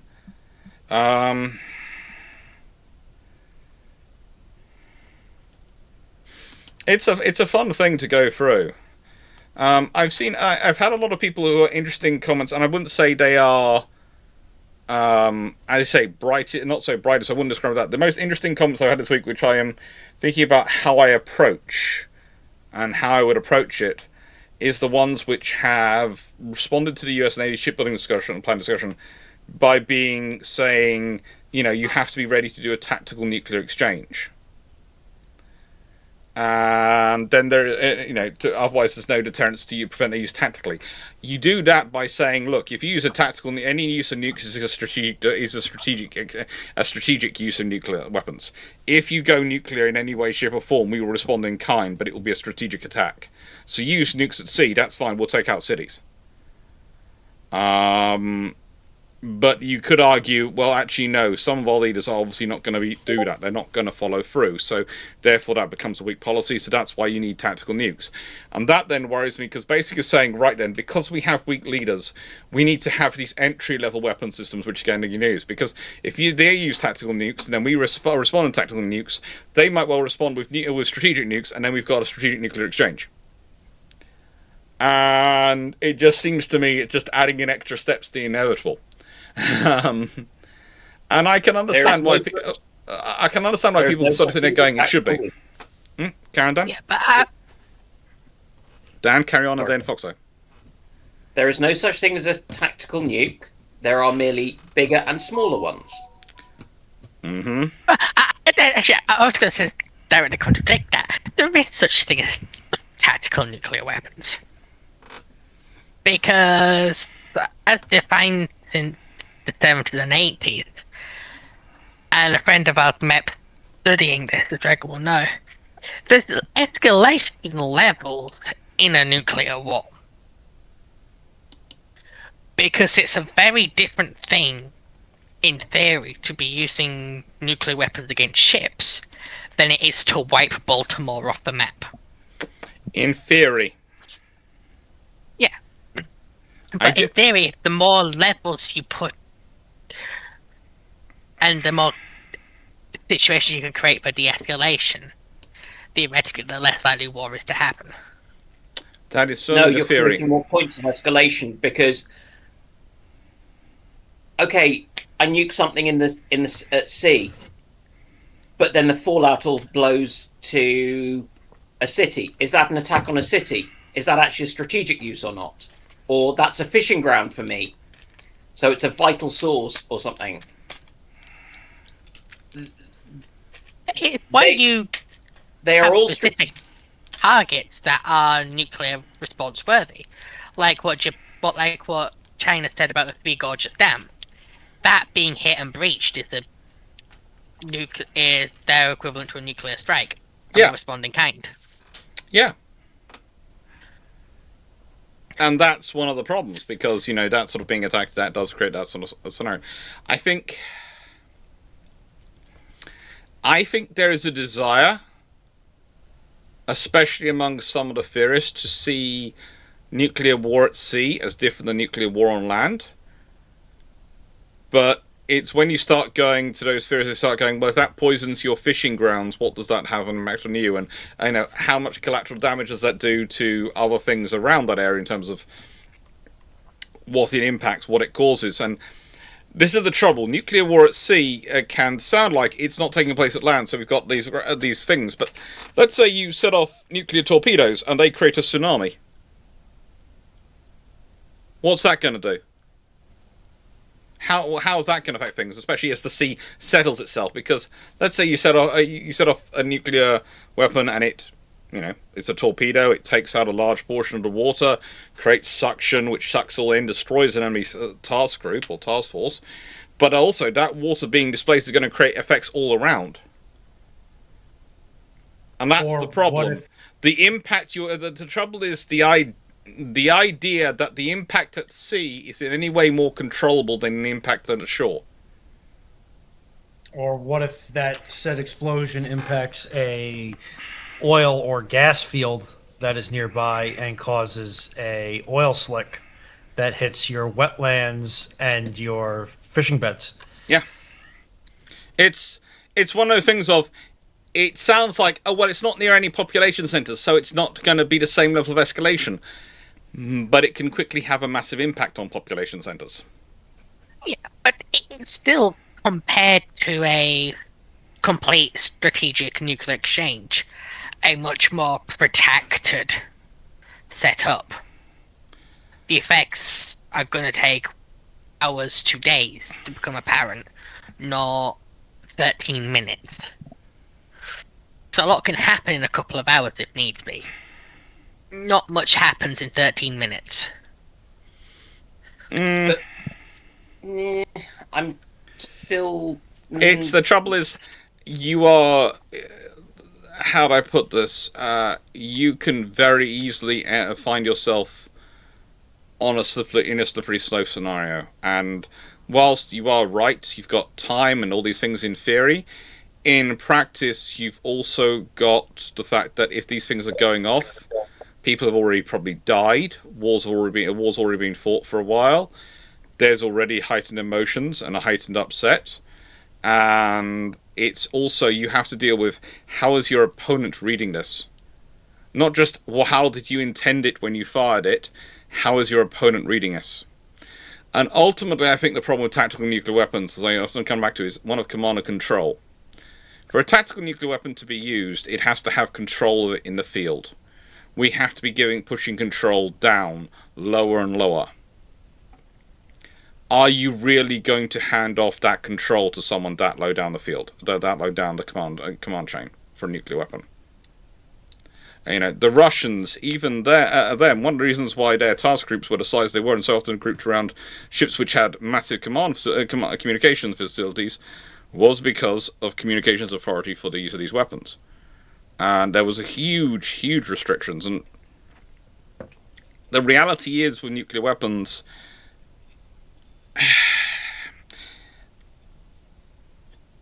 I think tactical nuclear weapons, those things do have a capacity, but I think probably, to my mind, those weapons are more going to be about space warfare when we're actually up there than probably warfare than terrestrial warfare on Earth, because I think the moment you get into it, the ramifications are going to be such, it's not going to be without retaliation. Considering this thing of when we talk about India versus Pakistan and their potential for nukes, it's not necessarily strategic nukes, it's even tactical nukes we worry about them using. Why? Because of the impact those can have on trade routes, on other people and other things operating through the Indian Ocean, on the what? And this is the reality. It becomes naval warfare, nuclear naval warfare can quickly start to affect strategic. Become strategic in very have a strategic impact very quickly. One of the problems also is a lot of the theory was conducted on a NATO-Russia fight up in the high north. Now, what is the high north? It's not a particular area which has a particular lot of trade routes at the moment. There's not a lot of trade going through there. Whilst there is quite a lot of fish and those sort of things in there. Again, is it a major fishing ground for a lot of nations? No, the ones who are involved in it will mostly be the ones who are fighting it. But the thing is, once you get out in other parts of the world, if you start getting into, let's say, the South China Sea, etc., in those areas, you're going to there are going to be issues. Because those are heavily contested, heavily encumbered areas. So, yeah, nukes are one of those issues where it comes up, and I can understand why people talking about the theories, etc., and the ideas that come through. But once you start getting into it, the issues become complex enough, you very quickly lose control. And that's the point about nuclear weapons. If we're using them, it's one thing using them as a war-ending system. It's another thing if you're trying to use them as a controlling the war system, because the moment you start using them, you let a lot of genies out of the bottle.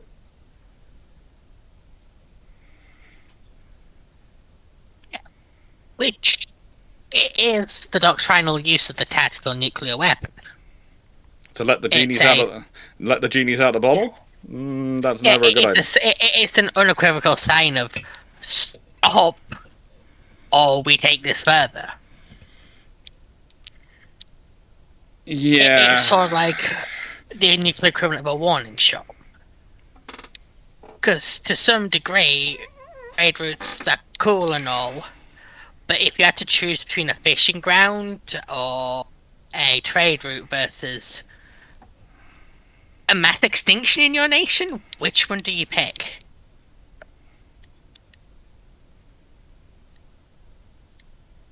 One can very quickly have the same impact longer term. Yeah. Longer term's the key word there. Yeah. But longer term can matter as much as short term. And again, it's the context of the situation. And yes, there is the theory about nuclear warning shots. But let's say you use a nuke on an American carrier battle group. What is America's response really going to be? It's dated. That's the same as Three Gorges Dam. That's a full nuclear retaliation. Yeah. So what do you use a nuke on? Do you use a nuke on a single destroyer? You know, No. And then you look kind of, ooh. And this is the problem again. You've got a lot of scenarios where if you use those weapons, it's going to be a problem. There's things like the Three Gorges Dam, things like the status of, you attack this is a strategic attack automatically.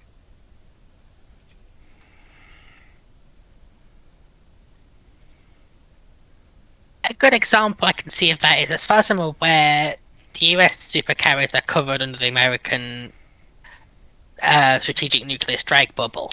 The French carrier Charles de Gaulle isn't. It's covered under the French one. So, I thought it wasn't under the French retaliation doctrine. The French are also the ones who maintain a first strike doctrine.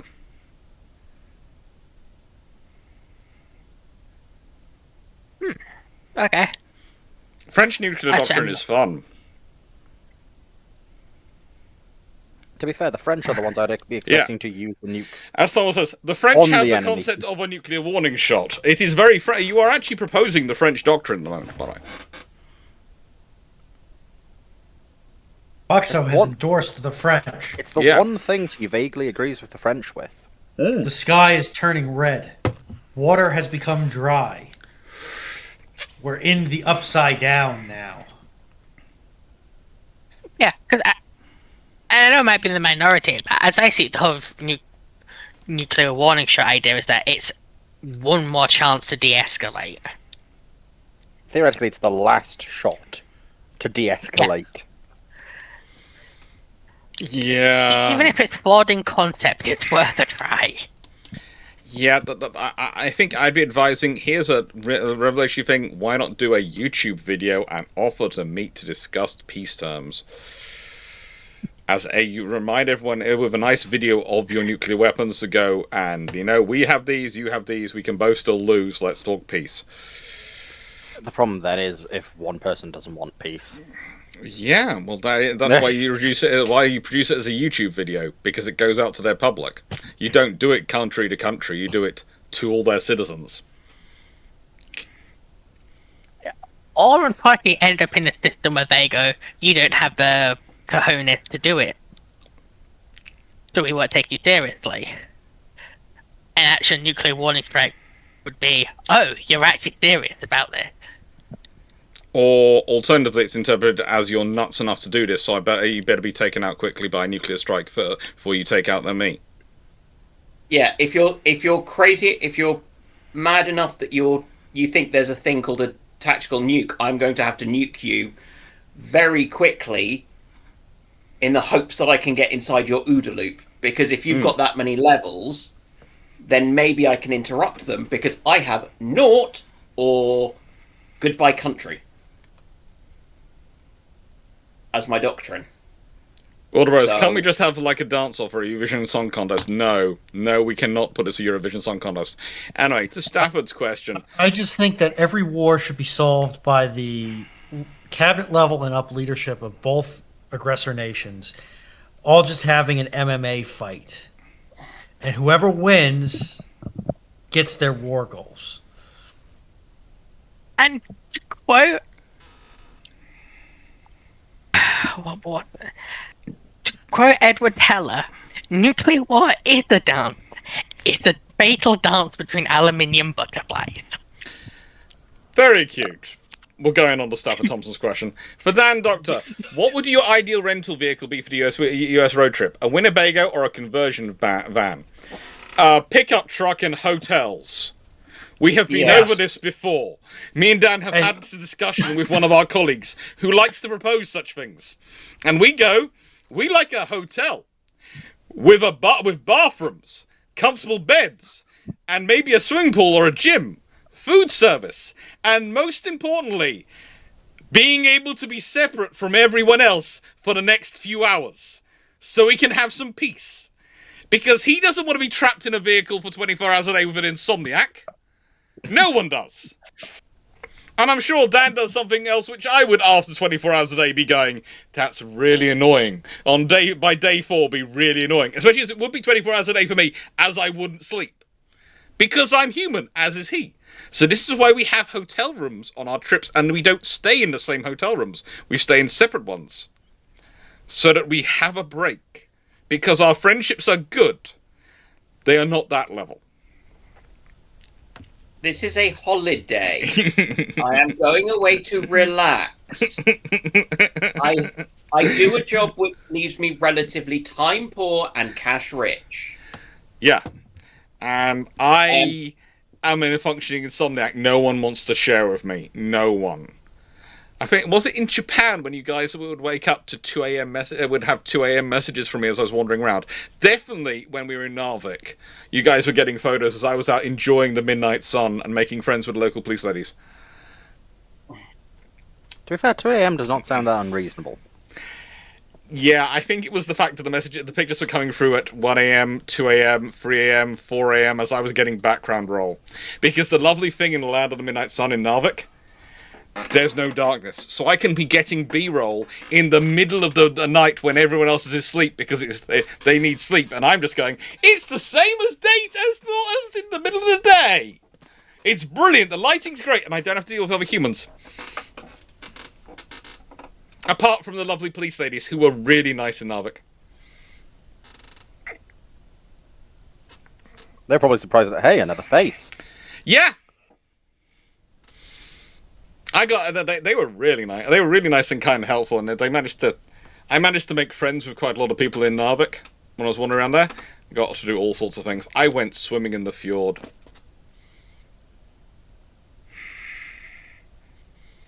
That was good. So, in case anybody missed it, they are making a live-action Spider Noir with Nicolas Cage. I have no clue what that's meant to be, but okay. Nicolas Cage is now a Spider-Man, canonically. Okay, moving on to the next question quickly before we get... No, we're moving on to the next question. He's moved on from just being a voice actor for a version of Spider-Man in somebody else's movie to now being a live-action Spider-Man in his own franchise. This is my information I did not need to know, okay? I'm just happy not knowing it. So we can now have Spider-Man fighting the Bees! Did someone cut Runan off then?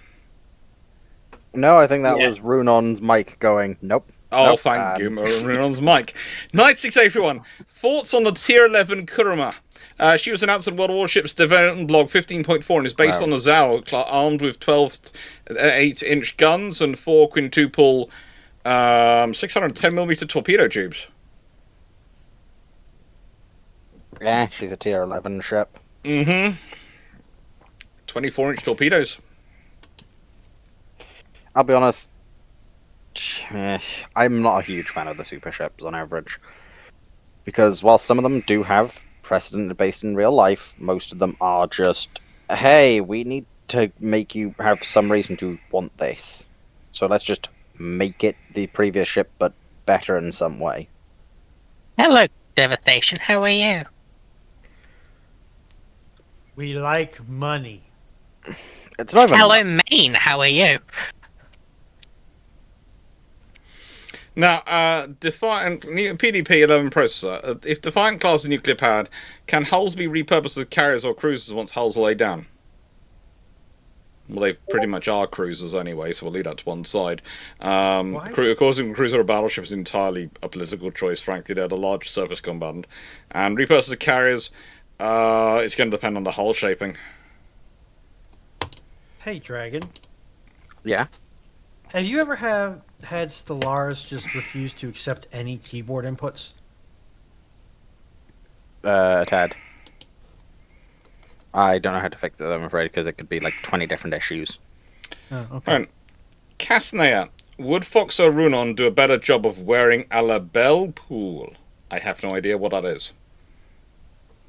And I don't want to know what that is. Foxo, you're the youngest here. Is it some sort of weird young thing? Why am I having to Google It this sounds like and go on? fashion. What am I not into, Dragon? You are into fashion, just not girls' fashion.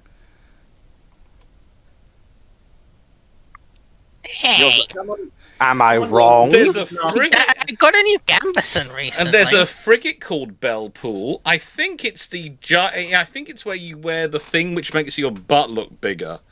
In sort of the 17th, 18th century. Steve Clarke's saying it's a hairstyle. It's a hairstyle where you've looked My like you've butt got... does not need to look any bigger than it currently does. It is my greatest asset right now. Now, I know Foxo does look at hairstyles at least a little bit because she likes looking at what's called dyeing her hair. Okay. I just know that mine's longer than the rest of y'all combined. I think I've got over 3 foot of hair. Over half the height. I found a very interesting website, which I'm just going to do a bit of print screen from. God, I wish I could. Going to put it in that, and I'm going to add a link if anyone wants it. I wish my job was conducive to having 3 foot of hair. And No, you don't. this is Labelle Pool, apparently. Wearing a ship in your hair. So, What in the Kentucky Fried? so which do we think is going to be more likely to do this, Foxo or Runon? Neither. No. Well, Fox has the hair for it, but... If you touch my hair with any other stuff required to do that, I'm stabbing you. I'll help her bury the body. Seriously, people do not appreciate how hard it is to care for 3 foot of hair. And trying to dye it. So I want my red highlights back. That does leave a rather large question for the last question of the night, which we got 10 minutes for. Which is, how do we change the UK procurement system? I get dictatorial powers over all of it. We go back. We take the UK back to an absolute monarchy. Yes, I understand that what the UK needs is a fleet of nuclear-powered airborne motherships equipped with railguns. The fact that Jonathan Sit Moon's really down, gone in with or Cascadia. without slapping people. Sit down there, Cascadia. I'm sorry, global thermonuclear deterrent. No. Once again, quote. Sit down, Cascadia. If we're going to be sensible about it, basically you need to, in some ways, get defence out of the political debate and into an ongoing discussion, which means somehow you need to find a way to take procurement out of individual governments' hands in a way which makes it more difficult for them to change things. So you either have to do a way of trying to put defence procurement under the control of the Defence Select Committee, so they take a longer term, or you also have to probably in the UK fix it so that we can't be as creative with the accounting as we are, because we are incredibly creative with the accounting of what goes into defence spending. And it's going to be interesting. I would say, though, the idea that you can leave it just to the Ministry of Defence does lead to some things, because you have to remember the Ministry of Defence went the anyone but BAE and had some absolutely great ideas for a bit, which included such beautiful things as Ajax over CV90. Which I'm still looking at and going, is this good money after bad? Or we just keep pouring more and more money into this hole?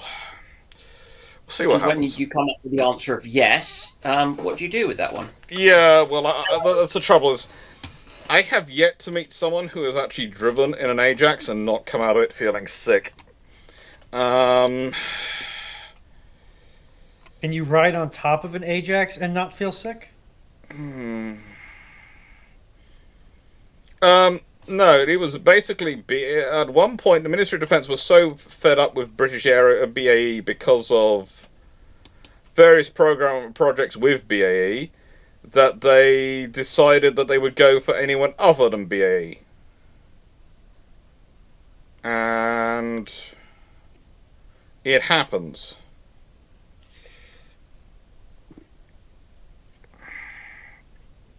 And it's like myself with defence, I would go,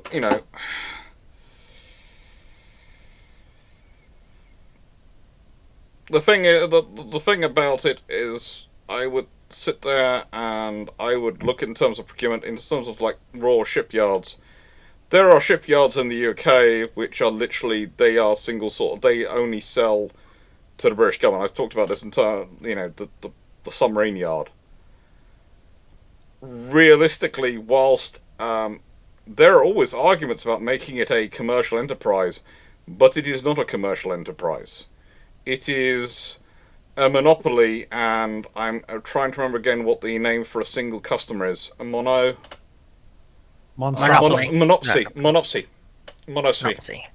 Is for a single customer, and that is always a bad system. That's always a bad system. Ow. Try not to break any bones there, Runon. Runon's always going to break bones. I'm worried about, it's the joints. Or what's left of Her them. trained rats are eating her again. Runon, I don't have trained rats for the umpteenth billion time. Yeah, Kibby, I do we know, know? I've seen that you've got trained rats to eat the cables at your power plant so you constantly have job. I know this. Okay, getting back to the question quickly. Yeah, Kibby, do we know what the mechanism that's causing travelling in Ajax to make you sick is? I would say if it's going to be anything, the fact that the chassis aren't lining up with each other and are different different lengths each side and all sorts of fun things, and have all sorts of issues actually getting them to actually built correctly to the correct shape and correct spec, that's going to cause trouble, because I'm not sure if you've ever driven in a car which was not built properly in terms of its chassis, like from one side to the other, but that creates a very strange motion in the car. Thankfully, I have not, but that sounds awful. Does it cause You've a ever strange... driven a British car from the 1950s to the 1980s, basically.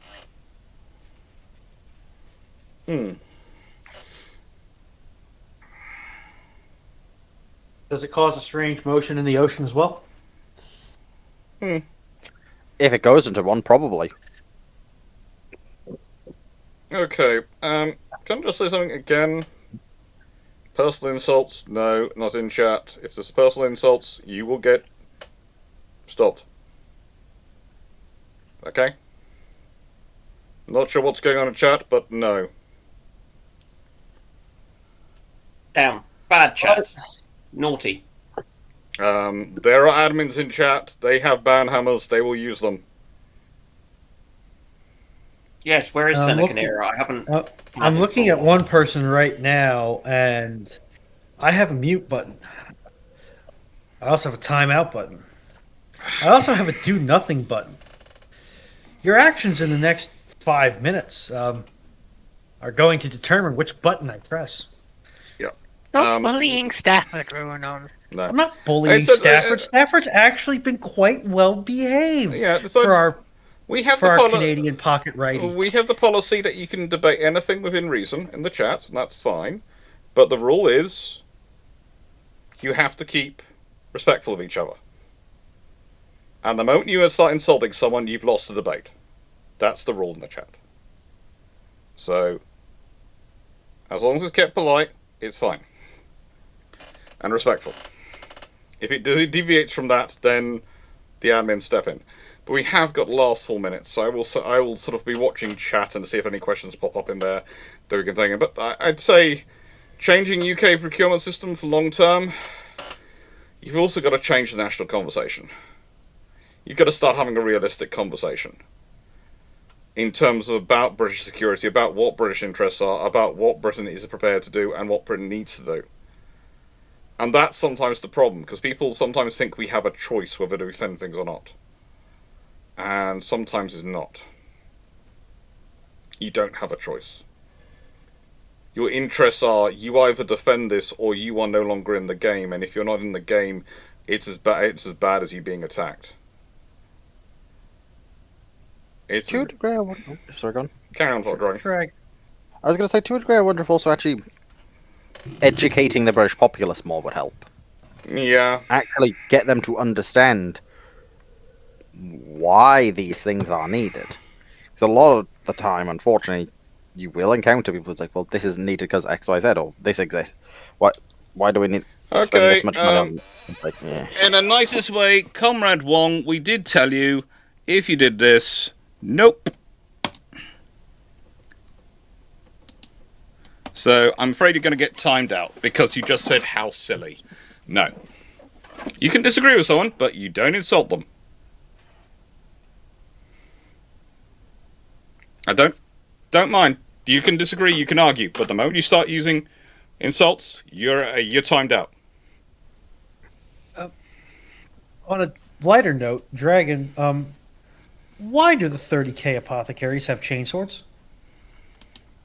Because you're expected to enter close combat range to make sure you can get the gene seed back. So you might as well be able to defend yourself.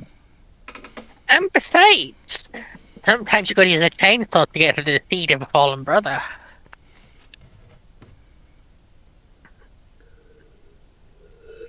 Like, once I finish painting this thing, I'll try and give you a better answer than that. But to a degree, if I, like, generally the immediate answer off the top of my head is, it is a self-defense weapon.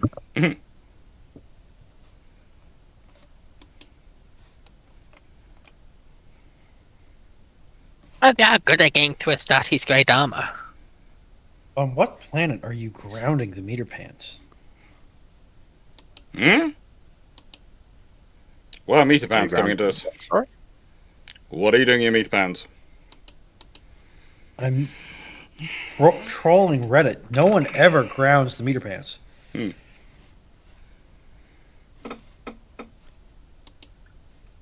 Well, with that said, it's 2 minutes to go, so I'm going to say thank you very much, everyone, for being here. Thank you for liking, sharing, subscribing, supporting the channel. Thank you for keeping right up to the end. The chat was pretty much going quite nicely. It was only at the end that someone, I think, got swept up in the argument enough they went too far. Sorry, they had to be muted. They had to be, but that happens. Hopefully, they'll come back again in the future and be better behaved. Carry on, Dragon. Marunon. Ploppy, the NIDs aren't in 30k. Unless you count, what's the Death World? Catachan. No, Catachan is what the NIDs are scared of. Catachan was invaded by the Tyranids, the Tyranids gave up. Dad? A nice way. Catachan is where you send officers you no longer want to be in charge of things. No, you just send those to the Catachan regiments, and the Catachan regiments will take care of them. Yeah. Not even Catachans are allowed back to Catachans after leaving the planet, because the planet will kill them. Mm-hmm. Yeah. But the ones that you send off to or comets that you don't like to the Destroying Firstborn. It's fun. Anyway, Depends, there's a few. thank you very much, We'll everyone, for continue being this here. later. And we'll probably continue this chat in the actual Discord. So I hope you all had a lovely time. Thank you for being here. Thank you I hope you enjoyed. And well, yeah, thank you. Take care, everyone, and hopefully see you all. Won't be next week, but Bruships is scheduled for 2 weeks' time, which is an alternate history Bruships. It's an alternate history as well as naval history Bruships, and in 2 weeks' time. Next Saturday, I am at TwitchCon. I will look forward to hopefully saying hi to a lot of people there. And the Saturday after that, I'm at Leeds at the Royal Armouries, and I hopefully say hi to a lot of you then. And so take care. It's going to be fun, and enjoy. Thank you for making all this happen. Toodles. Yes.